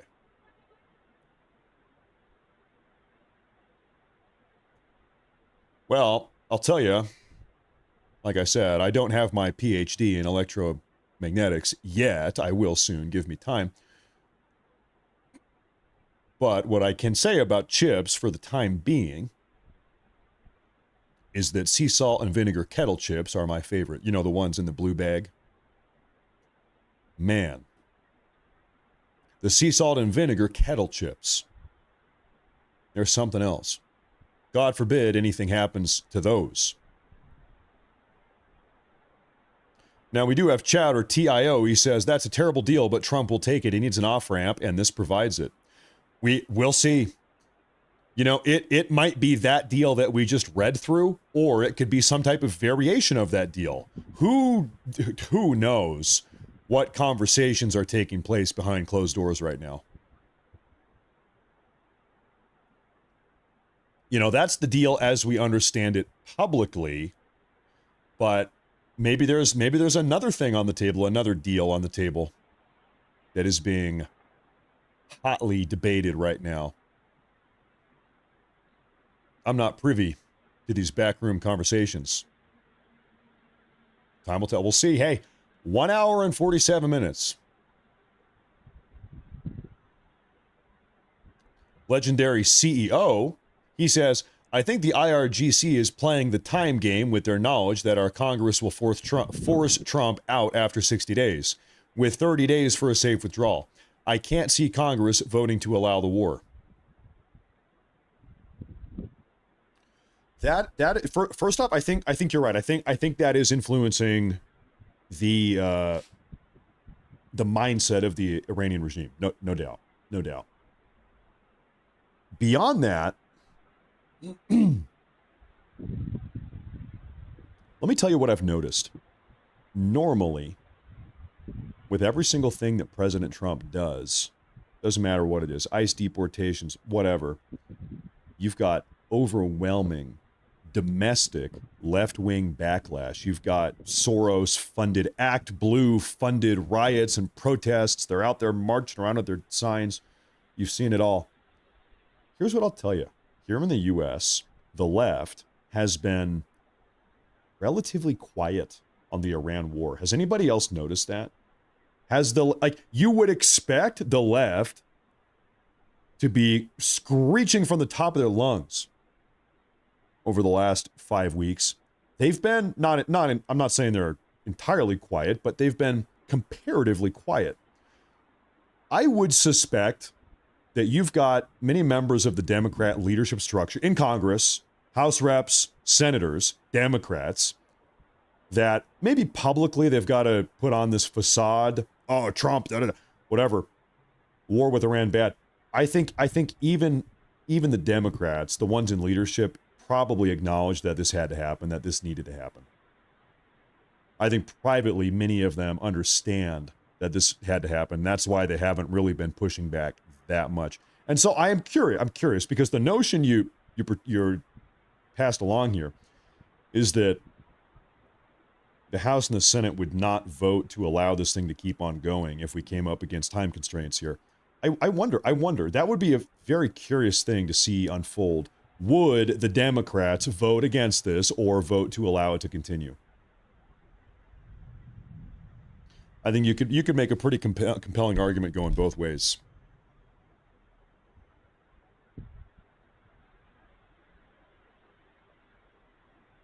Many of them said it before Trump. Yep. Yeah. Actually, I wonder if I can find something here for you. Give me a moment. One moment. Kamala Harris at the DNC in 2024. This is like 18 months ago or less than 2 years ago. Kamala Harris. She said that she would bomb Iran.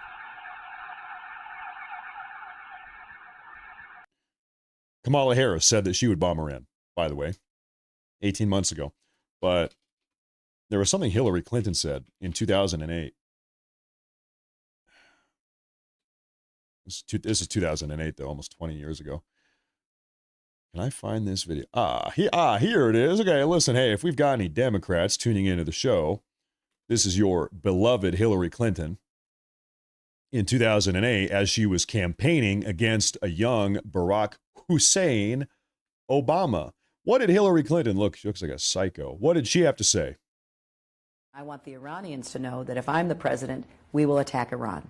Whatever stage of development they might be in their nuclear weapons program in the next 10 years, during which they might foolishly consider launching an attack on Israel, we would be able to totally obliterate them. That's a terrible thing to say, but those people who run Iran need to understand that, because that perhaps will deter them from doing something that would be reckless, foolish, and tragic. That's Hillary Clinton.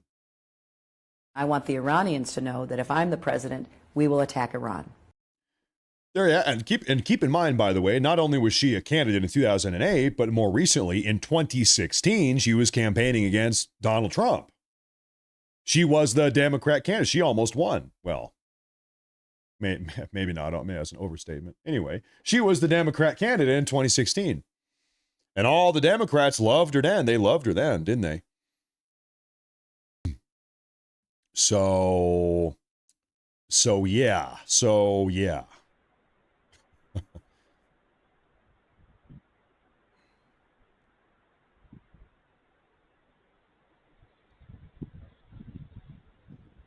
What everyone wants to see here is not a statement from Hillary Clinton. Frankly, who gives a rat's patootie what she's got to say? We want to know what Donald Trump has to say.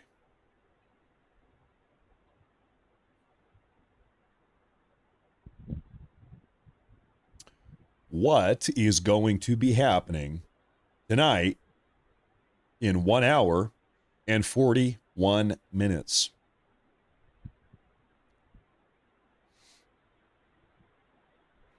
Time will tell.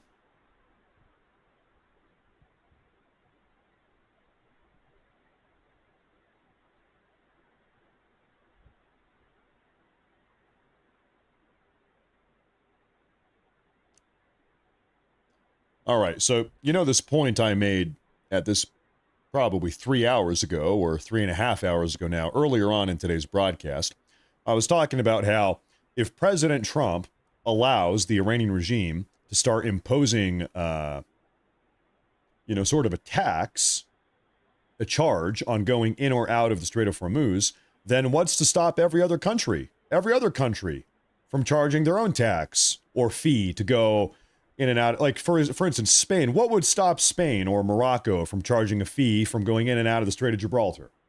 If Iran can do it, why can't everybody else do it? And so we were talking about that 3.5 hours ago, why this is an intolerable demand from the Iranian regime. Well, Mike Waltz, our ambassador to the United Nations today, actually sort of made that same point.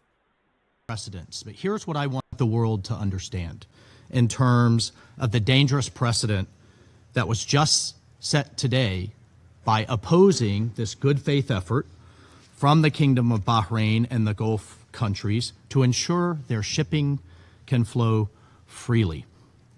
One can only imagine a future conflict where a party to the conflict decides it's going to impose collective punishment on the entire world and then use that as leverage in the conflict. One can only imagine a situation where a party decides to shut down the Straits of Gibraltar. There you have it. Or the Bering Strait, or the Malaccan Strait, to further its ends. One can only imagine conflicts where a party decides to hold the rest of the world hostage because of a dispute. And colleagues, this is a situation the world cannot and should not live with, that the Gulf Arabs cannot tolerate. Freedom of navigation is fundamental to a nation's sovereignty and survival. So, Mr. President, the United States will support all measures for your country and for those affected to ensure it has the freedom of navigation, the freedom of transit in line with international law.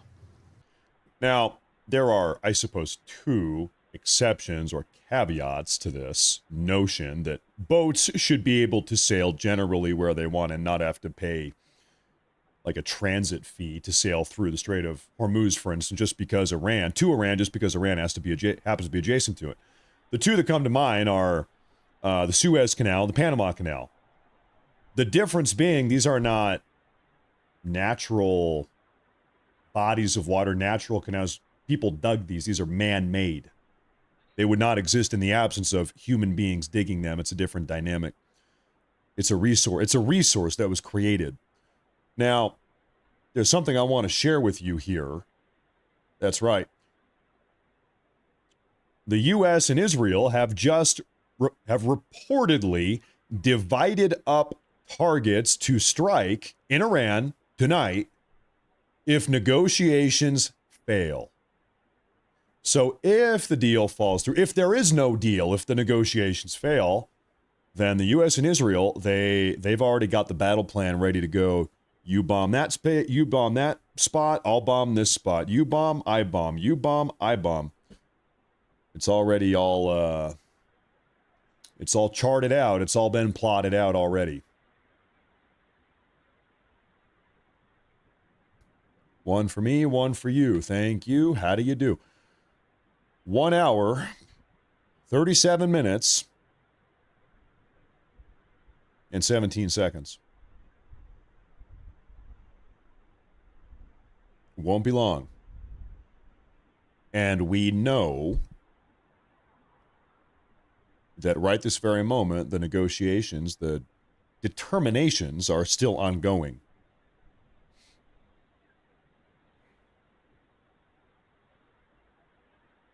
Still figuring things out. Oh. All right. I've got an update for you guys. It's not a confirmation, but we're going to call it an indication.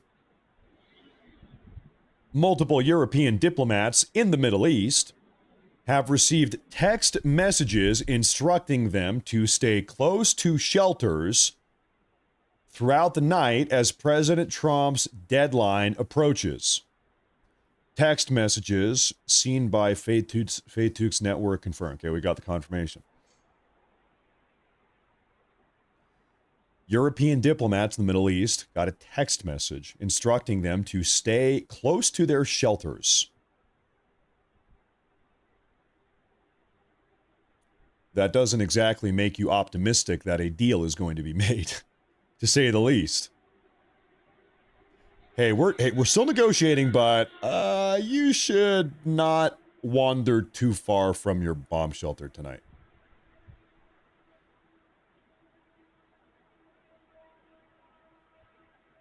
Stay close by to your bomb shelter.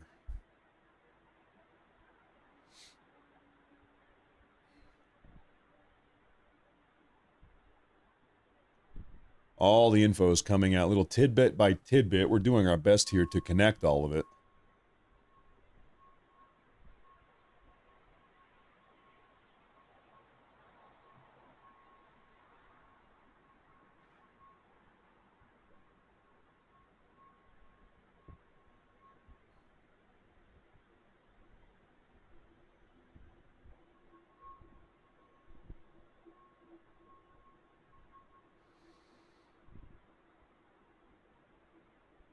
Once again, though, coming out of Lebanon, Lebanese political sources have been notified that there is a high possibility of a ceasefire announcement.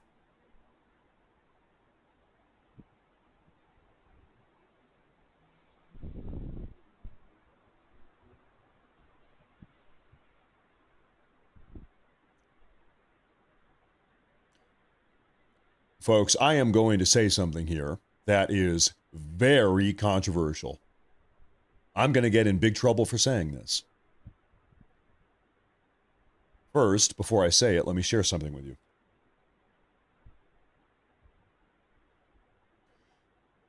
Vladimir Zelensky just issued a big statement. We'll read a little bit of it. He says this: "It is unfortunate that the UN Security Council has once again failed to demonstrate effectiveness and act decisively in the face of such a global threat as the Iranian regime's blockade of the Strait of Hormuz. No one should be allowed to block such globally significant sea lanes or undermine the security of dozens of nations through terrorist attacks against the freedom of navigation." We'll stop there. That's the intro to his very long statement. Ladies and gentlemen, over the last 5 weeks, Volodymyr Zelensky has proven to be a more willing and frankly more capable ally than pretty much every other European leader. Am I going to get in trouble for saying that? I think the Ukrainian military is probably at this point more robust and capable and equipped, competent than many of the European militaries, other European militaries. He also has time and time again showed an interest in helping the U.S. and Israel and other Arab Gulf nations with stopping Iranian drone strikes, etc. President Trump has generally turned him down. In fact, he's actually unequivocally turned him down, that support. But it is true nonetheless. And you guys know I'm not exactly a massive fan of Zelensky, but this is what has happened over the last 5 weeks. Let the record show.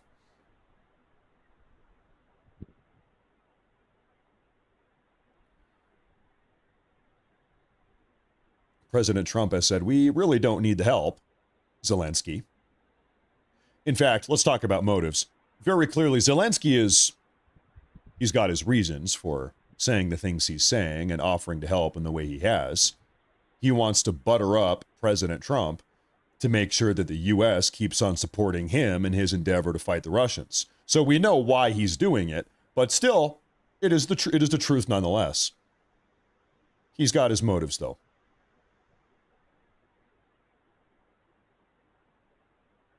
Zelensky appropriately, correctly realizes having the U.S. support him is more important than having the continental or the rest of the Europeans support him.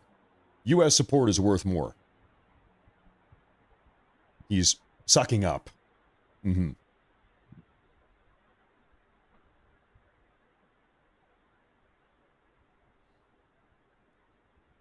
Once again, speaking of the Europeans, once again, multiple European diplomats currently in the Middle East have received text messages instructing them to remain close to their shelters throughout the rest of the night as the deadline looms.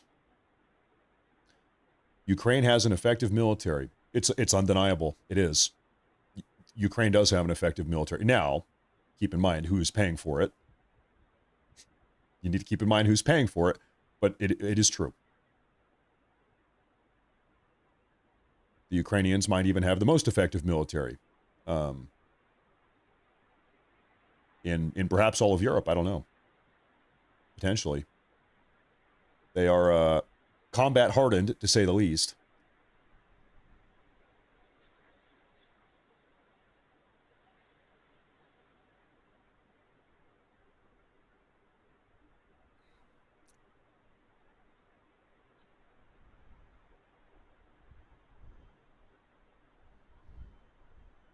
One hour and 30 minutes, folks. Threshold, 90 minutes. 90 minutes, ladies and gentlemen.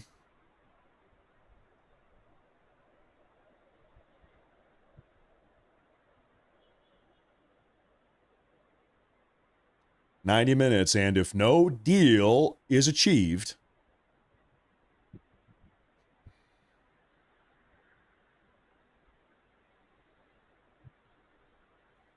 then all hell is going to break loose."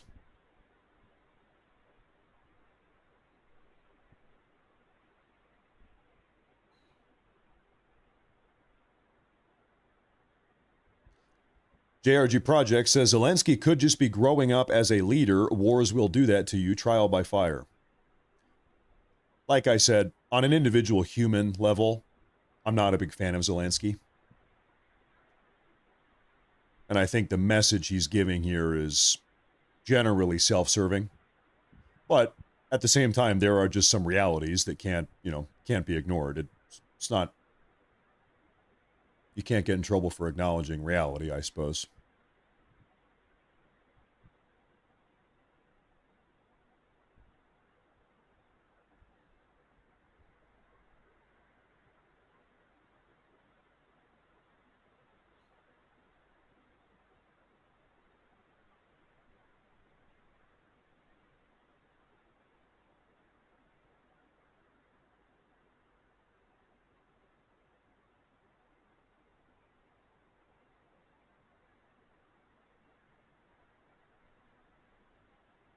I'm just doing a quick scan here.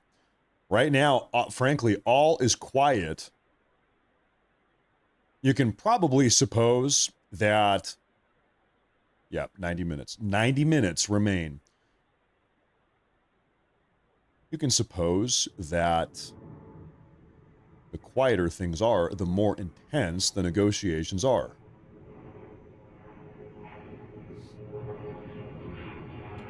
The quiet before the storm. Yeah, perhaps. The IRGC has just now made an announcement that it shot down a U.S. Air Force MQ-9 Reaper unmanned combat drone over the city of Malard in the Tehran province.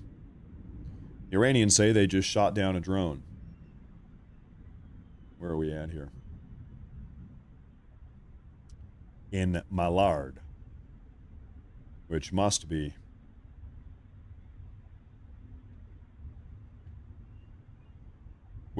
exactly right there. There it is. It's on the west side. It's like a Tehran suburb. 10 miles out of downtown. The Iranians say they just shot down a drone over Malard. Now, is this a nice neighborhood, or what are we talking about here? It's very dense. Can I go in? No, I don't think I can.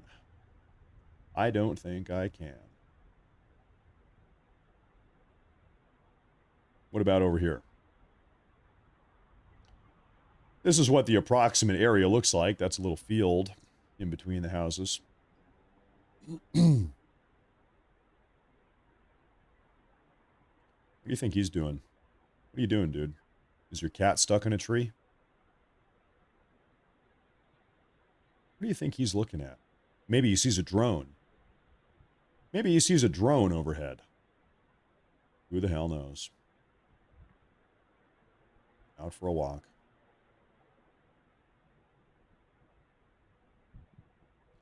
Who the hell knows? Drones are cheaper than an F-35. Yeah, well, I mean, the reason why you use a drone is because you don't want to put a human life at risk, right?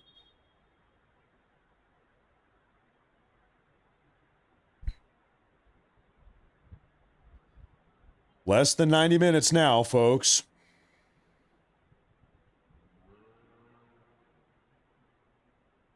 Okay, wait a minute. Okay, wait, I'm seeing one report right now. I've yet to see this confirmed anywhere else, but allegedly just now, 1 minute ago, Trump agreed to suspend Iran bombing for 2 weeks. Now, I'm not seeing that anywhere else, though. I'm looking for corroborating information here.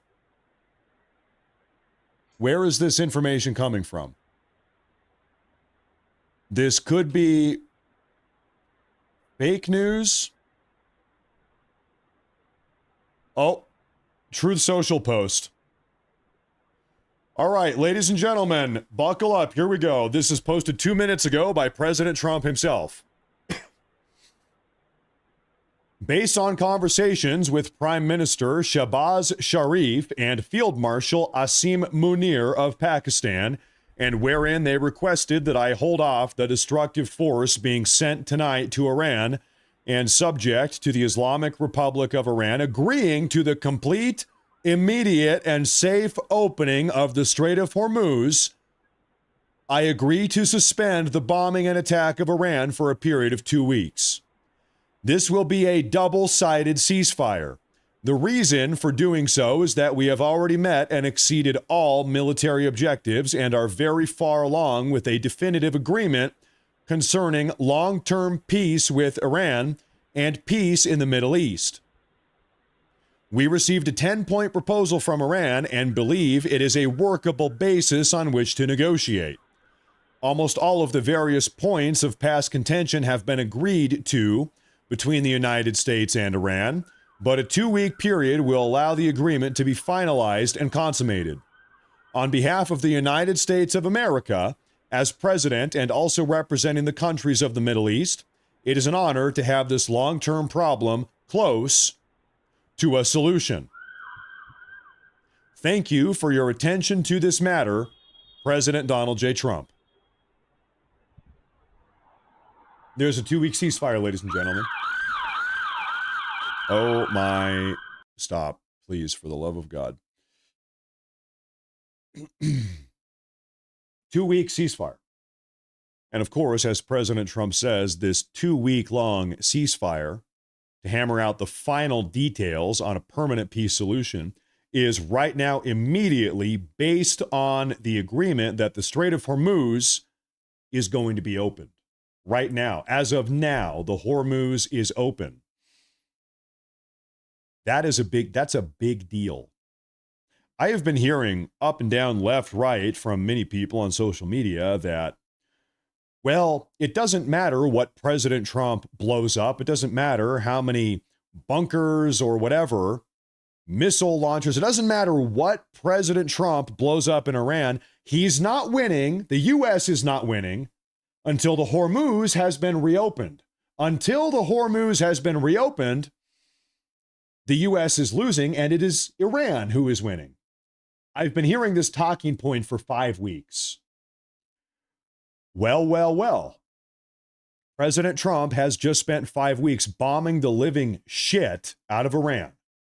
The bunkers, the leadership structure, all of it. The missile launchers, the manufacturing facilities, destroyed.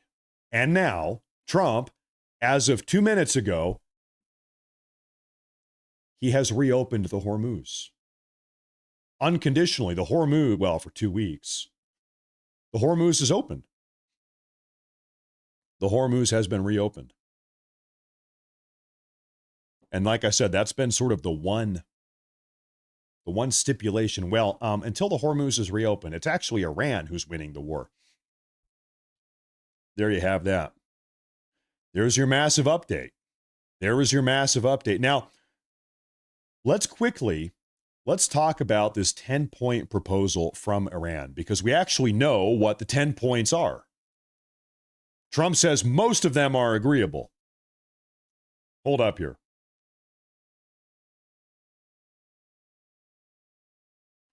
I'm going to find for you exactly what these 10 points are. In fact, we spoke about this earlier on in today's broadcast. All right, you ready? Here we go. I've got the 10 points.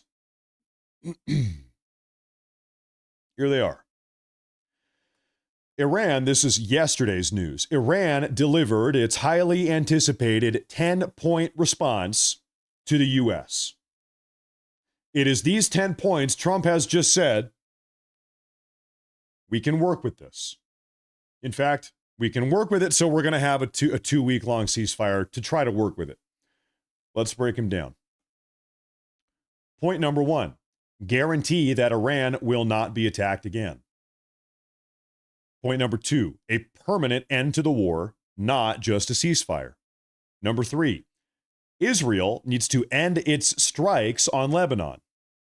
4, all U.S. sanctions will be lifted on Iran. 5, an end to all regional fighting really across the Middle East. In return, Iran would open the Strait of Hormuz. Iran would impose a Hormuz fee of $2 million per ship. Iran would split these fees with Oman. Iran, to provide rules for safe passage through the Hormuz, Iran would then use the fees to reconstruct its own country instead of asking for reparations or whatever. So here's the deal. Let's break all of this down. If there is going to be an end to the war, points 1 through 5 are a given. What does it mean to have the end of the war? Well, it means we would stop attacking Iran. If the war is to end, it would mean that Israel would stop attacking Lebanon. It would mean that regional fighting would also come to an end. So these are sort of like given points anyway, because that's the definition of an end of the war anyway. Then we get to the Hormuz segment of the conflict or of the deal. In return, Iran would open the Hormuz, $2 million fee per ship going through. This here is what I would guess Of course, I'm not participating in these negotiations. I would guess that this is going to prove to be unacceptable for President Trump. Unacceptable. Do you think President Trump is going to allow the Iranian regime to extort, this is extortion, to extort $2 million per ship? No, I don't think so. Because you have to ask yourself the question, okay, so the Hormuz is open. Oh, is that right? So what happens if I try to go through it, but I don't pay the $2 million? Then what? Well, sort of implicitly, that means that Iran would blow you up. Okay. It's like you pay the $2 million. It's like a shakedown. It's like a mob style shakedown. You either pay the $2 million or you get blown up if you try to go through the Hormuz without our consent. Is Trump going to allow that to be the permanent dynamic moving forward? Sincerely doubt it. Sincerely doubt it. I do not think so. What I would bet, this is my personal opinion. This is my personal opinion, is that points 7 through 10 will be scrapped. Toss them out. Trump is then going to say, listen, you want $2 million per ship. Listen, you're not going to need to extort $2 million per ship because we're going to lift our sanctions on you. We're lifting the sanctions. And by nature of lifting the sanctions, you're going to be able to sell globally 5 to 6 times more oil on the global market. So you're going to be making 5 or 6 times more money by nature of just selling oil. We've lifted the sanctions. So if your concern is money, you want $2 million per ship. Don't worry about that. We're lifting the sanctions, just start selling oil. No problem. I think this will be Trump's negotiation sort of approach to these but hey, who am I? I'm on the outside. I don't know. We'll see. That'd be my guess. That'd be my guess. And then, of course, beyond these points, this is the counter proposal. Beyond that, I would suppose that Trump is also going to push back and say also, beyond everything that we here have just talked about, guess what? No ballistic missiles, no suicide drones, no nuclear enrichment, no nuclear weapons program. Of course, those things, I think they go without saying. For those of you that were like, what about those? Of course, those are requisites also on top of these 10 points. Now, what did Trump say exactly again? He said, based on my conversations with Pakistan, where they requested that I hold off the destructive force being sent tonight to Iran and subject to the Islamic Republic of Iran agreeing. So the Iranian regime agreed to the complete, immediate, and safe opening of the Strait of Hormuz. Trump has agreed to suspend the bombing and attack of Iran for a period of 2 weeks. This will be a double-sided ceasefire. Iran will not be attacking anybody. We will not be attacking Iran.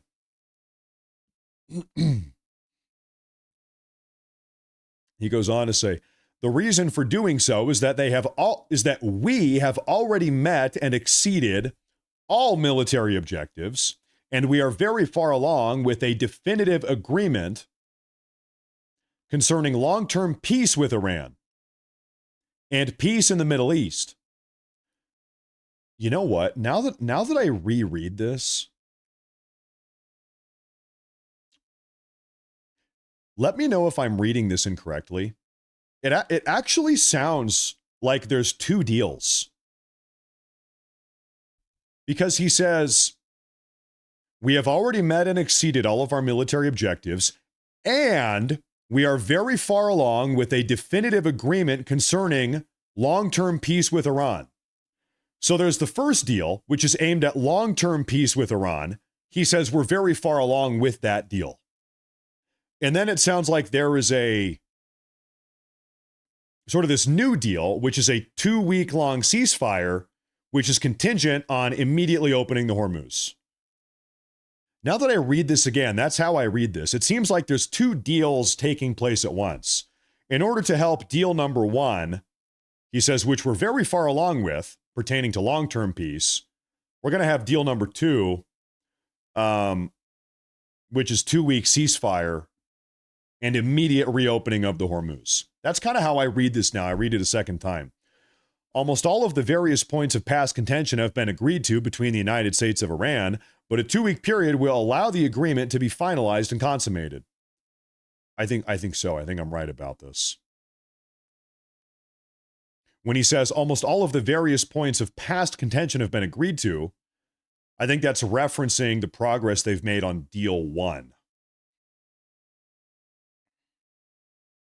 And that now deal number 2, which is the temporary 2-week deal, is being made to further advance deal 1. On behalf of the USA as president, okay, long-term peace, resolution, okay, good. I think that's what is going on here. I think that's what's going on here. I think so. I'm seeing people say that there are red alerts in Jerusalem. Is that right? One moment here. I'll pull up our, we've got something coming in Lebanon right there. What the hell is that? Right over the hillside.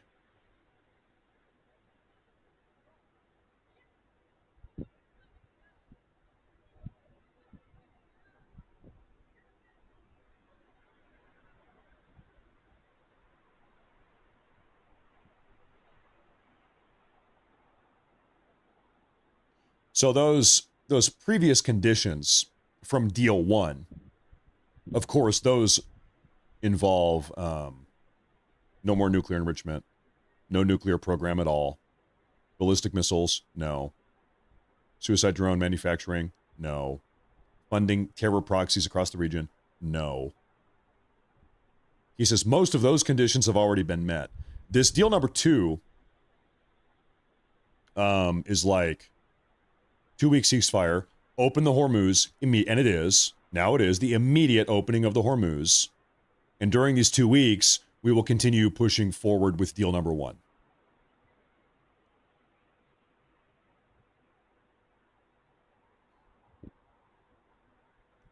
Israel is not named in the ceasefire, FYI. Well, Israel needs to do what Trump says. Israel needs to do what Trump tells them to do. If Trump says ceasefire, Israel should say how long. That's my humble opinion. Now, we have a super chat here from Pilsy. Oh, that's what that was. Thank you very much, Pilsy. I appreciate that. You know what? There's Texas Ricky. Hold up. I can't. Hey, thank you very much. I was going to mod you. I'll have to do that later. I can't do that right now. Thank you very much. Make sure I'm not missing anything. Rosemary Binder, thank you very much. Thank you very much. I appreciate that. I appreciate that. Thank you very much. I'm going to see if we have any follow-up news. Quick follow-up news on this. Hold up here.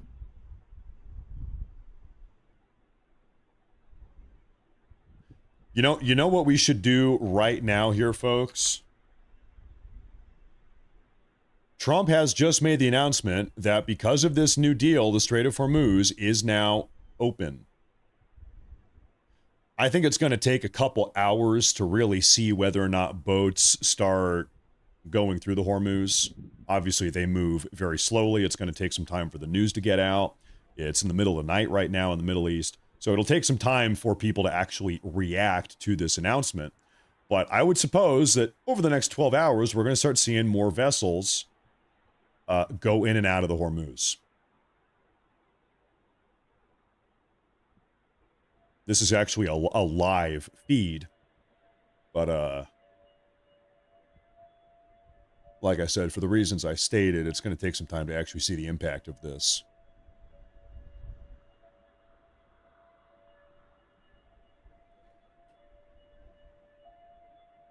Ah, okay. We just spoke about Israel a moment ago. The senior White House official says Israel is, in fact, part of the 2-week ceasefire Trump agreed to shortly before his deadline. There you have it.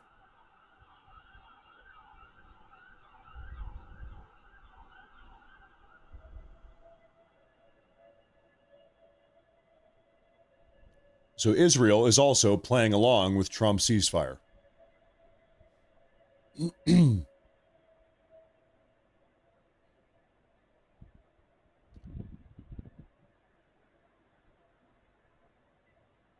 IRGC will break it. Hey, time will tell. Time will tell. I wouldn't particularly be surprised, if I'm honest with you.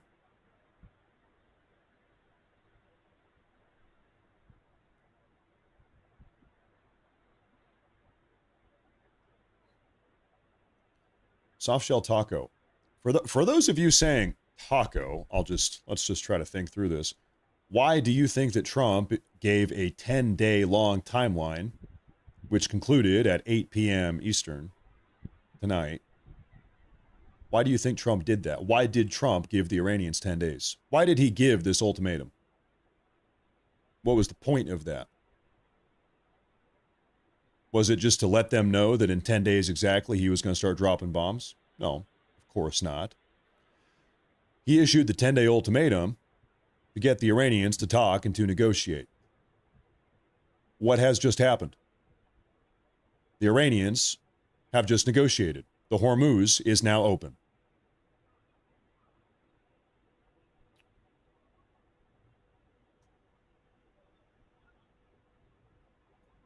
That is exactly what has happened.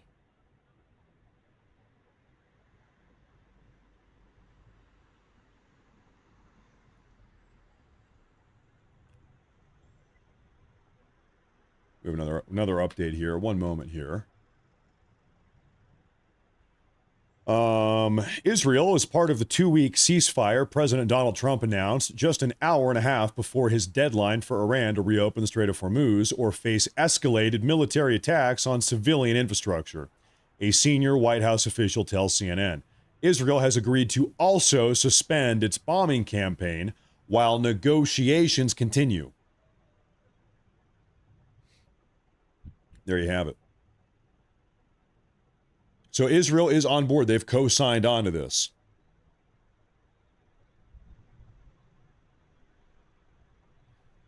Andy says, how many boats normals a day at $2 million a pop? How much money is that for the IRGs? I think prior to the breakout of this war, there were like anywhere from 80 to 200 boats a day, if I remember right. Let me see here. He said, here's the thing, from what Trump's done in the past, do you think he's bluffing or not going at 8? TBH, I believe he is. Oh, you think he's going to bomb them anyway? I don't think so. I don't think so. I think this is the deal. I do not think he would make a post like that on Truth Social and then bomb them anyway at 8 p.m. Eastern Time. I don't think so.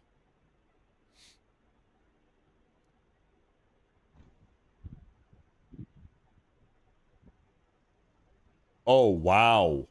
Okay, ladies and gentlemen, breaking news. Are you ready? What have we here in this community been saying that this war is really about? We've been saying time and time again that the Iranian regime themselves is effectively nothing more than a proxy regime for who? For China, for the CCP. Of course, the conflict with Iran, but really at a larger scale, at a geopolitical scale, really this is about combating Chinese influence, etc. We've broken that down time after time after time. China, the Chinese angle.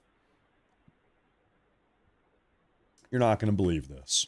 Breaking news. Iran has accepted Pakistan's 2-week ceasefire proposal following intensive diplomatic efforts and a last-minute intervention by China.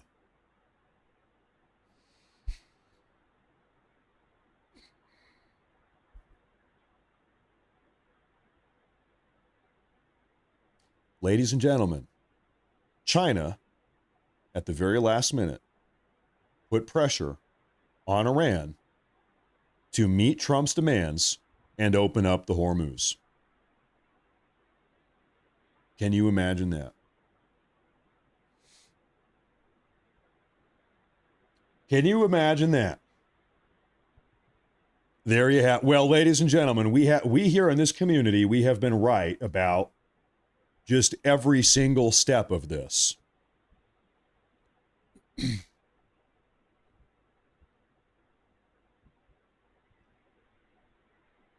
In fact,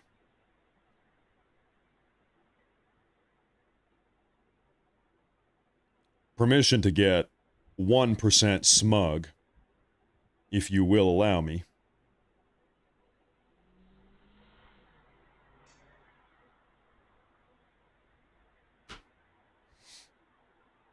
One moment here.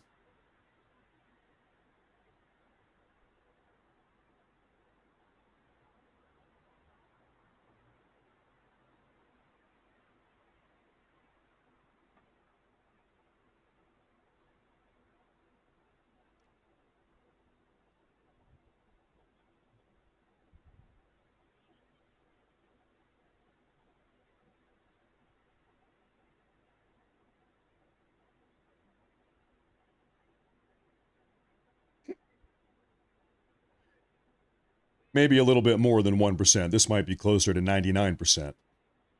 This might be 100% smug. I apologize, but listen, I've got to do it. You know I've got to do it. All right, now, anyway, let me see if we have any other breaking news about this entire dynamic as it is unfolding. Do me a favor, go follow that account and make sure to like that post. That would help a lot.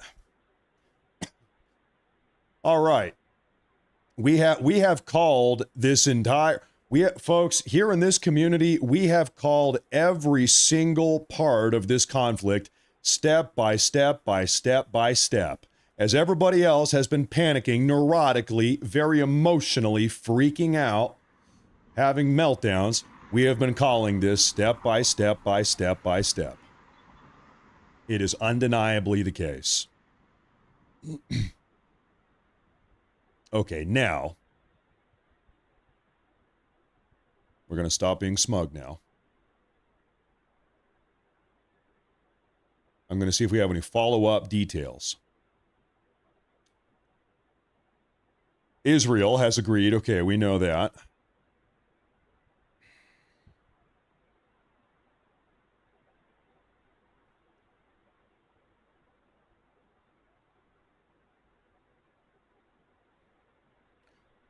Moments after a ceasefire has been agreed to, missiles are being launched at Israel, possibly because the word is still spreading. I'm sure it'll take maybe several hours for every Iranian inside of Iran to figure out what has just happened.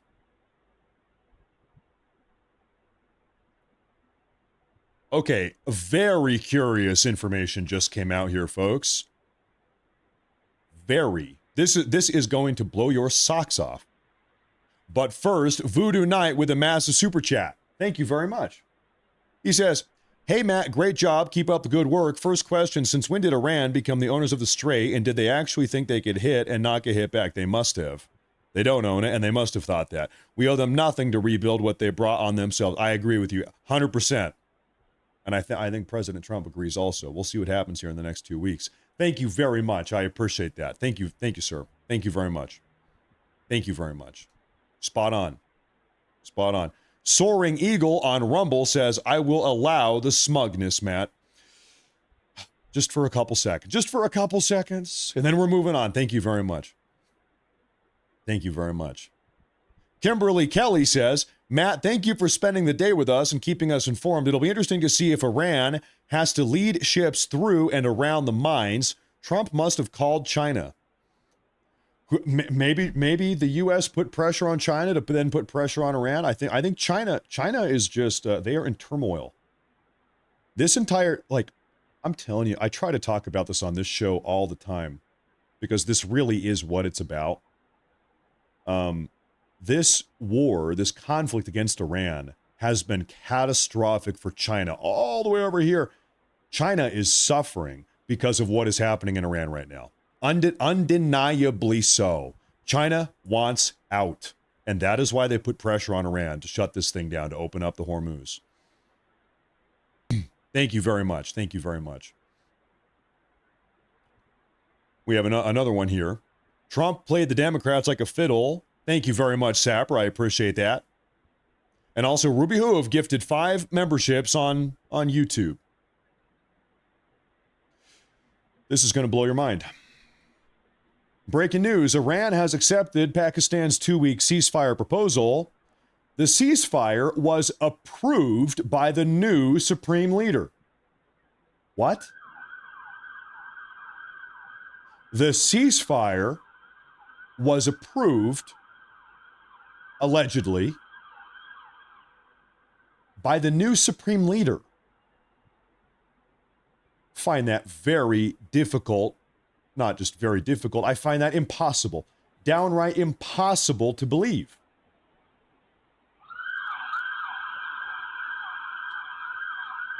Frankly, I don't believe it. I'm calling bullshit. I don't believe it.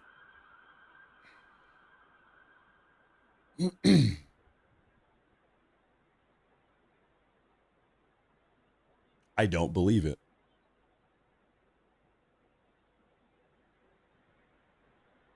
Curtis here has just thrown in a massive $50 super chat.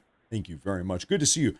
Like the new profile picture, by the way. I noticed it's tiny little things. Thank you very much. He says, hey, Matt, I didn't think we're going to have to do it. Glad I was right. Could have been extremely dangerous for the world if we did have to. It is a good thing that Trump did not have to do what he threatened to do. It is a good thing that the Iranian regime has agreed to open up the Hormuz as a response to President Trump's threats. Anybody saying Trump won. Trump made a threat. He said, open up the Hormuz or I'm going to bomb the living fuck out. Sorry. You know what they did? They opened up the Hormuz. Explain to me how that is Trump losing here. Meanwhile, during this 2-week ceasefire, negotiation 1 for deal number 1 is ongoing. And we'll see what happens after 2 weeks. Trump, who has more intelligence and information than all of us, he has reason to believe this was the proper, correct decision. We've got to default to him because, like we said, he has infinitely more information on this than I do or anybody else does.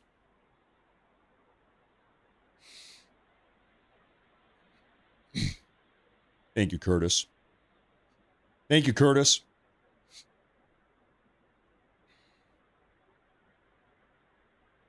Ruby Hoof says, I enjoy your take on things. Keep up the great work. Well, thank you, Ruby. Very cute cat. Thank you very much. Thank you very much.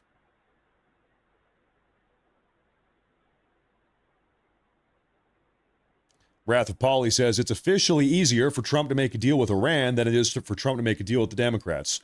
You might notice the DHS has been shut down longer than we have been at war with Iran. And now we have a ceasefire with Iran. That is true. Yeah. That is true. Unfortunately, it is true. Andy Finstervald, he says, I trust my president. You know, like I just said a moment ago, with very complex, high-intensity negotiations like this, it must be appreciated that President Trump, like I said, he has infinitely more intelligence and advisors and colleagues and all the biggest brains in the country that are giving him intel and helping guide and facilitate the outcome that we've just arrived on. All the what if this, then what if that, then this, if the all of that stuff, all of these logic trains, you need to have proper information to go down those logic trains. And they've got more than we've got. Thank you very much. Thank you. Dawn, thank you very much. Thank you very much. The Salty Sierra says, I've got you covered as always. $10 for the F-bomb in the swear jar. Cracks me up every single time. I really try not to do it, but, you know, I'm a millennial. It's a problem. It's kind of one of our things.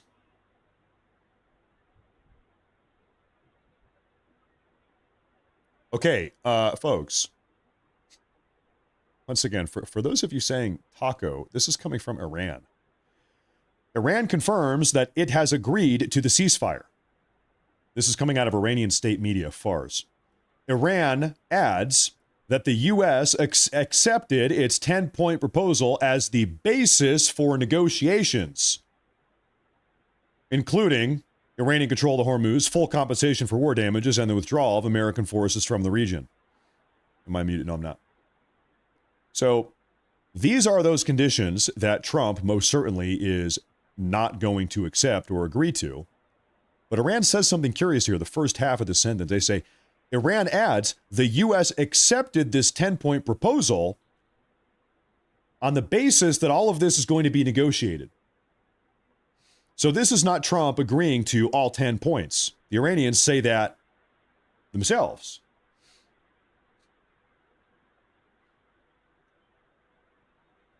They said this is a starting point.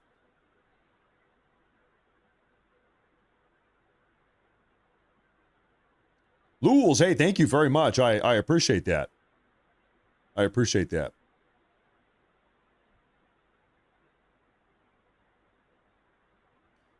Lovard says, Guten Tag, Matt. Love your show, Matt. Been watching for a while, and you remind me of a Youper. Plaid shirt, vest, cap. Youpers are what we are called in the Upper Peninsula of Michigan. I feel at home with you. Hey, well, thank you very much. It's the aesthetic of the white man. No, thank you. Thank you very much. Thank you very much.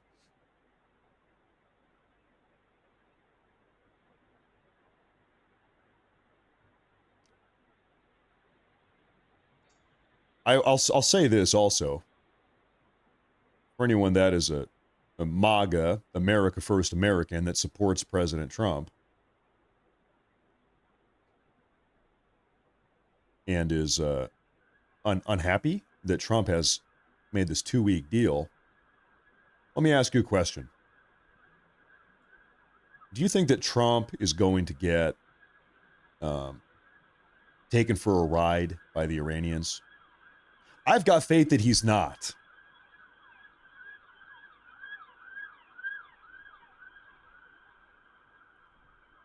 I've got, like I said, I've got faith that Trump knows what he's doing here.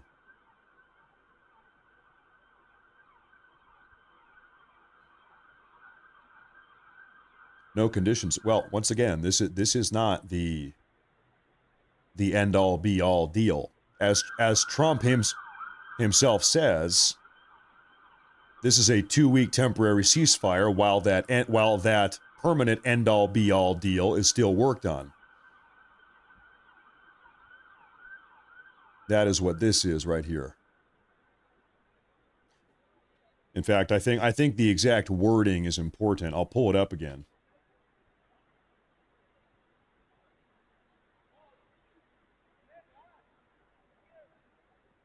Let me pull this one up. A couple important things. Okay.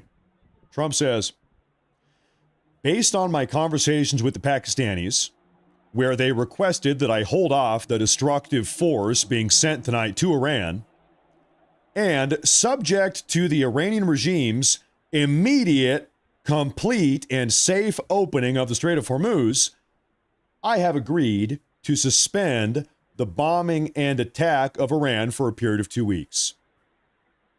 This is a double-sided ceasefire. Is this the end-all, be-all deal? Is this the end of the war?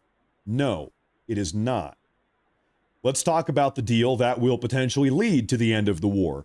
Well, he talks about that also. Trump says, the reason for doing this is that we have already met and exceeded all of our military objectives and are very far along with a definitive agreement concerning long-term peace. This is the real deal, okay? I want everybody, this is the most important takeaway here. Everybody give me your attention here. There are two deals. There's the definitive agreement concerning long-term peace. That's the primary long-term end of the war deal, which Trump says we've moved very far along with that. And then there was this new temporary 2-week deal, which I suppose Trump is leveraging to help further advance the permanent long-term deal. Does this make sense? We're talking about two different deals that are unfolding kind of at the same time. Trump says, we received a 10-point proposal from Iran and believe it is a workable basis with which to negotiate. Almost all of the various points of past contention have been agreed to between the United States and Iran. Okay, here we are talking about that first long-term permanent end to the war deal. He says, almost all of our various points of past contention have been agreed to already. What are those previous and past points of contention? No nuclear weapons, no nuclear enrichment, no funding terror proxies, no ballistic missiles, no suicide drone program, open up the Strait of Hormuz. These are those past points of contention that we're talking about. Trump's big demands that he's mentioned 100 times over the last 5 weeks. Trump says almost all of those have already been concluded. But a 2-week period will allow the agreement, that agreement, to be finalized and consummated. So very clearly, we're talking about two kind of deals here.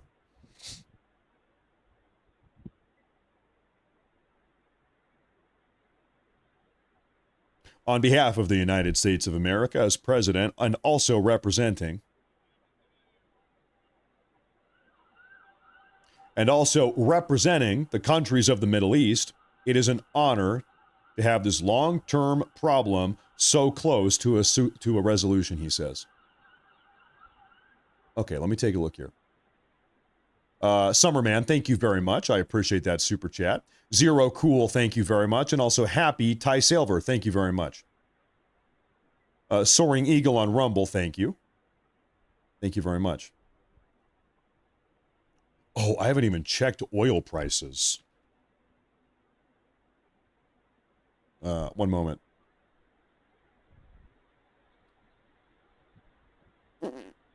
Wow. So this morning they peaked at 11 a.m. my time, Western time, at $117, and now they are 96. And now they're 95. They're still going to, they are just like bottoming out. Whoa.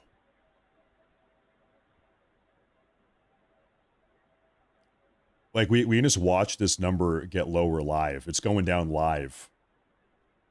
It's happening live. That's crazy. And I'll imagine that will continue here. Trump only made his announcement like 20 minutes ago now. Hasn't even been that long. That'll keep on cratering out. Okay, I've got a confirmation here. The 2-week ceasefire will take effect once Iran opens the Strait of Hormuz, says a White House official. Well, according to Trump, the Hormuz is already open. He said immediate. He said the Islamic regime of Iran has agreed to the complete, immediate, and safe opening of the Strait of Hormuz. As such, he has agreed to suspend the bombing that was scheduled for tonight.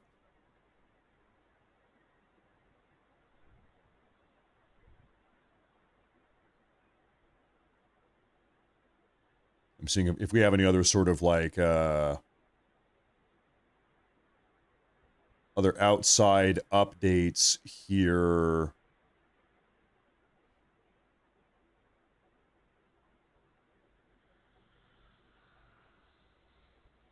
Seeing what we have.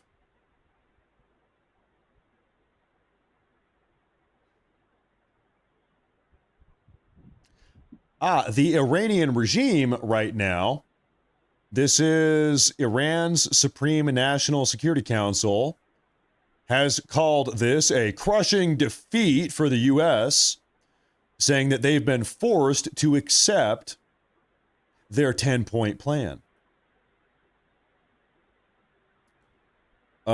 Yeah, I wouldn't be so sure about that. In fact, President Trump explicitly says the otherwise, says to the contrary. I would not be so sure about that, Iranian regime. A good half of this 10-point plan is unacceptable.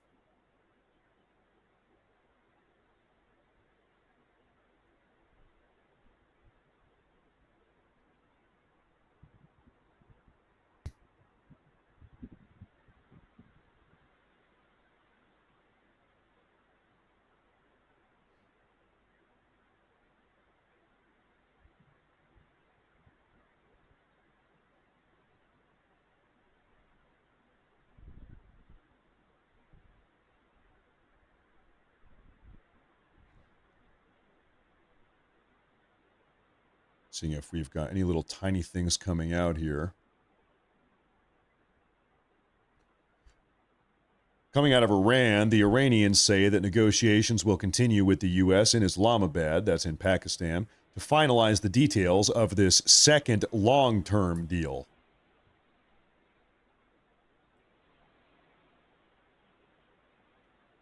Like I've tried to clarify, I mean, this is the Iranians are talking about this.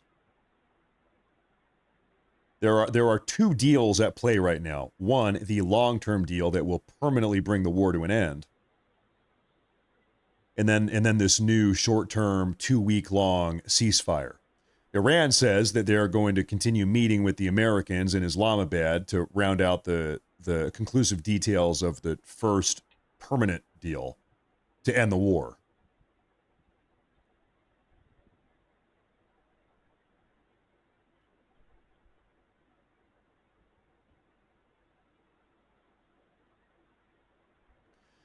One of the most curious reports I've gotten here is that the Supreme Leader signed off on this deal. The Supreme Leader who is in a hospital or comatose or missing a leg or maybe dead, like, I don't know, nobody knows.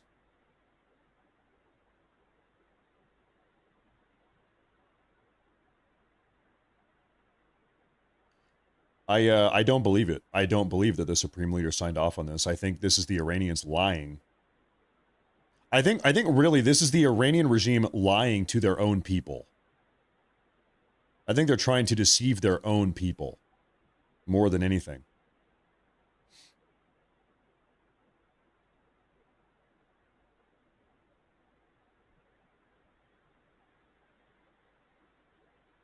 Free Florida says, I wish other podcasts like you would stick to the info and the facts instead of this emotional bullshit like MAGA is dead, ridiculous, and difficult to listen to, so I turn it off.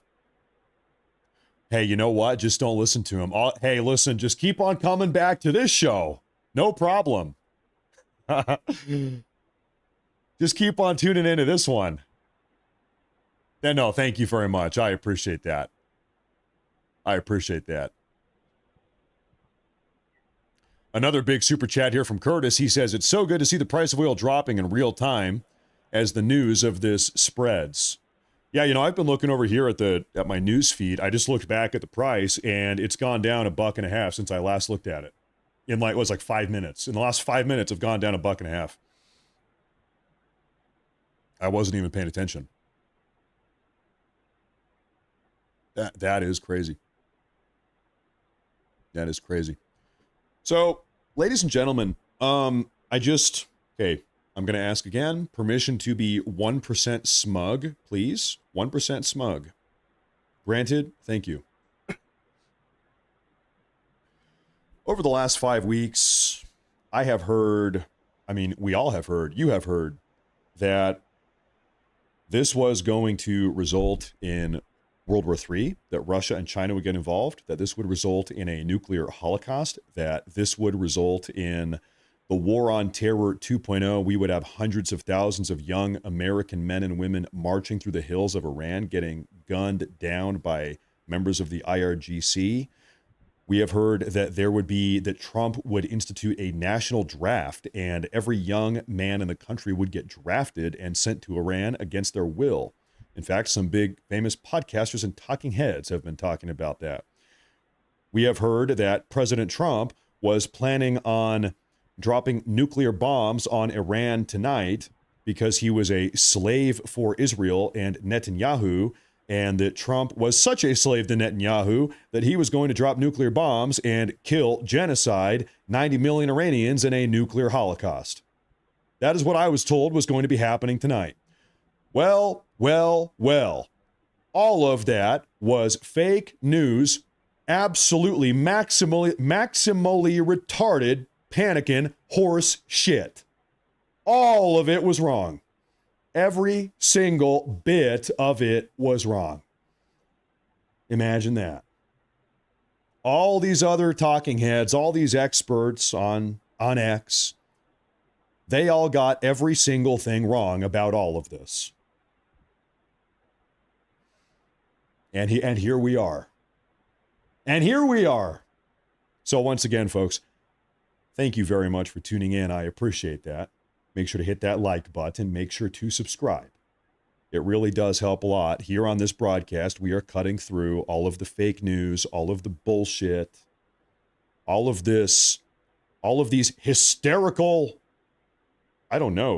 hysterical meltdowns. They need to get their hormones checked or something. I don't know what is wrong with these people melting down every single day they've been doing for 5 weeks now. Once again, getting every single bit of this wrong. Thank you for tuning into the show and being a part of the community. I really do appreciate it, folks. I really do. I really do. In fact, the angle here we've been taking, we've been talking for weeks, for months about how all of this really boils down to China. That China and Trump's attempt to dislodge China's global leverage has been really the primary motivating factor with what we are seeing in Iran right now. That China has been disproportionately negatively impacted by what has been going on here in the last 5 weeks. What is the news that we got today? This deal, this ceasefire that has been reached. Well, look, breaking news. Iran has accepted Pakistan's 2-week ceasefire proposal following intensive diplomatic efforts and last-minute intervention from who? From China.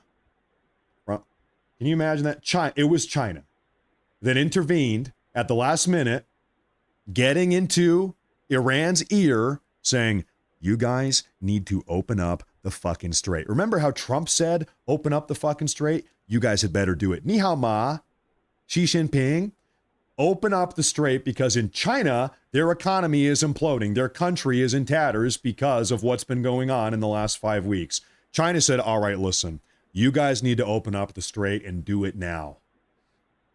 If you're getting a lifeline here from Pakistan and the United States, a 10-day ceasefire to then go on and work on a longer permanent end to this conflict, you had better take it, because in China, our country's on fire. Take the deal. China got involved.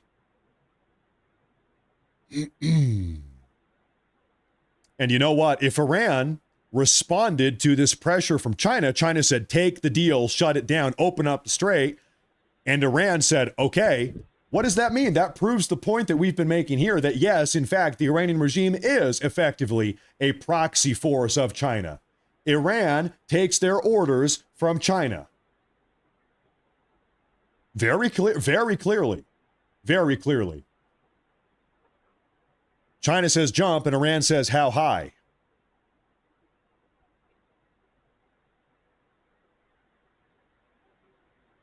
And now we know exactly what's going on here.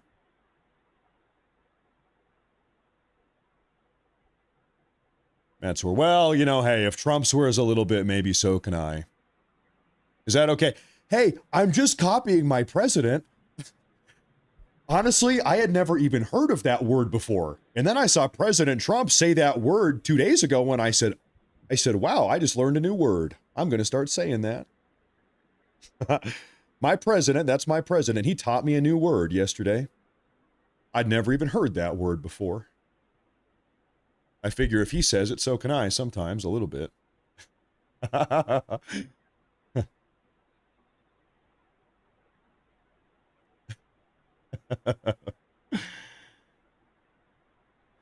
Okay, now we're pulling up some more information here.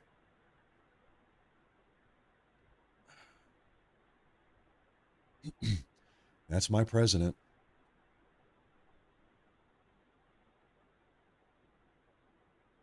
I'll get that closed down here. Breaking news. Iran has just confirmed it will open up the Strait of Hormuz for safe passage following a deal with President Trump. The foreign minister of Iran says for the next 2 weeks, safe passage will be possible. Iran has also agreed to a ceasefire, they say, if attacks against Iran are similarly halted.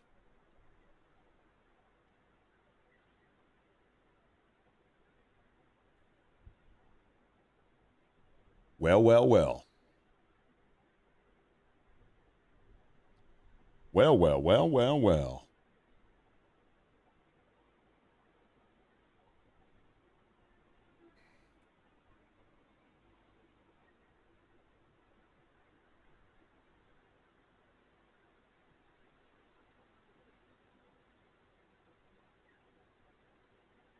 I'm taking a quick look out here.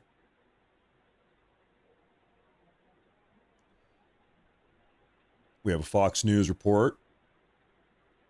Short little video. Let's see what they've got to say here. Turn up the audio here.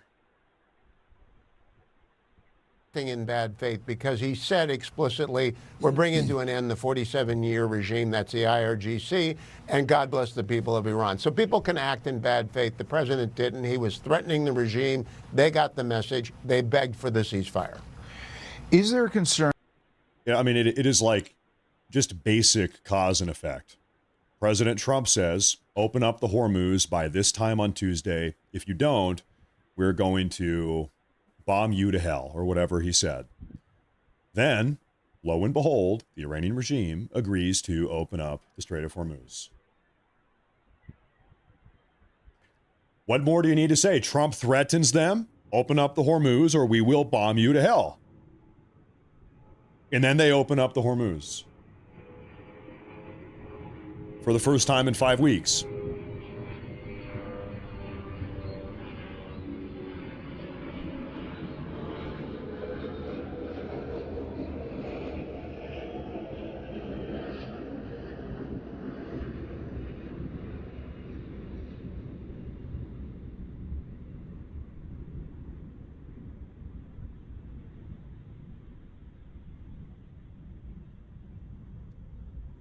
Laura Ingraham says she just got off the phone with President Trump. Before we say this, gas prices are already going down. That's true. Iran has maintained two pieces of leverage throughout this entire conflict. One, shut down the Hormuz.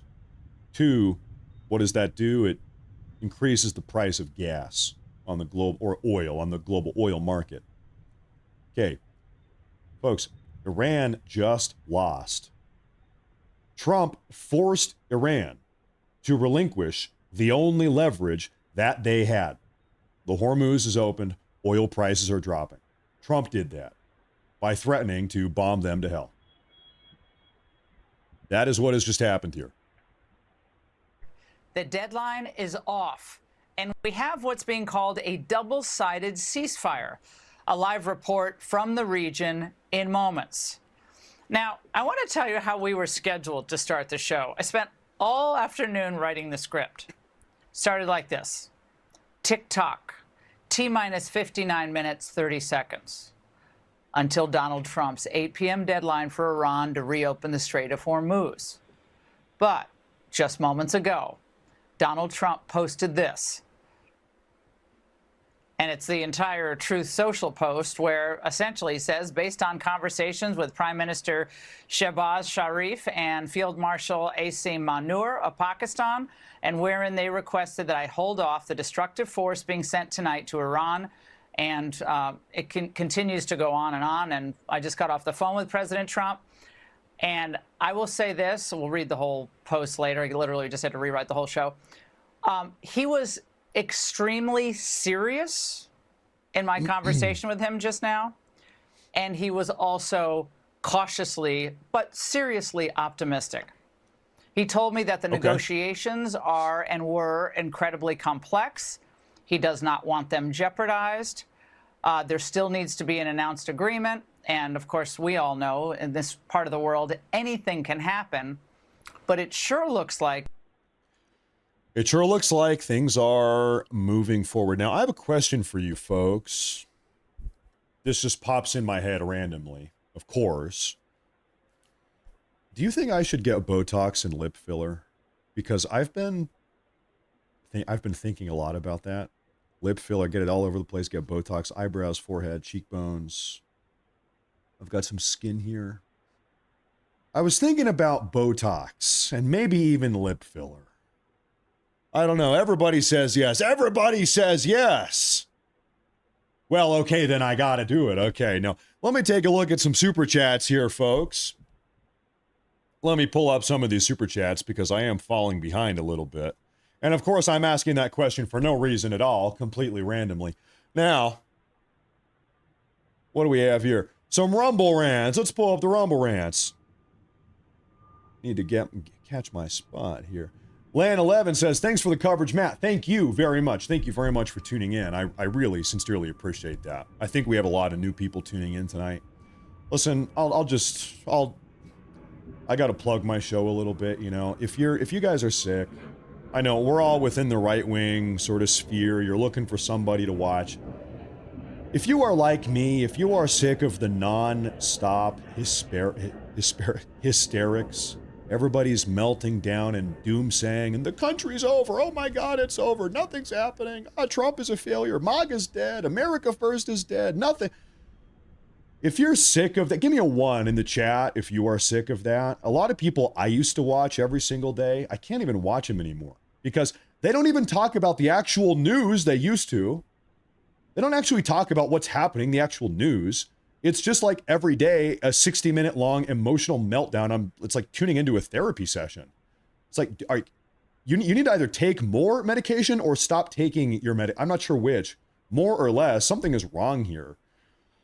So if you're sick of that, and I am, drop a follow, keep coming back, join the community. I really appreciate that. Thank you we got a lot of great people here. That's you guys are greater than me. Thank you very much. Boogerman 2455. Thank you very much. I appreciate that a lot. Thank you very much. He says, love the show. Keep it up. I'm gonna keep on trying to keep it up. Thank you very much. Bystander Syndrome says, won't Iran call him a retarded liar in the next hour? I don't know. Who cares? I'm sure Iran. I mean, we already saw Iran is going to come out and say that President Trump surrendered to us, the glorious Iranian. I'm sure. Who cares? Iran is nothing but yap. All they do is yap. All they do is yap. That's all they do. Who cares? It's like if you're, if you're walking down the road, you're walking through the neighborhood and somebody else's dog barks at you. Are you going to let it ruin your day? No, it's a dog. Dogs bark.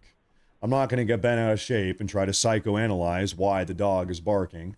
Dogs bark. It's what they do. The Iranian regime, they yap. That's what they do. And there's no substance to the yap. Doesn't mean anything. Now, I love potatoes. He says, one thing people got to realize about Trump, just letting a man cook, sit back, watch, because everything he does eventually works out for the better. I don't know how, it just does. Providentially. The answer is providentially. That is how. It's the same mechanism that allowed this country to come into creation in the first place. This is a providential nation, and we have a providential president. Undoubtedly so. Some people are saying missile alert. One moment here. Well, I'll go ahead and put this up. We shouldn't be, in theory, we shouldn't be having any missile alerts anymore. I would imagine that it will take a couple hours for the entirety of the Iranian regime to get the memo that a ceasefire has been reached. Keep in mind, they have all of these little autonomously operating IRGC outfits across the country. From what I understand, they're actually communicating by passing notes back and forth. A lot of their communication infrastructure has been blown up. They have a very hard time communicating. So just because at the top level a ceasefire has been reached does not mean that every single little boot on the ground outfit across the country has received that message yet. Does that make sense? They've got to pass that message along. They got to write out the note, hop on the back of their camel, and then ride across the landscape.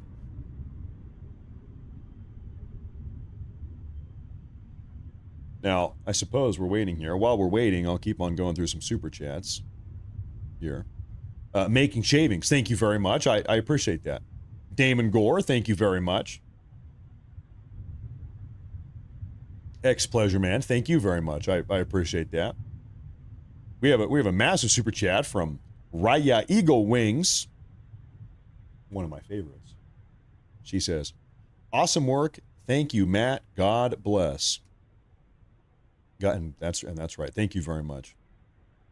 We have been, I'll speak for myself, I have been praying. In fact, I started today's broadcast off by saying this. If you rewind and go watch the introduction, I have been praying literally every single day that we can navigate out of this conflict, war, whatever you want to call it, with minimal casualties on every single side of the equation. Minimizing loss of human life. And you know what? Those prayers that I'm sure many of you have been participating in might have been answered. We can only hope. Thank you very much. Raya, thank you very much. Thank you very much. God is good. Yes, he is. Yes, he is.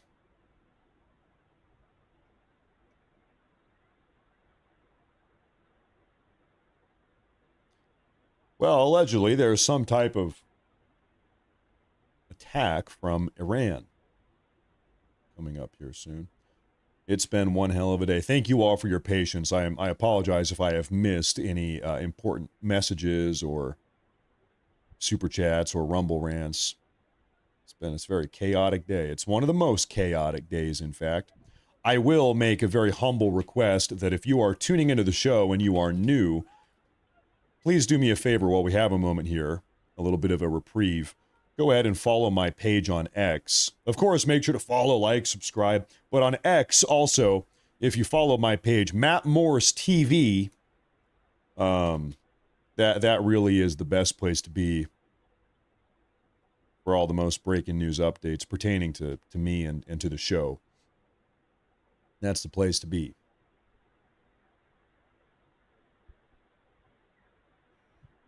$114, we shall see. We shall see.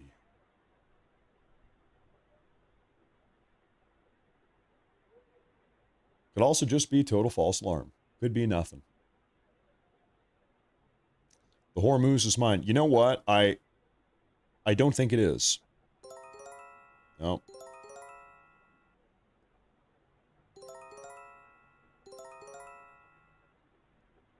I don't think we have any reason to believe the Hormuz is mined other than some very speculative reports that came out 4 weeks ago.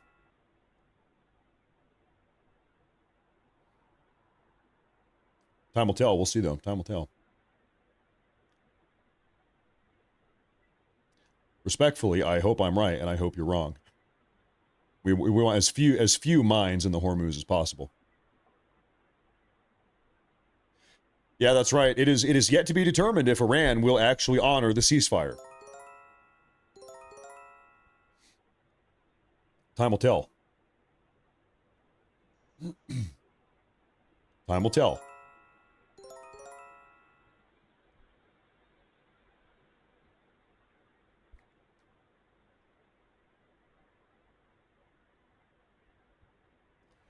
Chance Walls says, Matt, just a heads up. According to the Kobesi letter on Twitter, crude oil dropped by 23%. Yes, it did, and it's still going down even more. This afternoon, earlier on in the morning, in fact, it peaked at $117 this morning. With the announcement of this ceasefire, now crude oil futures are down to, what, $94? Something like $94. That's a massive drop. Oh, there's something up there. It's over southern Lebanon.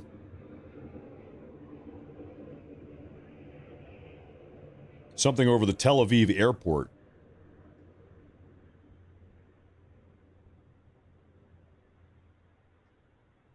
Intercepted over Tel Aviv on Cam 3. It's 91 now. Astounding.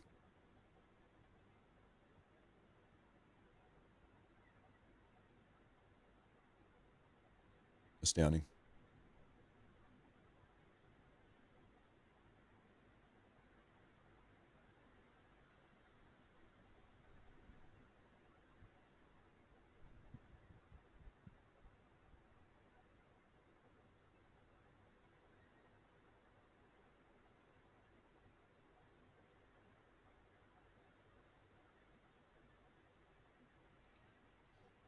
Well, I think that's probably the end of that. Like we said, yeah, that attack is over. Let me pull up Google Maps here. I'll show you folks something here. Following the decapitation strike that the U.S. and Israel carried out 5 weeks ago now, 4.5 weeks ago, the Iranian regime pivoted into what's called a mosaic command structure, a mosaic defense, meaning that they have not actually had a centralized command structure. They've had, what I have read, 31 individual sort of autonomously operating points of command, IRGC outfits across the country.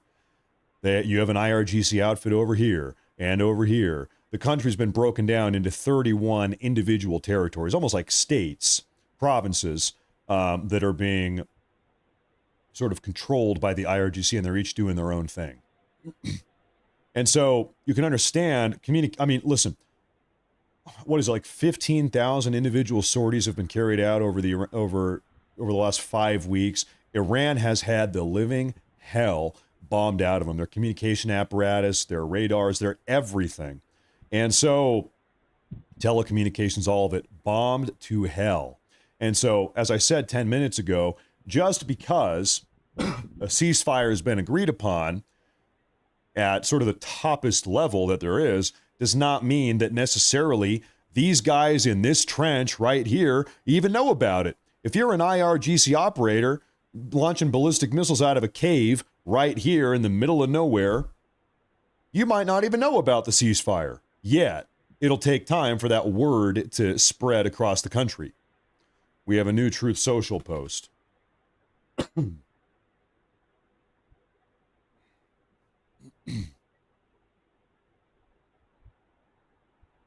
Do we now? This is the official statement of Iran. President Trump has posted on Truth Social right now. Here it is. This is from the Iranians. On behalf of the Islamic Republic of Iran, I express gratitude and appreciation for my dear brothers, the Prime Minister of Pakistan, Sharif, and Field Marshal Munir for their tireless efforts to end the war in the region.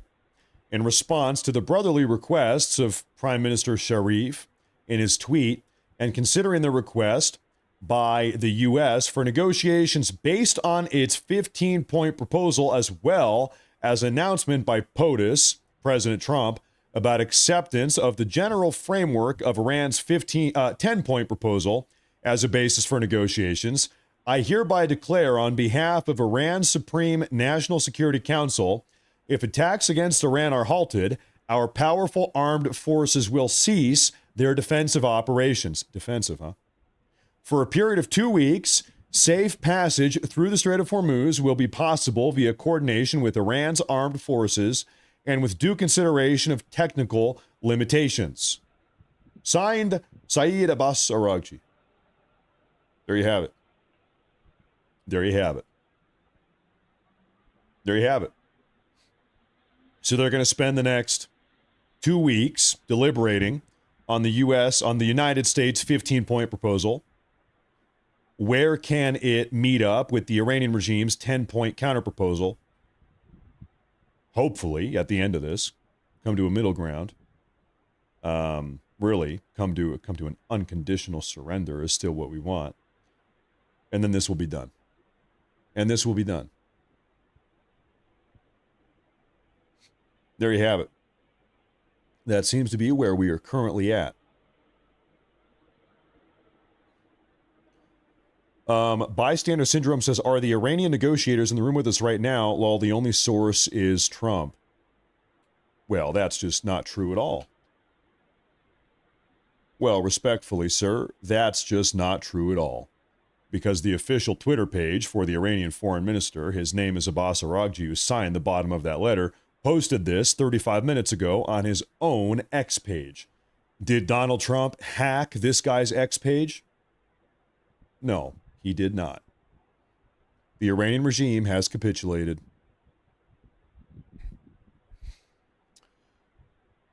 The Iranian regime has capitulated. He posted it on his own page. Look at this. Oh, look at this. The far left is already melting down. Here's a famous one. I see her on Twitter all the time. How can you negotiate with the man who murdered Ali Khamenei no matter what he agrees to? Have we learned nothing about negotiating with terrorists? Oh yeah, Donald Trump is the terrorist. So on the left, they're mad that the Iranian regime is negotiating or capitulating to Trump. Judge me, judge my success by the behavior of my enemies. There you have it.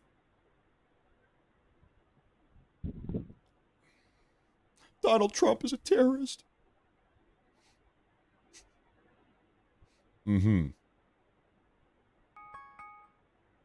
Look at that. There's another potential launch from Iran. You know what? Let me float an idea by you. Just thinking out loud here. Things might be about to get absolutely crazy. And I'll tell you why. We might find out over the next, we're going to give this, okay, like I've said, the ceasefire has just been issued like 35 minutes ago. Let's give this a couple hours for the word to spread. It takes time for news to travel across Iran. Okay. Give it a couple hours. Let everybody in Iran figure out, okay, ceasefire, okay, settle down, everybody. Give this like a day or so. If we wake up tomorrow, okay, if we wake up tomorrow and we see that Iran is still firing ballistic missiles at Israel or just anywhere, we are going to know that no individual person, Abbas Araghchi or anybody else, even has the capacity to turn this machine off. So far, right now, we want to believe that Abbas Araghchi, he's got the key, he can flip the machine off, so to speak. What if 24 hours from now, ballistic missiles and suicide drones are still going out? What does that mean? That means nobody is calling the shots. That means you've got 31 individual IRGC outfits, and they are all acting autonomously. Maybe some of them will respect the ceasefire. Maybe others won't. We're going to find out very soon, within the next 24 hours, really, if Iran can even be negotiated with. Trump might have just struck a deal with somebody who's not even in charge. Time will tell. Time will tell. Time will tell.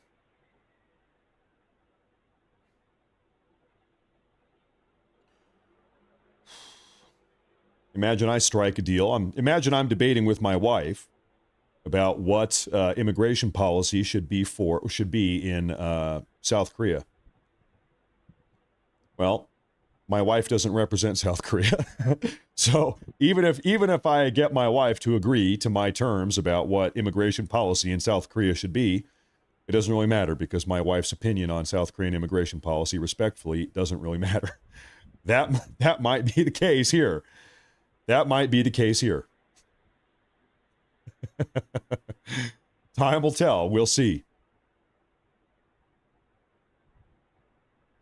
Time will tell.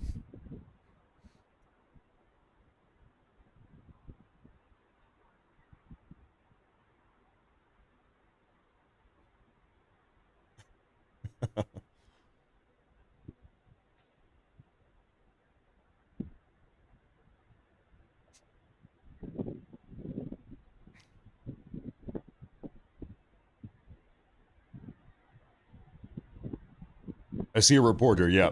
This is what we're talking about. IRGC Aerospace Force units are still launching missiles and drones. It will take time for the details of the ceasefire order to reach the lower ranks of the IRGC. That just makes sense. That's what we've been talking about here. That makes sense.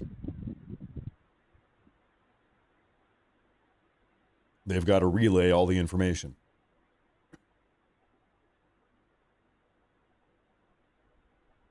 Relay it out.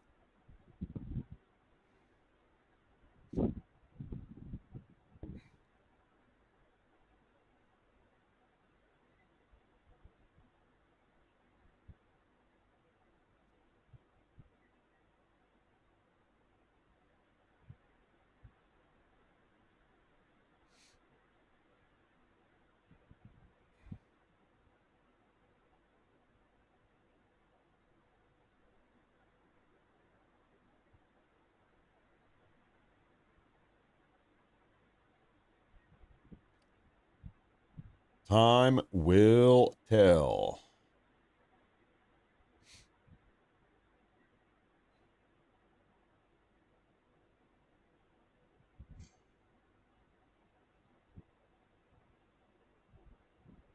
Yeah, let me know if you see anything strange up here in the night sky. If you see any UFOs, if you see Santa Claus driving his sleigh, if you see any Bigfoots flying through the night sky, tell me about it.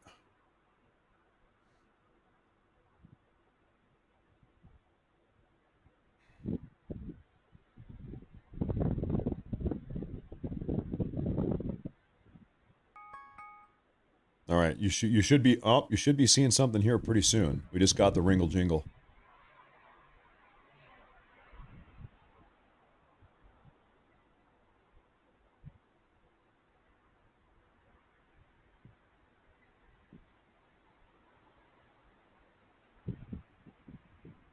Oh, there's Texas Ricky. I was going to moderate you, but I need to find you in the chat.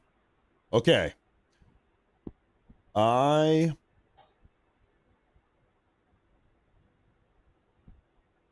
gotcha. Hey, thank you. Good to see you, by the way. Thank you. Thank you again. I've got to pluck names out of the live chat. There's the siren there.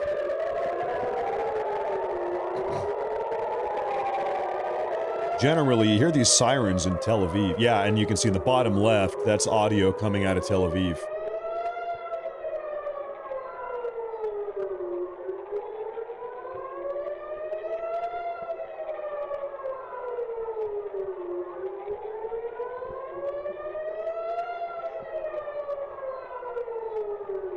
We're looking up in the sky.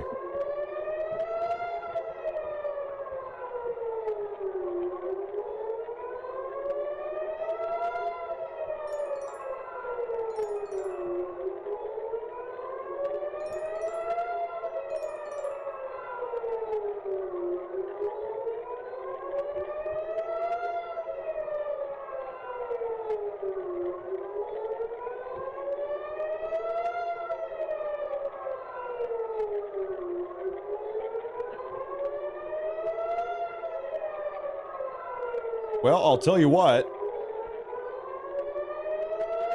I don't see a damn thing.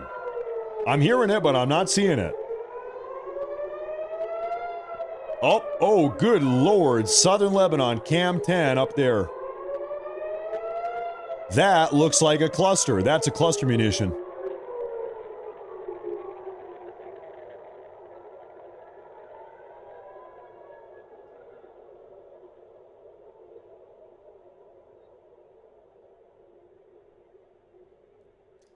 The cluster munitions, you don't really see them collide with the ground. You don't really ever see that big blast because it's like 24 little tiny smaller ones.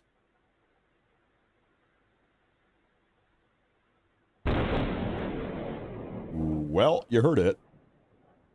You just heard it.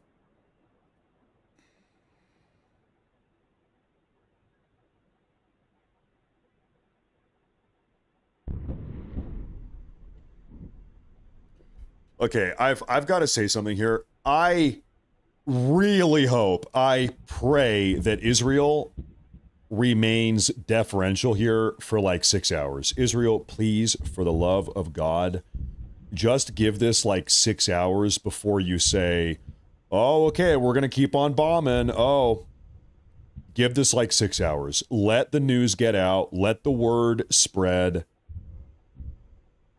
Let all the little tiny independent IRGC outfits in the middle of nowhere, Iranian hillside, let everybody hear about it. Let the word get out. Give this like 6 hours. Because you know that if Israel starts carrying out airstrikes again in retaliation for what we're seeing right now, then everything is going to hell, right?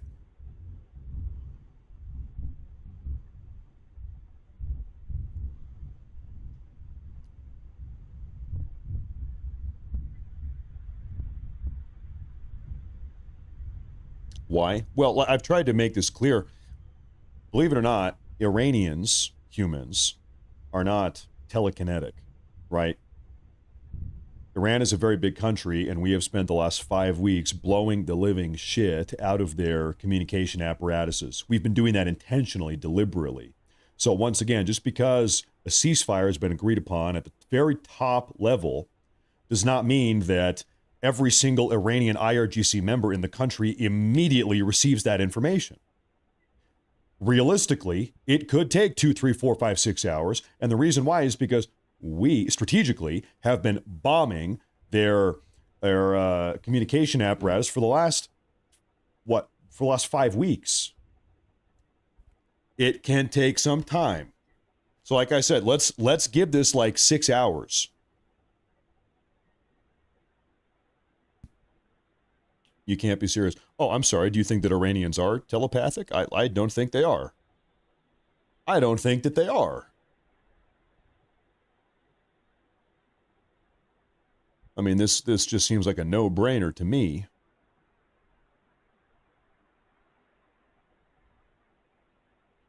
We have a massive super chat here from Eluffy. He says, your great puppy demands a proper choo-choo and perhaps a potential cameo. Hey, thank you very much. I appreciate that, Eluffy. Yeah, maybe not. I'm not sure. We'll see about that later. Thank you very much. I appreciate that. Thank you very much. Thank you very much. I appreciate that a lot. There's another attack wave here. There's more incoming.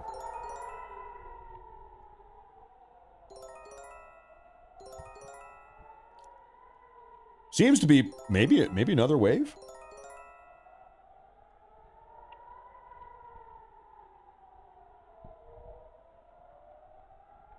And by the way, MAGA Hat stays on. Thank you very much for that big super chat. Thank you very much. Thank you very much.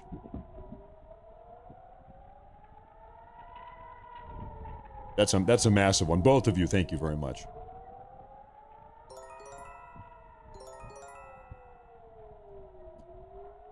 Thank you very much.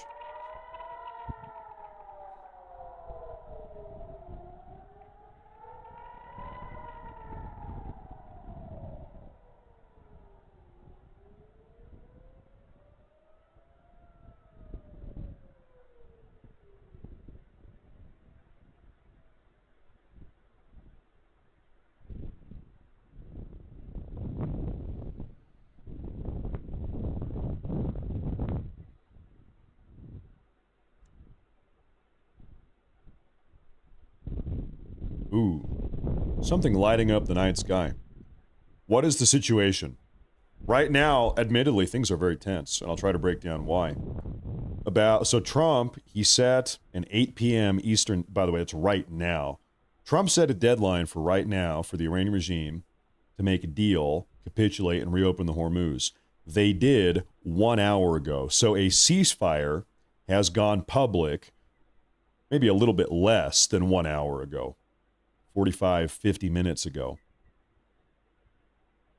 Trump has spoken about it. The Iranian Foreign Minister Abbas Araghchi himself has publicly spoken about ceasefire. We've got a deal.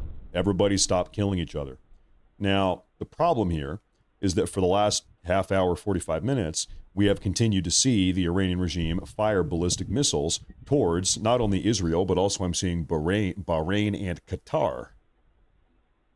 They're still firing missiles everywhere. And so I suppose you have two options here. The question is, okay, if there's a ceasefire, why are they still launching missiles and rockets? Two possibilities. One, they are deliberately well, actually three options. One, they are deliberately and intentionally breaking the ceasefire. It was all a lie. It was all bait. They tried to lull President Trump into de-escalating on his end, but really they were going to break it anyway. To me, that doesn't really make sense, and I'll explain why here in a moment. But first, that's option one. This is option number two.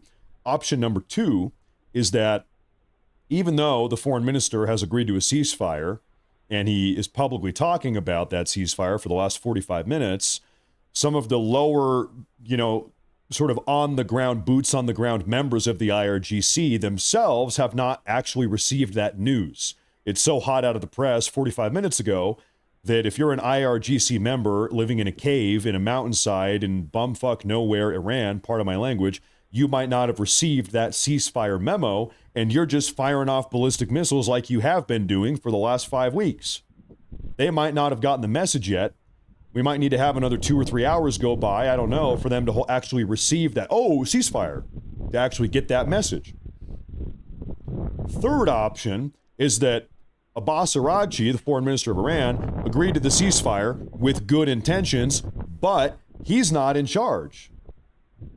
He might have genuinely, sincerely agreed to the ceasefire, but you've got IRGC outfits across the country that don't really care what Abbas Araghchi says.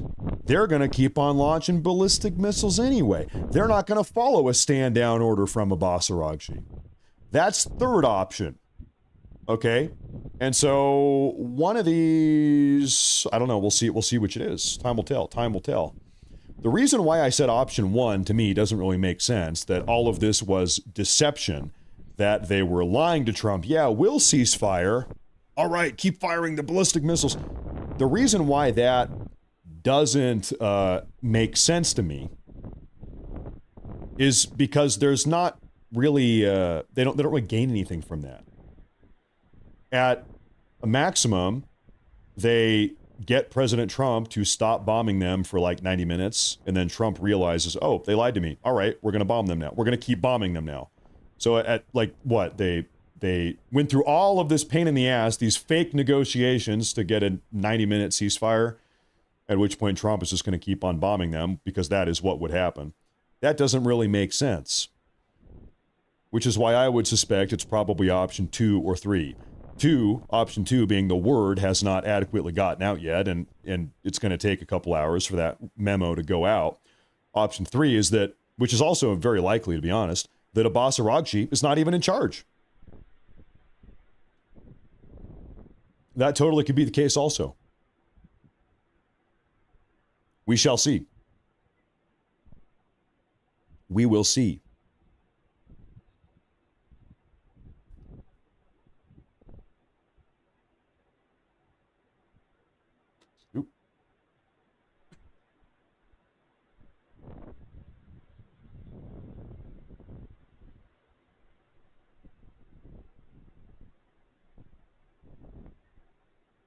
Somebody in the chat called me a traitor for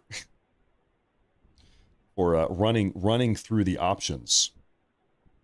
Okay. Thank God we've got a president who's smarter than you.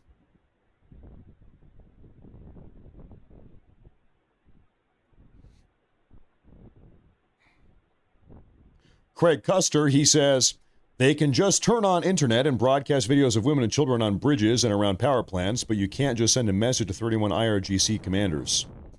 Things are very what's the word? I'm not sure what word I want to use, but as a matter of fact, we know this. This is one of the biggest problems. This is one of our problems right now, is that there are IRGC outfits like I want you to imagine a group of 15 IRGC guys living in a cave in this hill right here. What do you think the cell service is like? Especially after 15 weeks of US bombing. Probably not so good. They've got a script of preconditioned orders. They're operating on a sort of order of operations protocol. On this day we do this. They're operating independently. And you might have thousands of individual outfits, 15 guys, 5 guys, 10 guys, firing drones out of a cave in the middle of nowhere, just doing their thing. It's going to take time for word to spread across the country. That's just an undeniable fact. Undeniable fact. It will take time.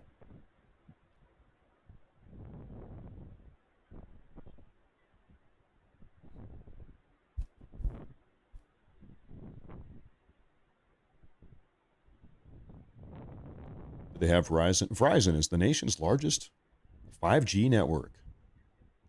Probably don't have 5G service in Iran, I would speculate. Not anymore. Maybe they did a month and a half ago. I don't know. Probably not anymore. Oh, Zara is a new Truth Social post.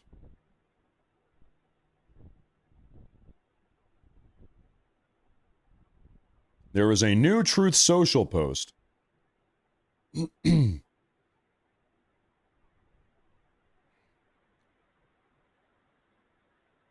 Now what is this one here saying?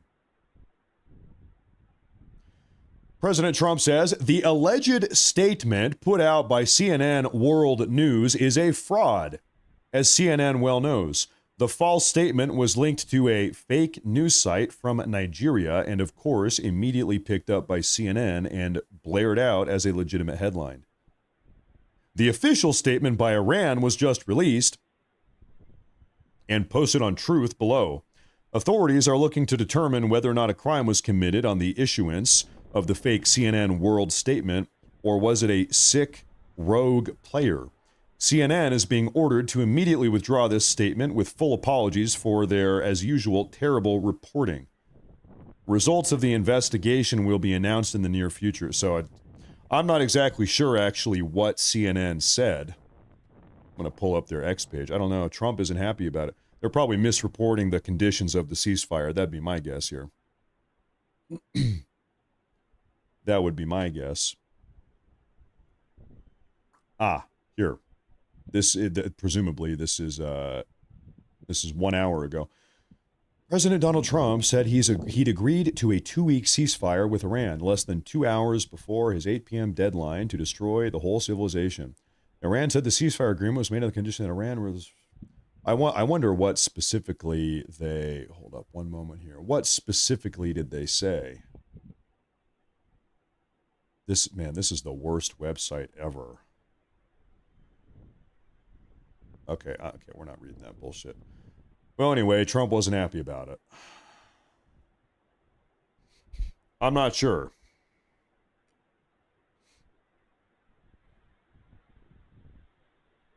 You know, if I had a gun to my head, or if I was at a Las Vegas betting table right now, if I had to bet, why are these ballistic missile strikes still taking place after the issuance from Abbas Araghchi, the Iranian foreign minister, of this ceasefire?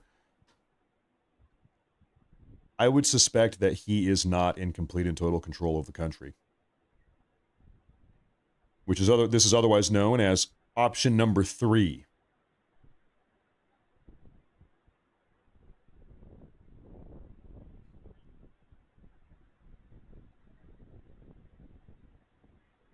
That would be the gun to my head bet.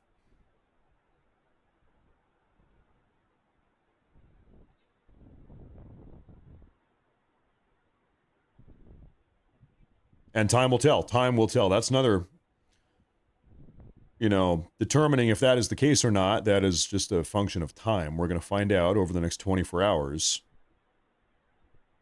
But here's the problem, though. It's a very complex situation. In order to find out if that actually is the case, Israel and the U.S. are going to have to stop attacking Iran for like a day. A day, probably at the most. We're going to have to just stop prodding them and see what happens. Do they keep going? That's the only way to know. Now, is Israel going to do that? I don't know. I don't know. We'll see. We will see.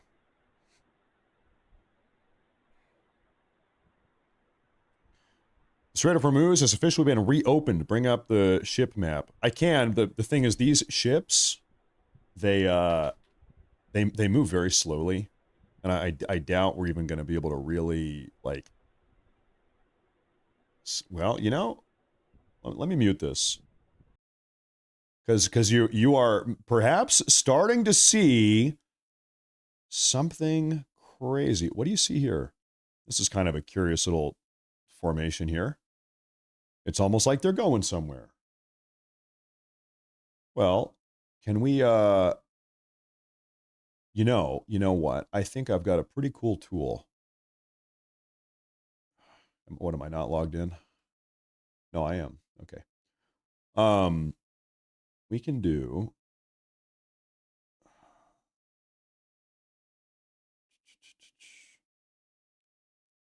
Do we not have a Hormuz? Am I blind here? Oh, I guess I'm not. Well, whatever. So what I think we can do anyway is I need to have the enterprise plan. I guess I'm not enterprising enough. Okay, give me one moment here. I want to watch the playback. You can actually use a playback feature to see where they were and where they're going. So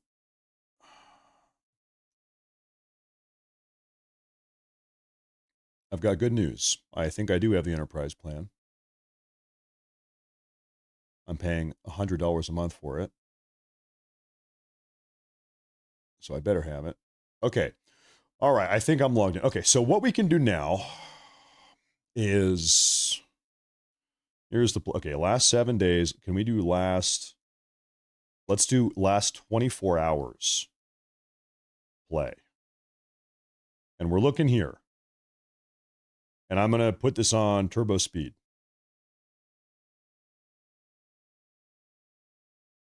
So, frankly, really, all we need to do is look at the last 2 hours. I'm gonna skip way ahead. What we would expect to see is a bunch of vessels moving north. Starting right about now. Right about now, we would expect to see that.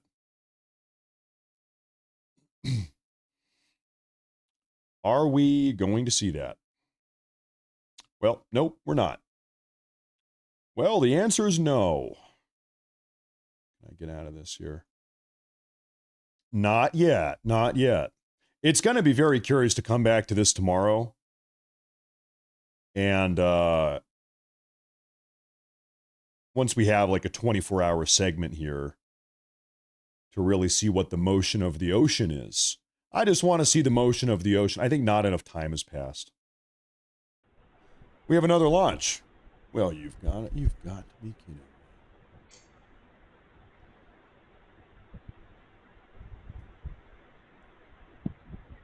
It's almost like they want to get nuked. It's almost like they want Trump to nuke them at this point.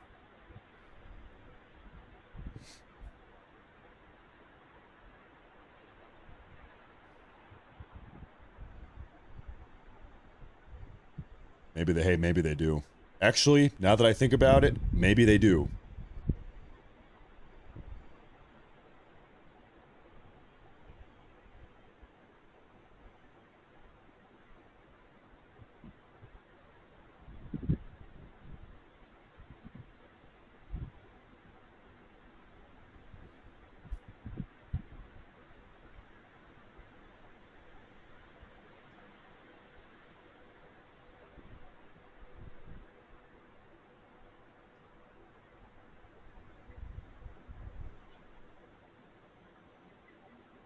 25 minutes ago, we've got a statement from the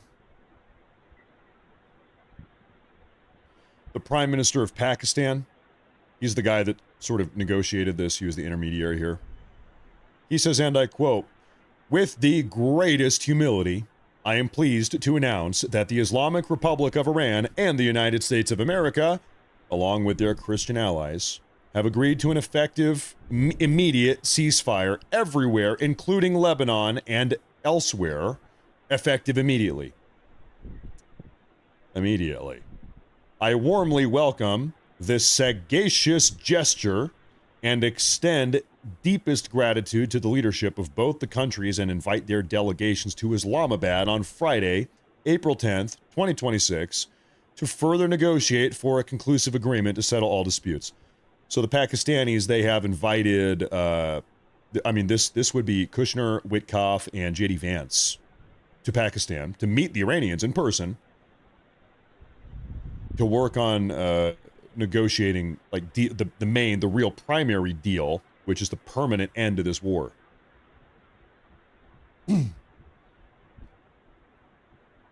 Mr. Pakistan goes on to say, "Both parties have displayed remarkable wisdom and understanding and have remained," really, remarkable wisdom. Anyway, "they have remained constructively engaged in furthering the cause of peace and stability. We earnestly hope that the Islamabad talks succeed in achieving sustainable peace and wish to share more good news in the coming days." Yeah, thank you, Iranian regime, for being so wise and understanding in your pursuit of peace. Thank you, Iranian regime, for that. Thank you.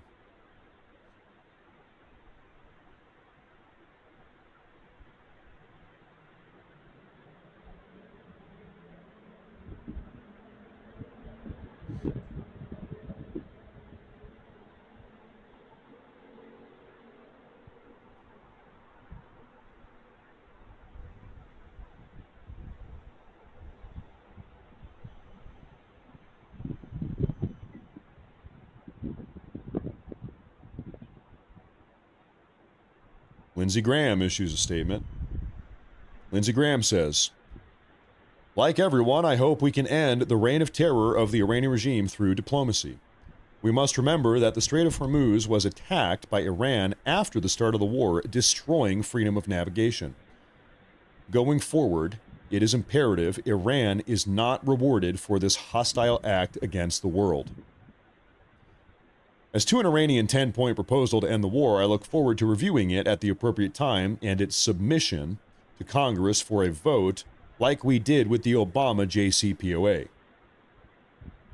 I want to reaffirm that from my point of view, every ounce of the approximately 900 pounds of highly enriched uranium has to be controlled by the U.S. and removed from Iran to prevent them in the future from having a dirty bomb or returning to the enrichment business." Yeah, we can't let them have it. Now, whether or not this is going to make its way into Congress, I doubt.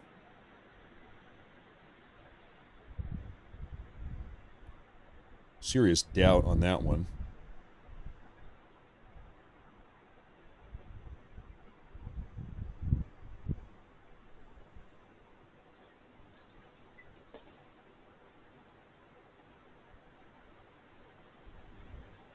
Oh my gosh. You want to know what I'm seeing all over Twitter right now? Ladies and gentlemen, I'm seeing the never-ending third world hordes on the internet that are spreading all type of, pardon my language, horse shit propaganda. They're saying Donald Trump surrendered to the Iranian regime. He's giving them everything they wanted. Donald Trump agreed to pay the Iranians reparations. Donald Trump agreed to let the Iranians keep their enrichment program and their enriched uranium stockpile. Donald Trump agreed. It's just like all of this stuff. Just third world fake news bullshit.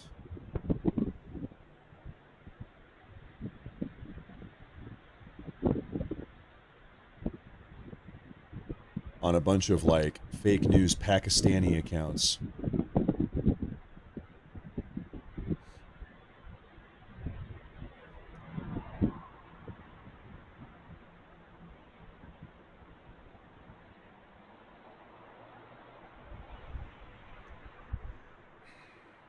Ladies and gentlemen, we have a statement from a White House official. A White House official says the U.S. expects that it will take some time for the ceasefire orders to get down to the lower ranks of the IRGC.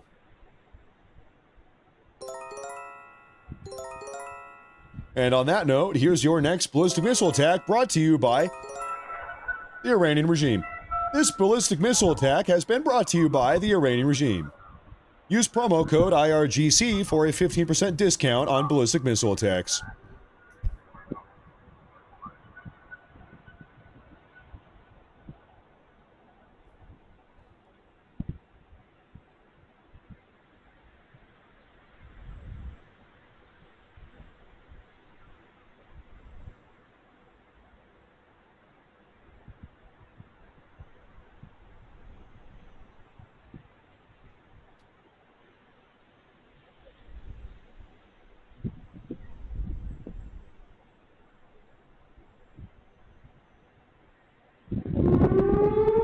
There you have it.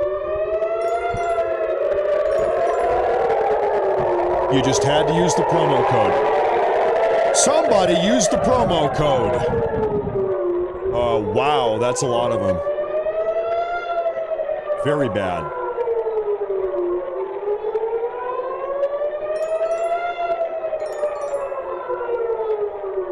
I'm not sure if that's 3 of them together or one that... You get a different angle here. You see on cam 3 there's a cluster munition.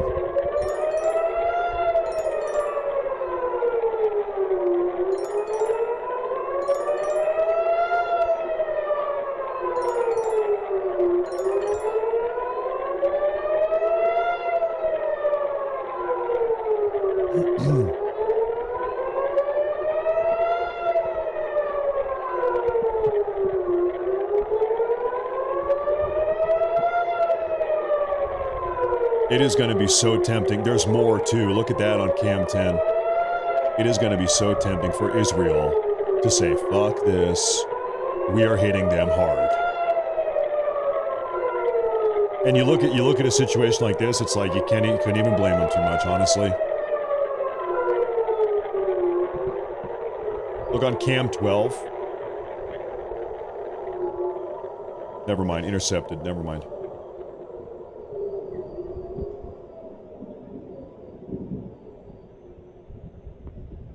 Lot of interceptions over Tel Aviv. So what's curious here is that the Iranians, they're actually hitting Tel Aviv and Haifa right now.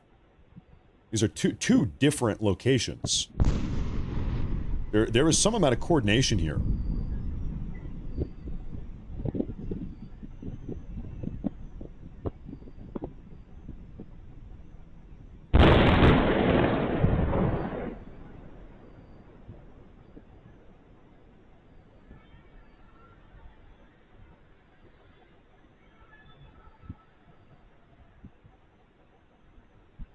Saturn Dreaming of Mercury says, I think this was a dead hand set for the deadline.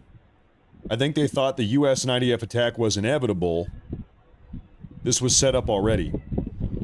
You know, there was a thought that occurred to me. That was the thought that occurred to me about a half hour ago. And I didn't say anything because, frankly, I don't know if the Iranian regime has the capacity to, like, pre-program or schedule a ballistic missile launch in the absence of direct human involvement. I don't know. I don't know.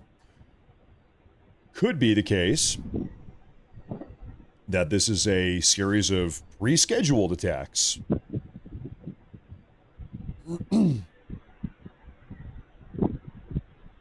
But frankly, I don't know if they can do that.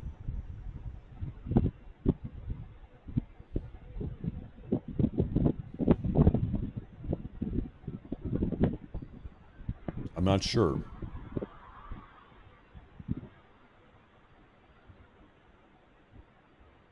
curious idea, though, nonetheless.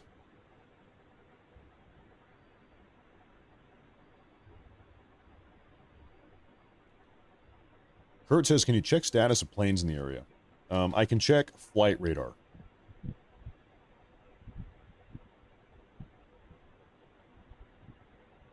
Is what I can do.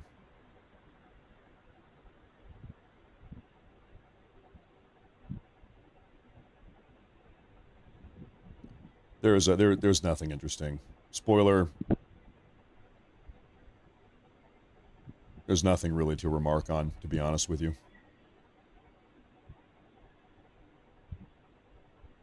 We're tracking military jets right now. This is look at that, Luxembourg toothpaste. We've got a Luxembourg. This is a no, it's got to be a NATO plane.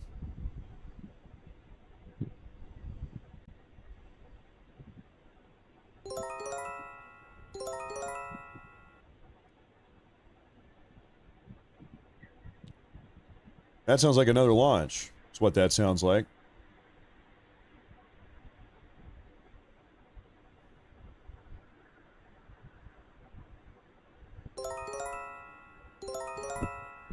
Okay, folks, it's not a launch. They are here. They are on top. And coming in hot.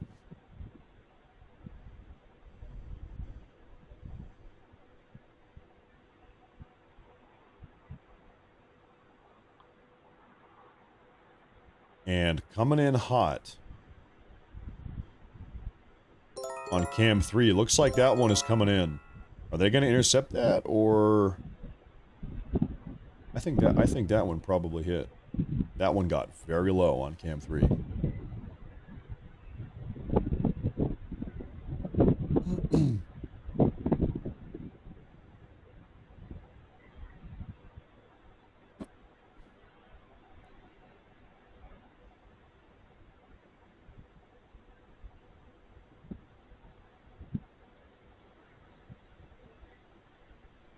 Well, I mean, there is a legitimate question to be asked. How long does Israel need to sit here and just get hit by ballistic missiles after the ceasefire? How long does Israel need to wait for information to spread to all of the members of the IRGC across their entire country?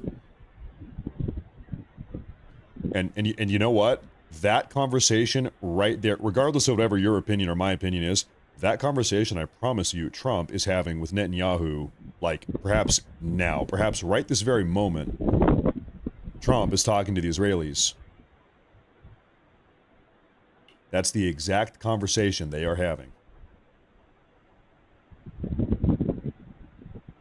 I was going to say, folks, at 8 a.m. Eastern Time tomorrow, Hegseth and Chairman Kane, they're having a press conference about Operation Epic Fury. I will not be here in the morning for that with you folks, but we'll take a look at it afterwards.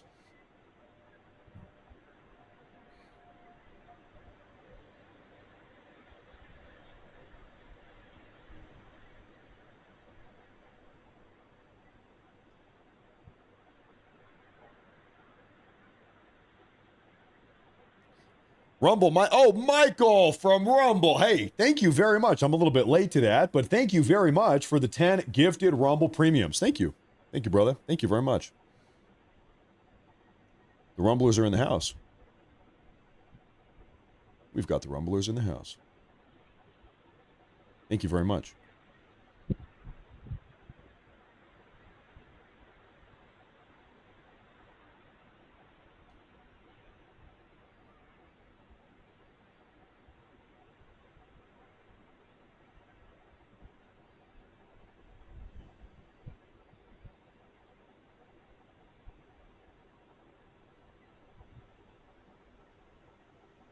So we will have we'll have an Operation Epic Fury update tomorrow morning. We will recap that in the afternoon on our afternoon show.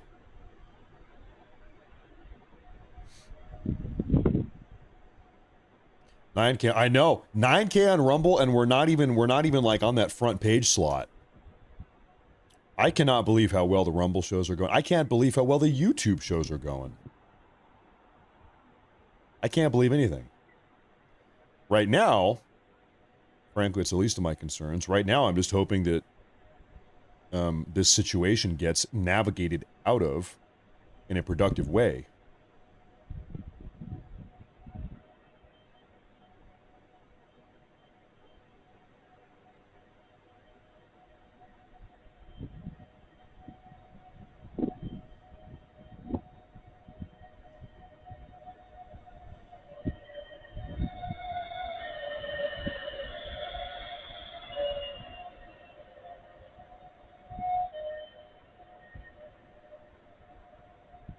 To those who knew Trump wasn't going to vaporize 90 million people tonight, congratulations, you passed the easiest IQ test of all time.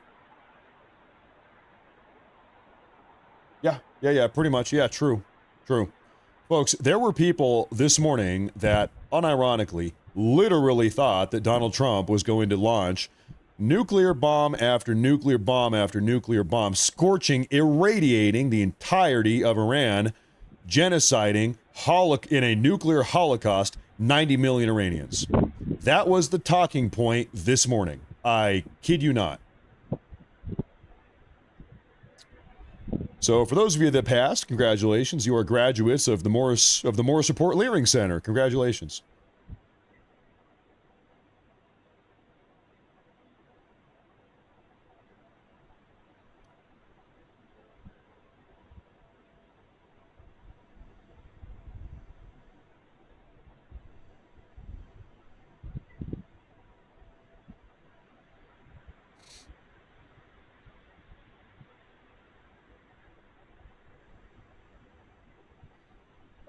Cy Tiger says, what do you think about Artemis 2? I think it's awesome. We went to the moon. Frankly, I haven't really been following Artemis 2, like, very loosely. But yeah, no, it's cool. It's cool. I like that stuff. It's very cool.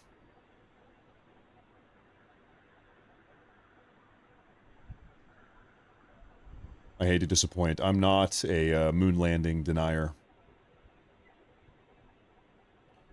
You know, here's a kind of a funny notion. If you ask somebody on the far left, how do you define indigenous?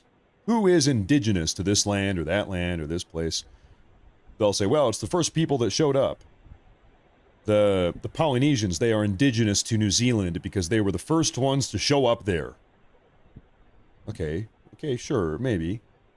Well, that makes Americans the indigenous people of the moon.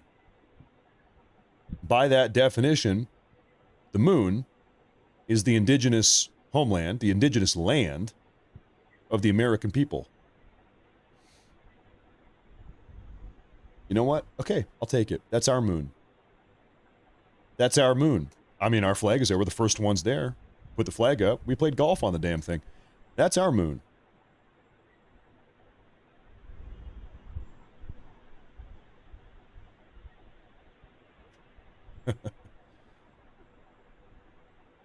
Who else has played golf on the moon? Didn't think so.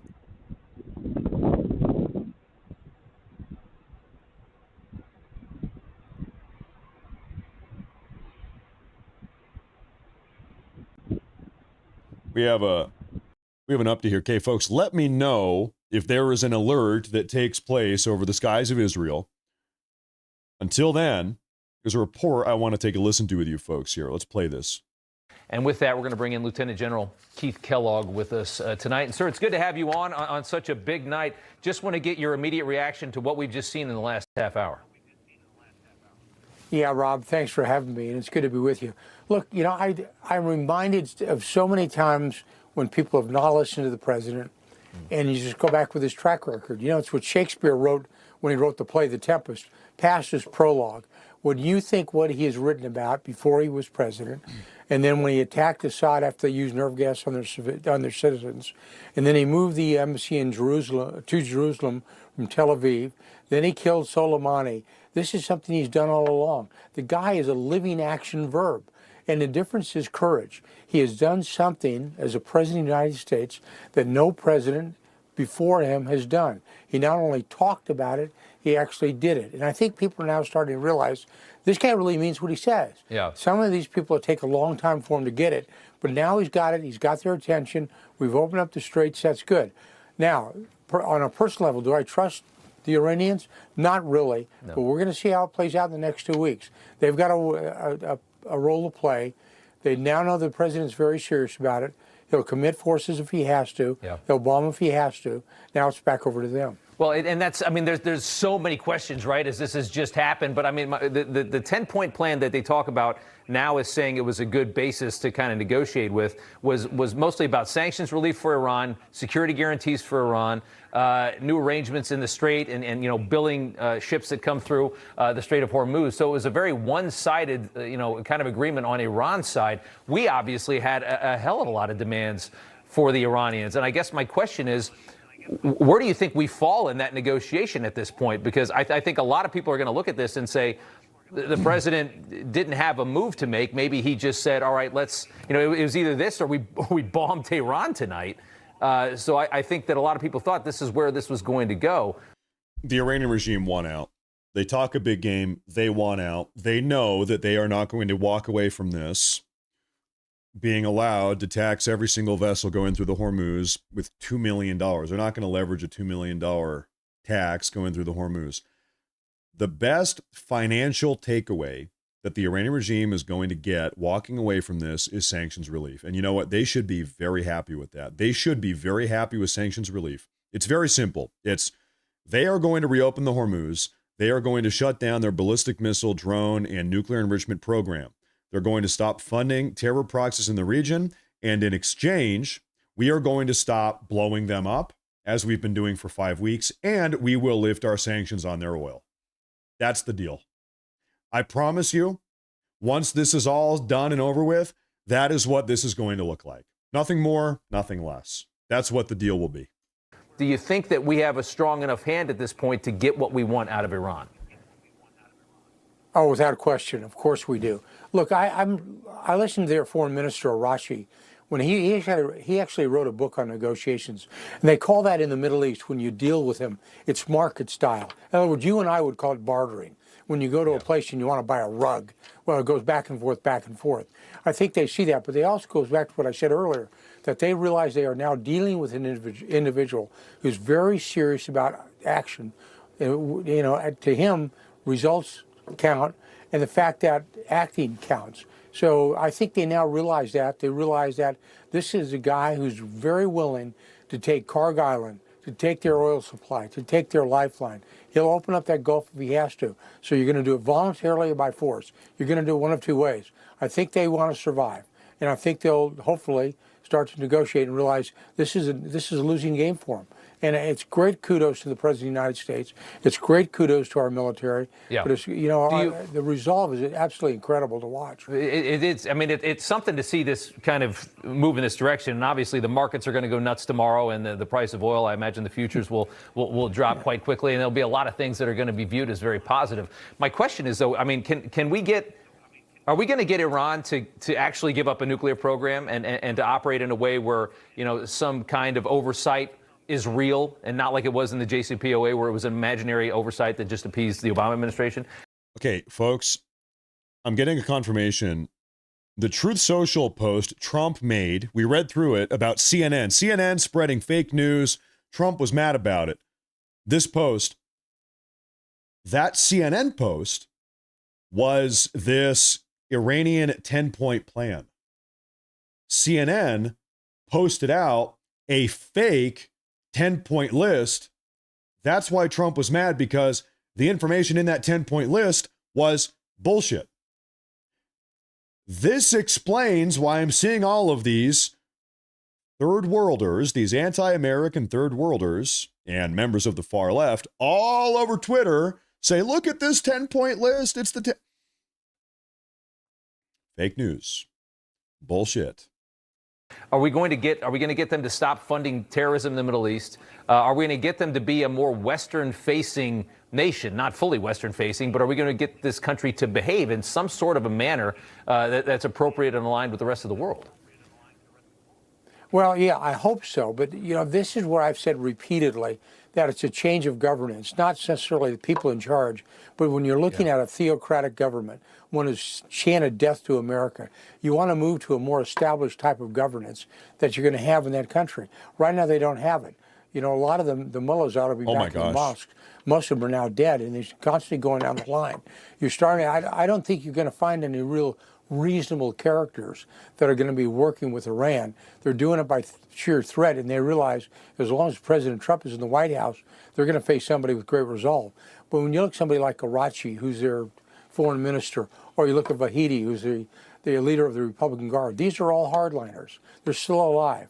But they, I think, are realists as well. They realize what's going to happen. And we've gone far enough down the line that some of these people now are starting to say, maybe it's better we get along with these guys. And over time, hopefully you'll have a change of government too. Okay, I've got to show you guys something here. Big drama right now over this 10-point list. Here's a random user on X. This is going viral. Over 250,000 views on Twitter. This guy, Owen Jones. He's a YouTuber. Socialist, anti-fascist. Okay, so you know what's going on here. Anyway, he posts on Twitter, "This is Iran's 10-point plan, which Trump has accepted as a workable basis. This is the biggest strategic defeat suffered by the U.S. since its emergence as a superpower." And this is the fake 10-point list put up by CNN. You're not going to believe this. Stephen Chung, who's a member of the Trump administration, assistant to the President Trump, and White House Director of Communications. Yeah, it's on his official government account. He says, "You have no idea what the fuck you are talking about, you loser. Go back to whatever hole you crawled out of because you clearly cannot read." Wow. So we are not playing games with this 10-point list. The Trump administration is not playing games with this 10-point list. We're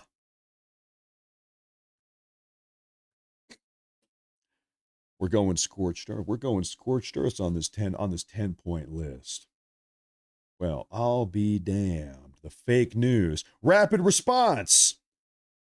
Official White House rapid response page has just said, "Attention, CNN.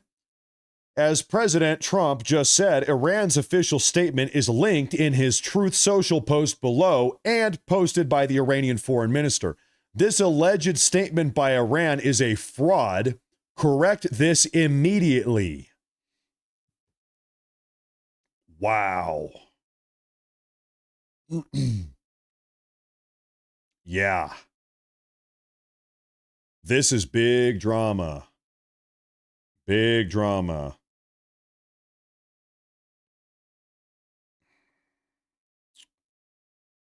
Gordon, this was a wild day. We wrote the show one way, and once again, Donald Trump he's playing this kind of kabuki theater with everyone, keeping everyone on their toes. But nevertheless, the calculus with China and Iran does not change very much, at least not right yet. Yeah, the Chinese, they saw a determined President Trump get his way. This is a great day for America. And China, although it's been supplying Iran with weapons and all sorts of stuff, actually is a bystander. They do not want to stand up to the United States. They know they don't have the power. Yep. They know that Trump is making history, and they can't do anything about it. So this is a great day for the United States. Gordon. I agree. I tend to agree. Really, who is the single biggest loser in all of this? Who has been consistently, beyond the Iranian regime? It's China. It's about China. You blinked. You panicked. You trooned out. You didn't trust the plan. You betrayed Trump.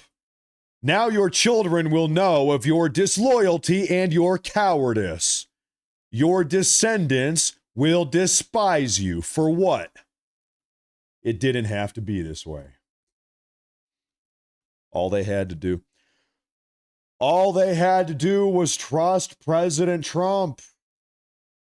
But they melted down. A lot of these people, they melted down. They imploded. Acting in bad faith because he said explicitly, we're bringing to an end the 47-year regime, that's the IRGC, and God bless the people of Iran. So people can act in bad faith. The president didn't. He was threatening the regime. They got the message. They begged for the ceasefire. They begged for the ceasefire.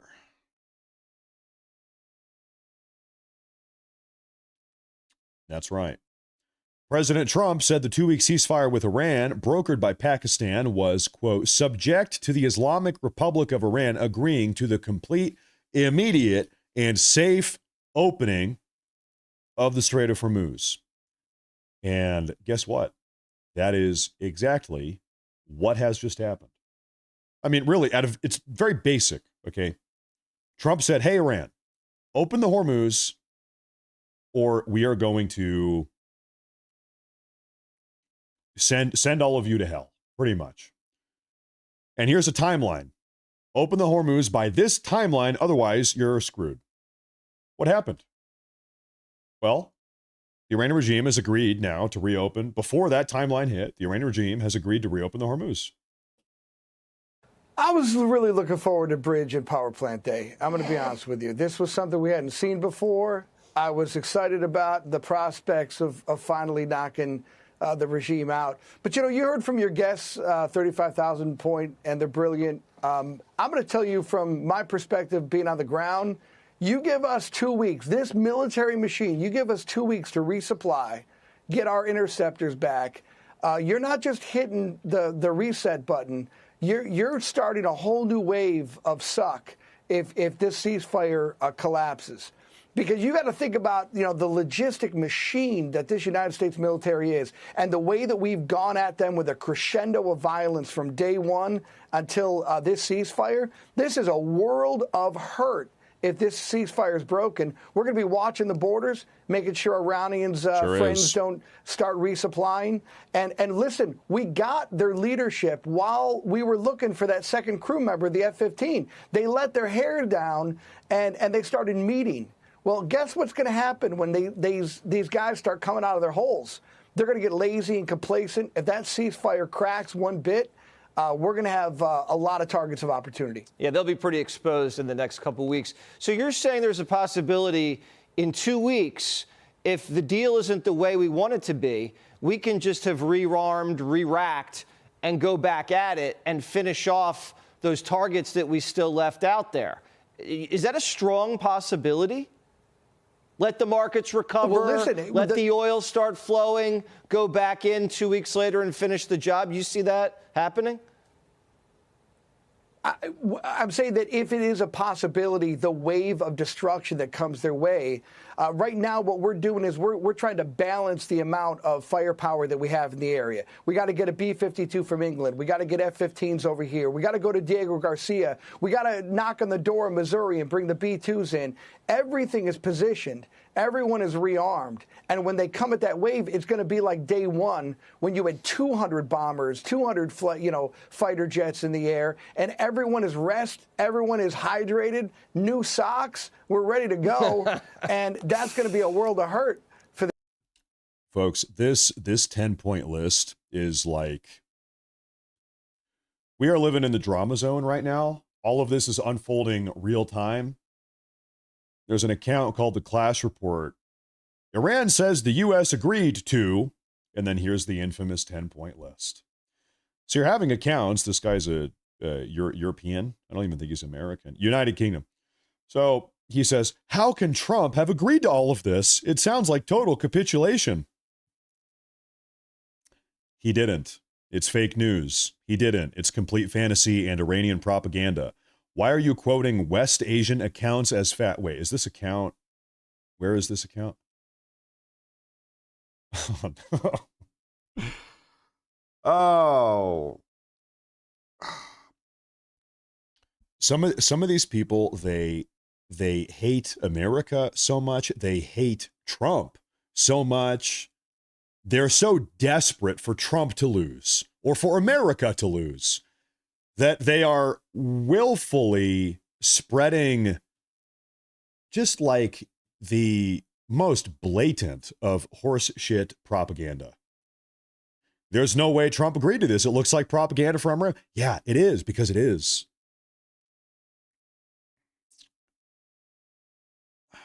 False. This sounds impossible. It is because it is impossible. The fact that you posted this kills all of your credibility. Yeah. Iran also said they did this. Whoa, Iran shot down this plane?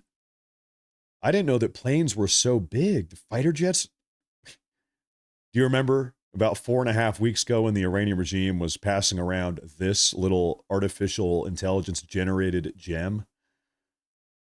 Like the most blatantly AI generated photo ever. They were trying to pass stuff like this around 4 weeks ago. Whoa, Iran shot down an F-35 or whoa. Uh-huh. And people buy it. They latch onto this stuff every single time because they just hate America and they hate Trump. They hate America and they hate Trump, and they're desperate for any sort of, you know, they'll just believe anything that corroborates their own insane preconceived notions. I'm going to scan for some, hopefully I can find some actual news updates here.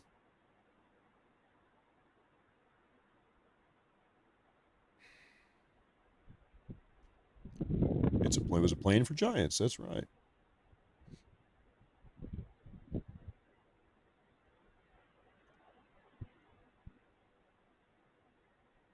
It's something else. It's unbelievable. Iran blinked. And you know what? Here's what I'll tell you. If they don't do exactly what Trump wants going forward, this is a 2-week ceasefire. This is not the end-all, be-all, ultimate deal. This is not the deal that ends this war. This is temporarily reopening the Hormuz.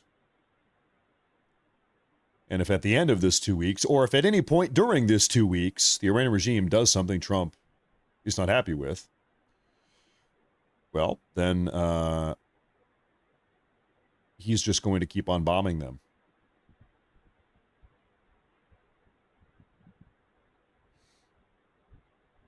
This is the deal before the deal.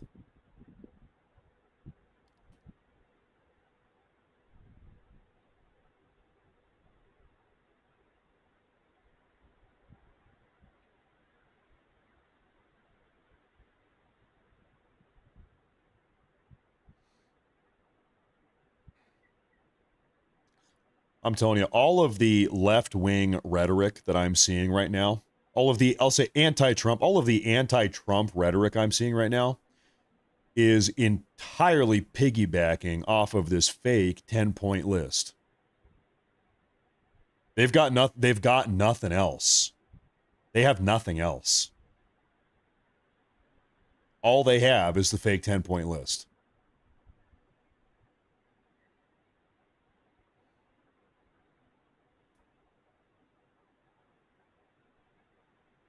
It really is something else.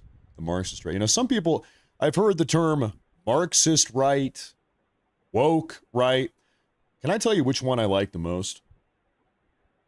In fact, personally, I think it hits the hardest. It's the most effective. Retard right. What do you think about that? The retard right. I see him out here some places. I think that one hits the hardest. It's like a slap in the face. That one hits the hardest. The woke right didn't really do anything for me. The Marxist right, retard right. That one hits hard.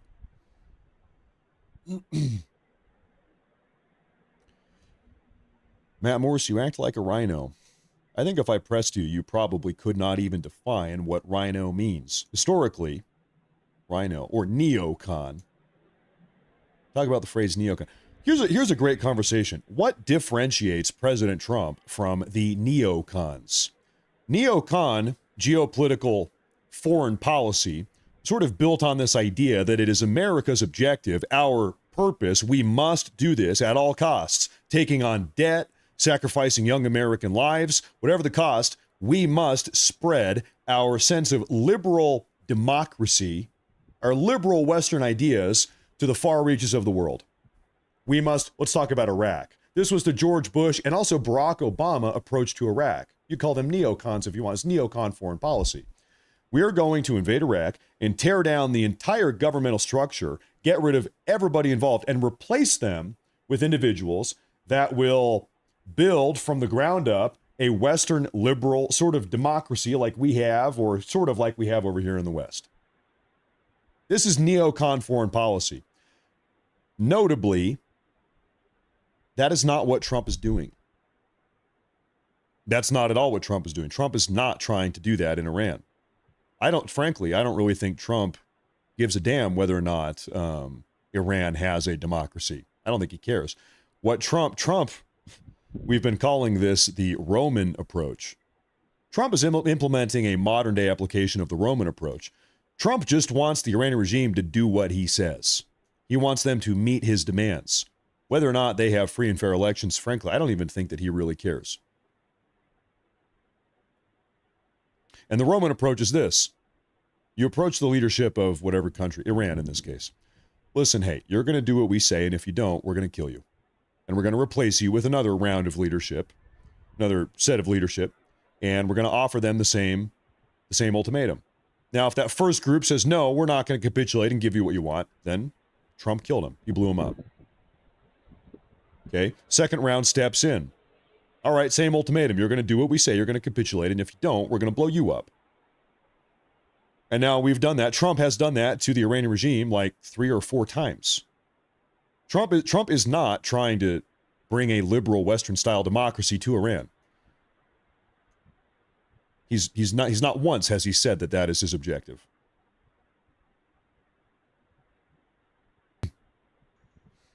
He wants them to do what he says.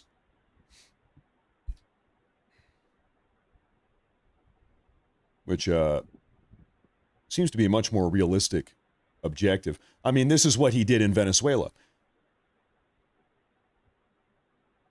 Did Trump completely rip out every single member of the Venezuelan regime? No. He approached the head honcho. His name was Maduro. He said, Maduro, you're going to do what we say. And if you don't, something very bad is going to happen to you. Maduro laughed in his face. Not too long thereafter, a bunch of Delta Force operators and Apache helicopters knocked on his doorstep and discombobulated him and snatched him up and brought him back to New York. He's sitting in a New York City prison cell. Then Trump went to Maduro's number 2, vice president named Delcy Rodriguez. He said, listen, Delcy, I'm going to give you the same offer, the same ultimatum I gave to Maduro.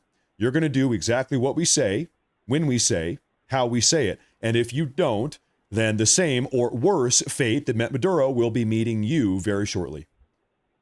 And Delcy, she said, okay, I'll do what you say. So there's a very recent example of really what Trump's, I suppose, this is the Trump approach to dealing with belligerent leaders around the world. And he's effectively applying this same approach to the Iranian regime. It's taking a little bit longer, a little bit more complex.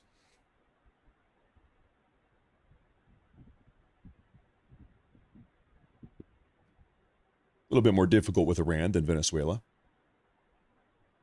But same approach.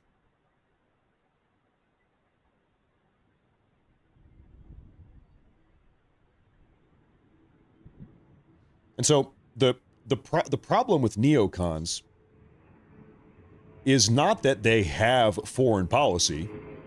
The problem with neocons is that their foreign policy is bad. People say, oh, Trump has a foreign policy. He's not an isolationist. Therefore, he's a neocon. The definition of what defines a neocon is the specific type of foreign policy you have, not the fact that you have a foreign policy. It's a little bit more complex.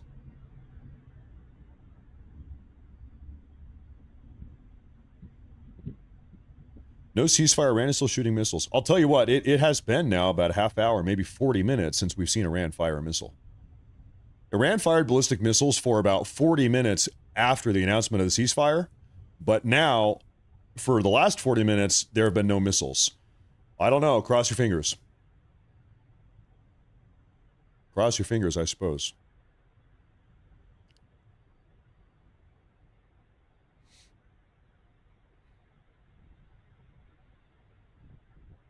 We'll see what happens here.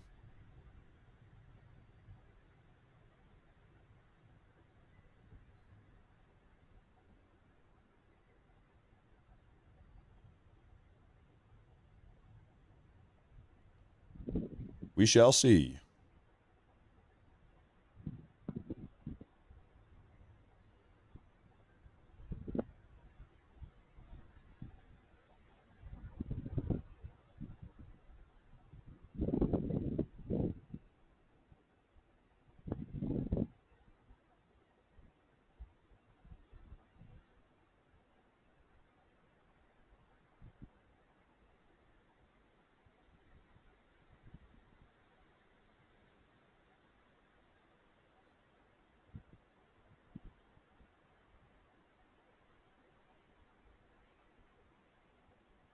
Okay, I'm seeing breaking news here that the IDF has launched a strike campaign against Iran due to the repeated ceasefire violations.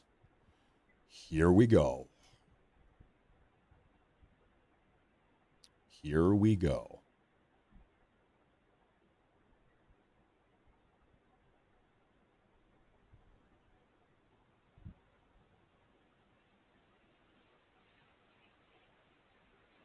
We're waiting to see if we have any more confirmations of this.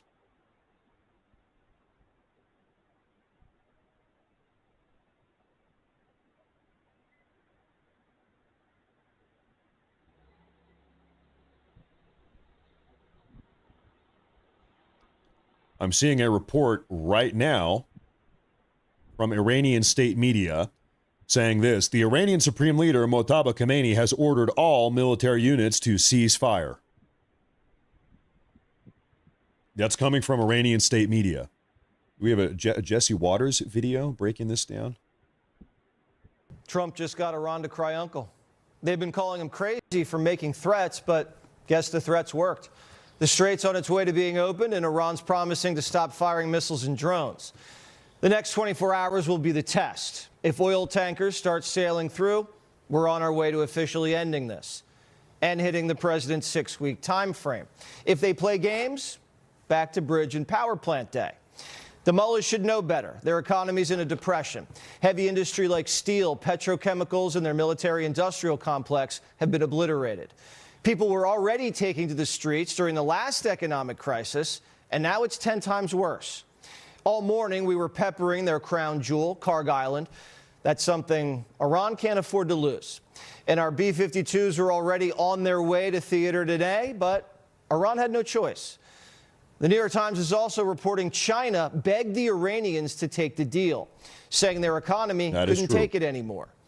The regime was backed into a corner, and the president believed that sending in soldiers to open up the strait and seize Karg wouldn't be wise. That is true. It is all true.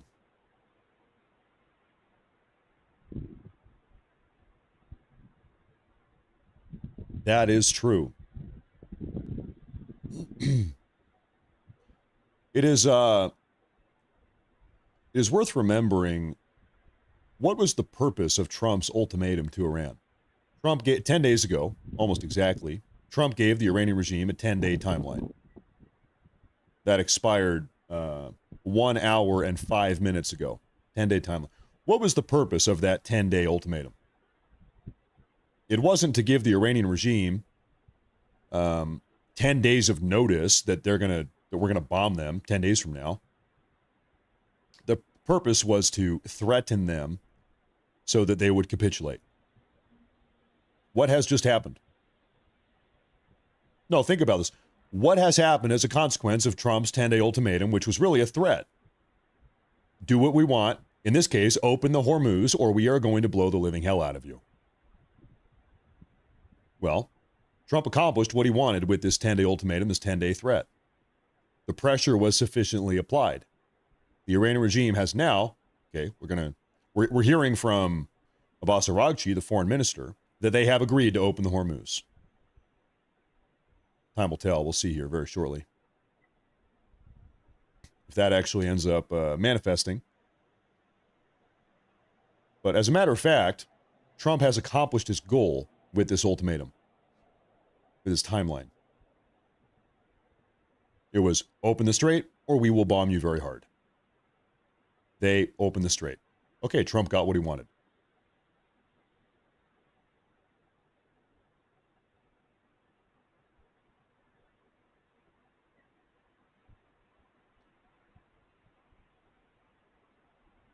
Iran now thinks they've got 2 weeks to resupply. This is where you've got to bear with me here for a moment.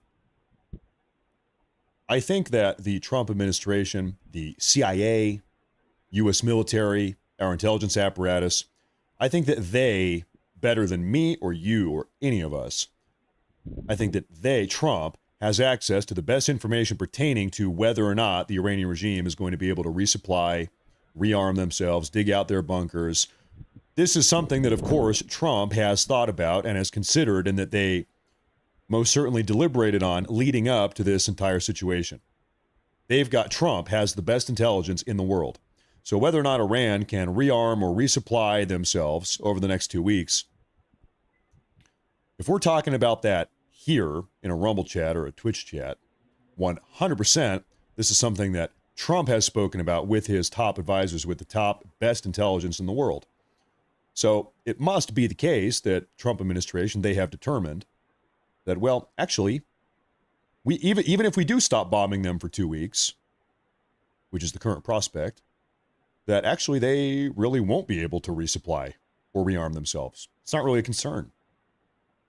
And I think it's safe to infer that because this is the decision that Trump has made.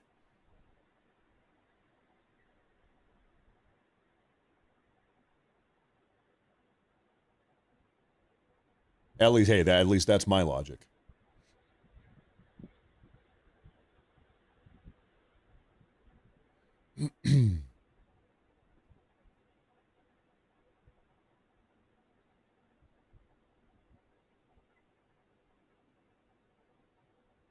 A Trump-endorsed Republican, Clay Fuller, has just won the special election for Georgia's 14th district, defeating Democrat Sean Harris to fill the seat vacated by Marjorie Taylor Greene.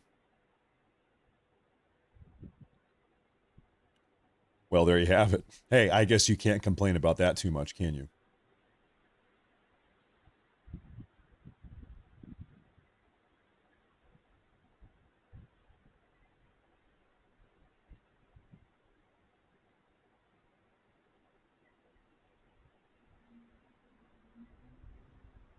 Kyle Sneed, hey, remember to seed him and feed him.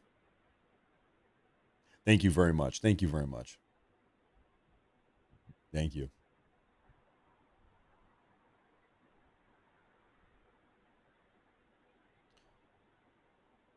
You know, here's also something to consider. Everybody's talking about the prospect, this notion that Iran can rearm themselves in the next 2 weeks. Nobody's talking about whether or not the U.S. can rearm, we can rearm ourselves in the next 2 weeks. If you thought that Bridge and Power Plant Day would have been a big spectacle this evening, imagine how big of a spectacle it could be 2 weeks from now, after 2 more weeks of refueling and rearming. Might end up happening if the Iranians decide to F around over the next 2 weeks. We'll see. We'll see. We will see.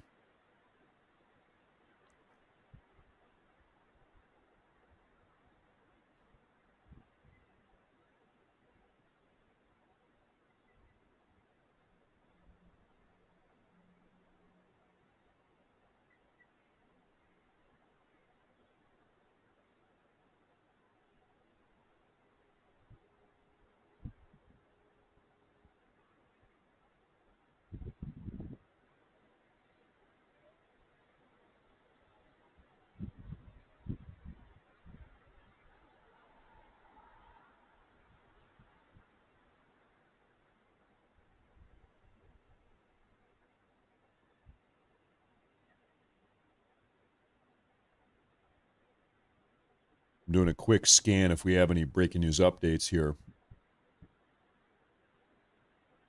Once again, we have a very curious instruction from the Iranian supreme leader.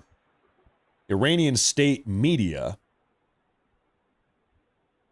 is reporting that the Iranian supreme leader has instructed all Iranian military units to stand down.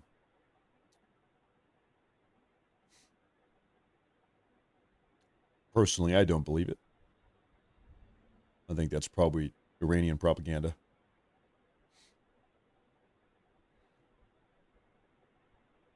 The Armed Gardener says, don't be scared, Matt, read it. Read what? Hey, thank you. I appreciate that. I'm not sure what I need to read. Thank you very much. I appreciate that. Oh, there's another super chat here. What is this? This must be what you're talking about. The Armed Gardener says, marvel at the number of people in this chat who think it's okay to destroy all of Iran.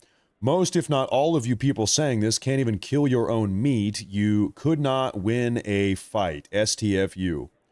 Thank you. I appreciate that. I appreciate that. Thank you very much.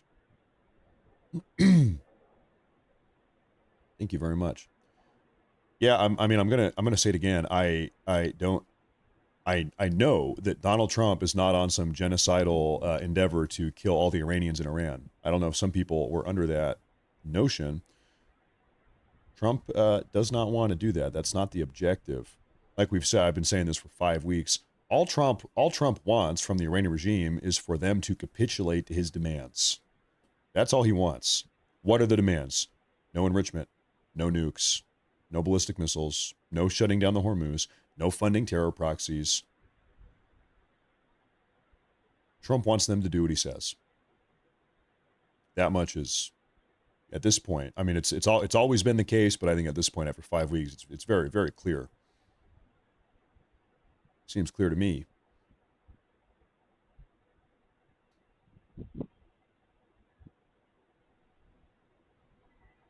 Seems clear to me.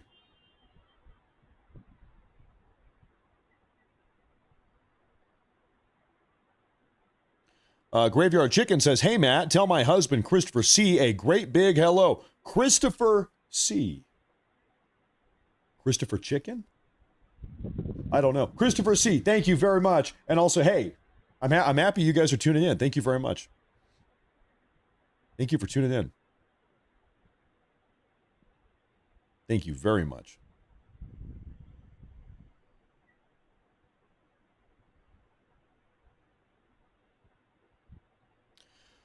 I'm glad you know that, Matt. You must have insider info. You don't need to have insider secret info to know what I just said. All you have to do is listen to what Trump says and Hegseth says and Rubio have said publicly. You have to have outsider info, not insider info. Trump has been for weeks very, very clear about what he wants or expects from the Iranian regime. Same for Rubio, same for Hegseth.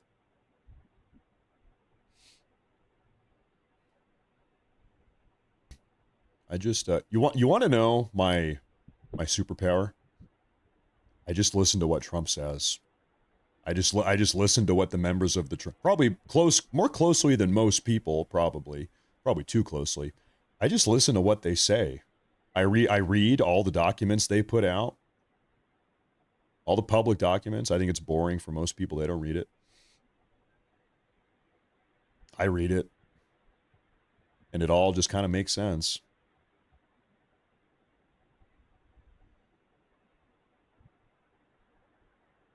Once again, another report. Iranian state media reports that the supreme leader has ordered the military to implement the ceasefire.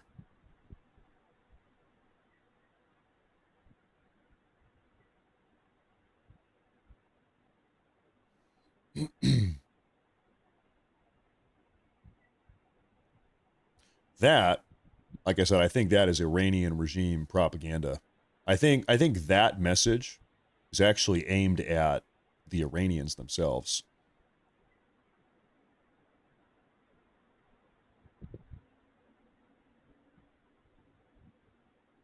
Because what seems to be the case is that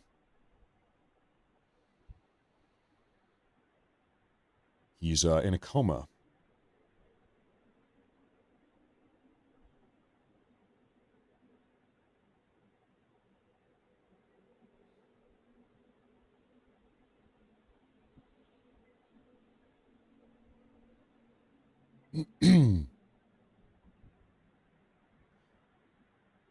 Ladies and gentlemen, I think the rate at which we are getting news has like pretty much not much is coming out right now.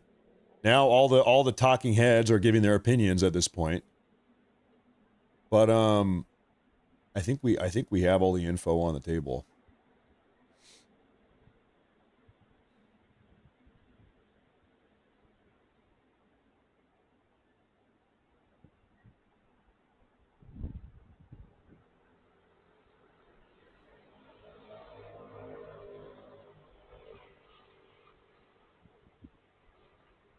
I think some credit needs to be given here.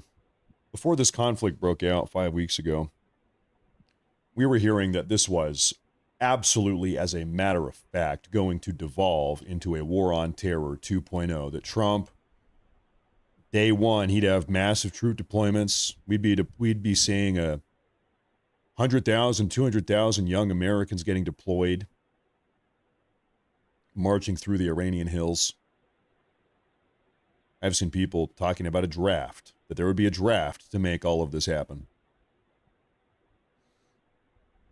It's been 5 weeks now, and Trump, notably, there's no boot on the ground mobilization. I think Trump knows how massively unpopular that would be. I mean, very clearly, every single poll, everyone knows that would be catastrophic. I think Trump knows that would be a very bad move. Some sort of mass boots on the ground deployment into Iran. And he hasn't done it. He has not done it. I think that needs to be appreciated. He has refused to do that. He's never taken it off the table, but it has not happened, as a matter of fact. Greg Adamite, thank you very much. Thank you very much. I appreciate that, sir. Thank you very much. Thank you very much.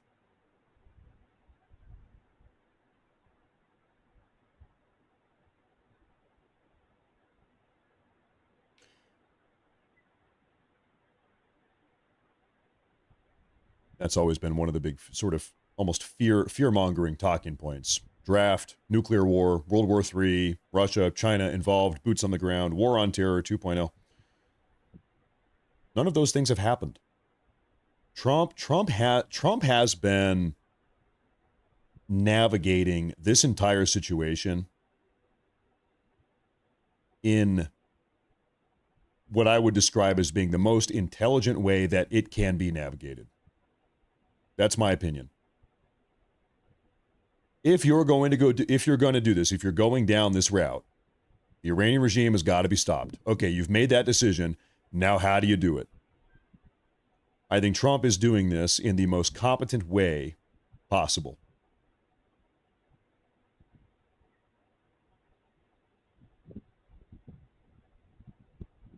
And then, of course, you have to add the addendum, so far. Because, hey, who knows what the future holds? This thing could go to hell 2 weeks from now. Or a week, or tomorrow. Who knows?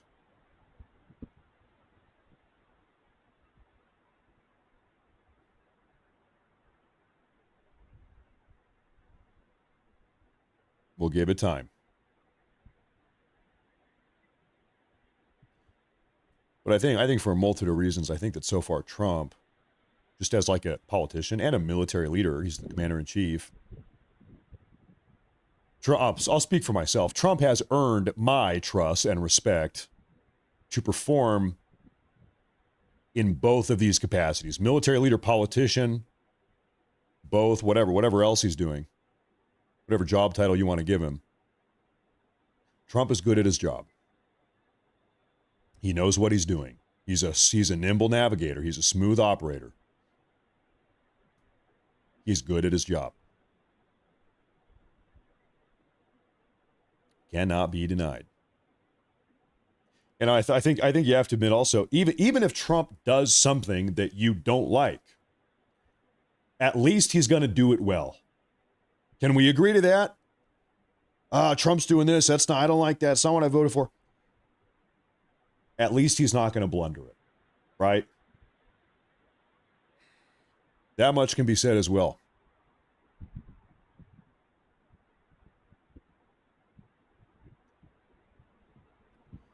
But now, I'll tell you what, ladies and gentlemen. I think at the moment, I think all the news, I think it's all kind of come out what time on the East Coast. It's almost 9:30, almost 9:30 on the East Coast.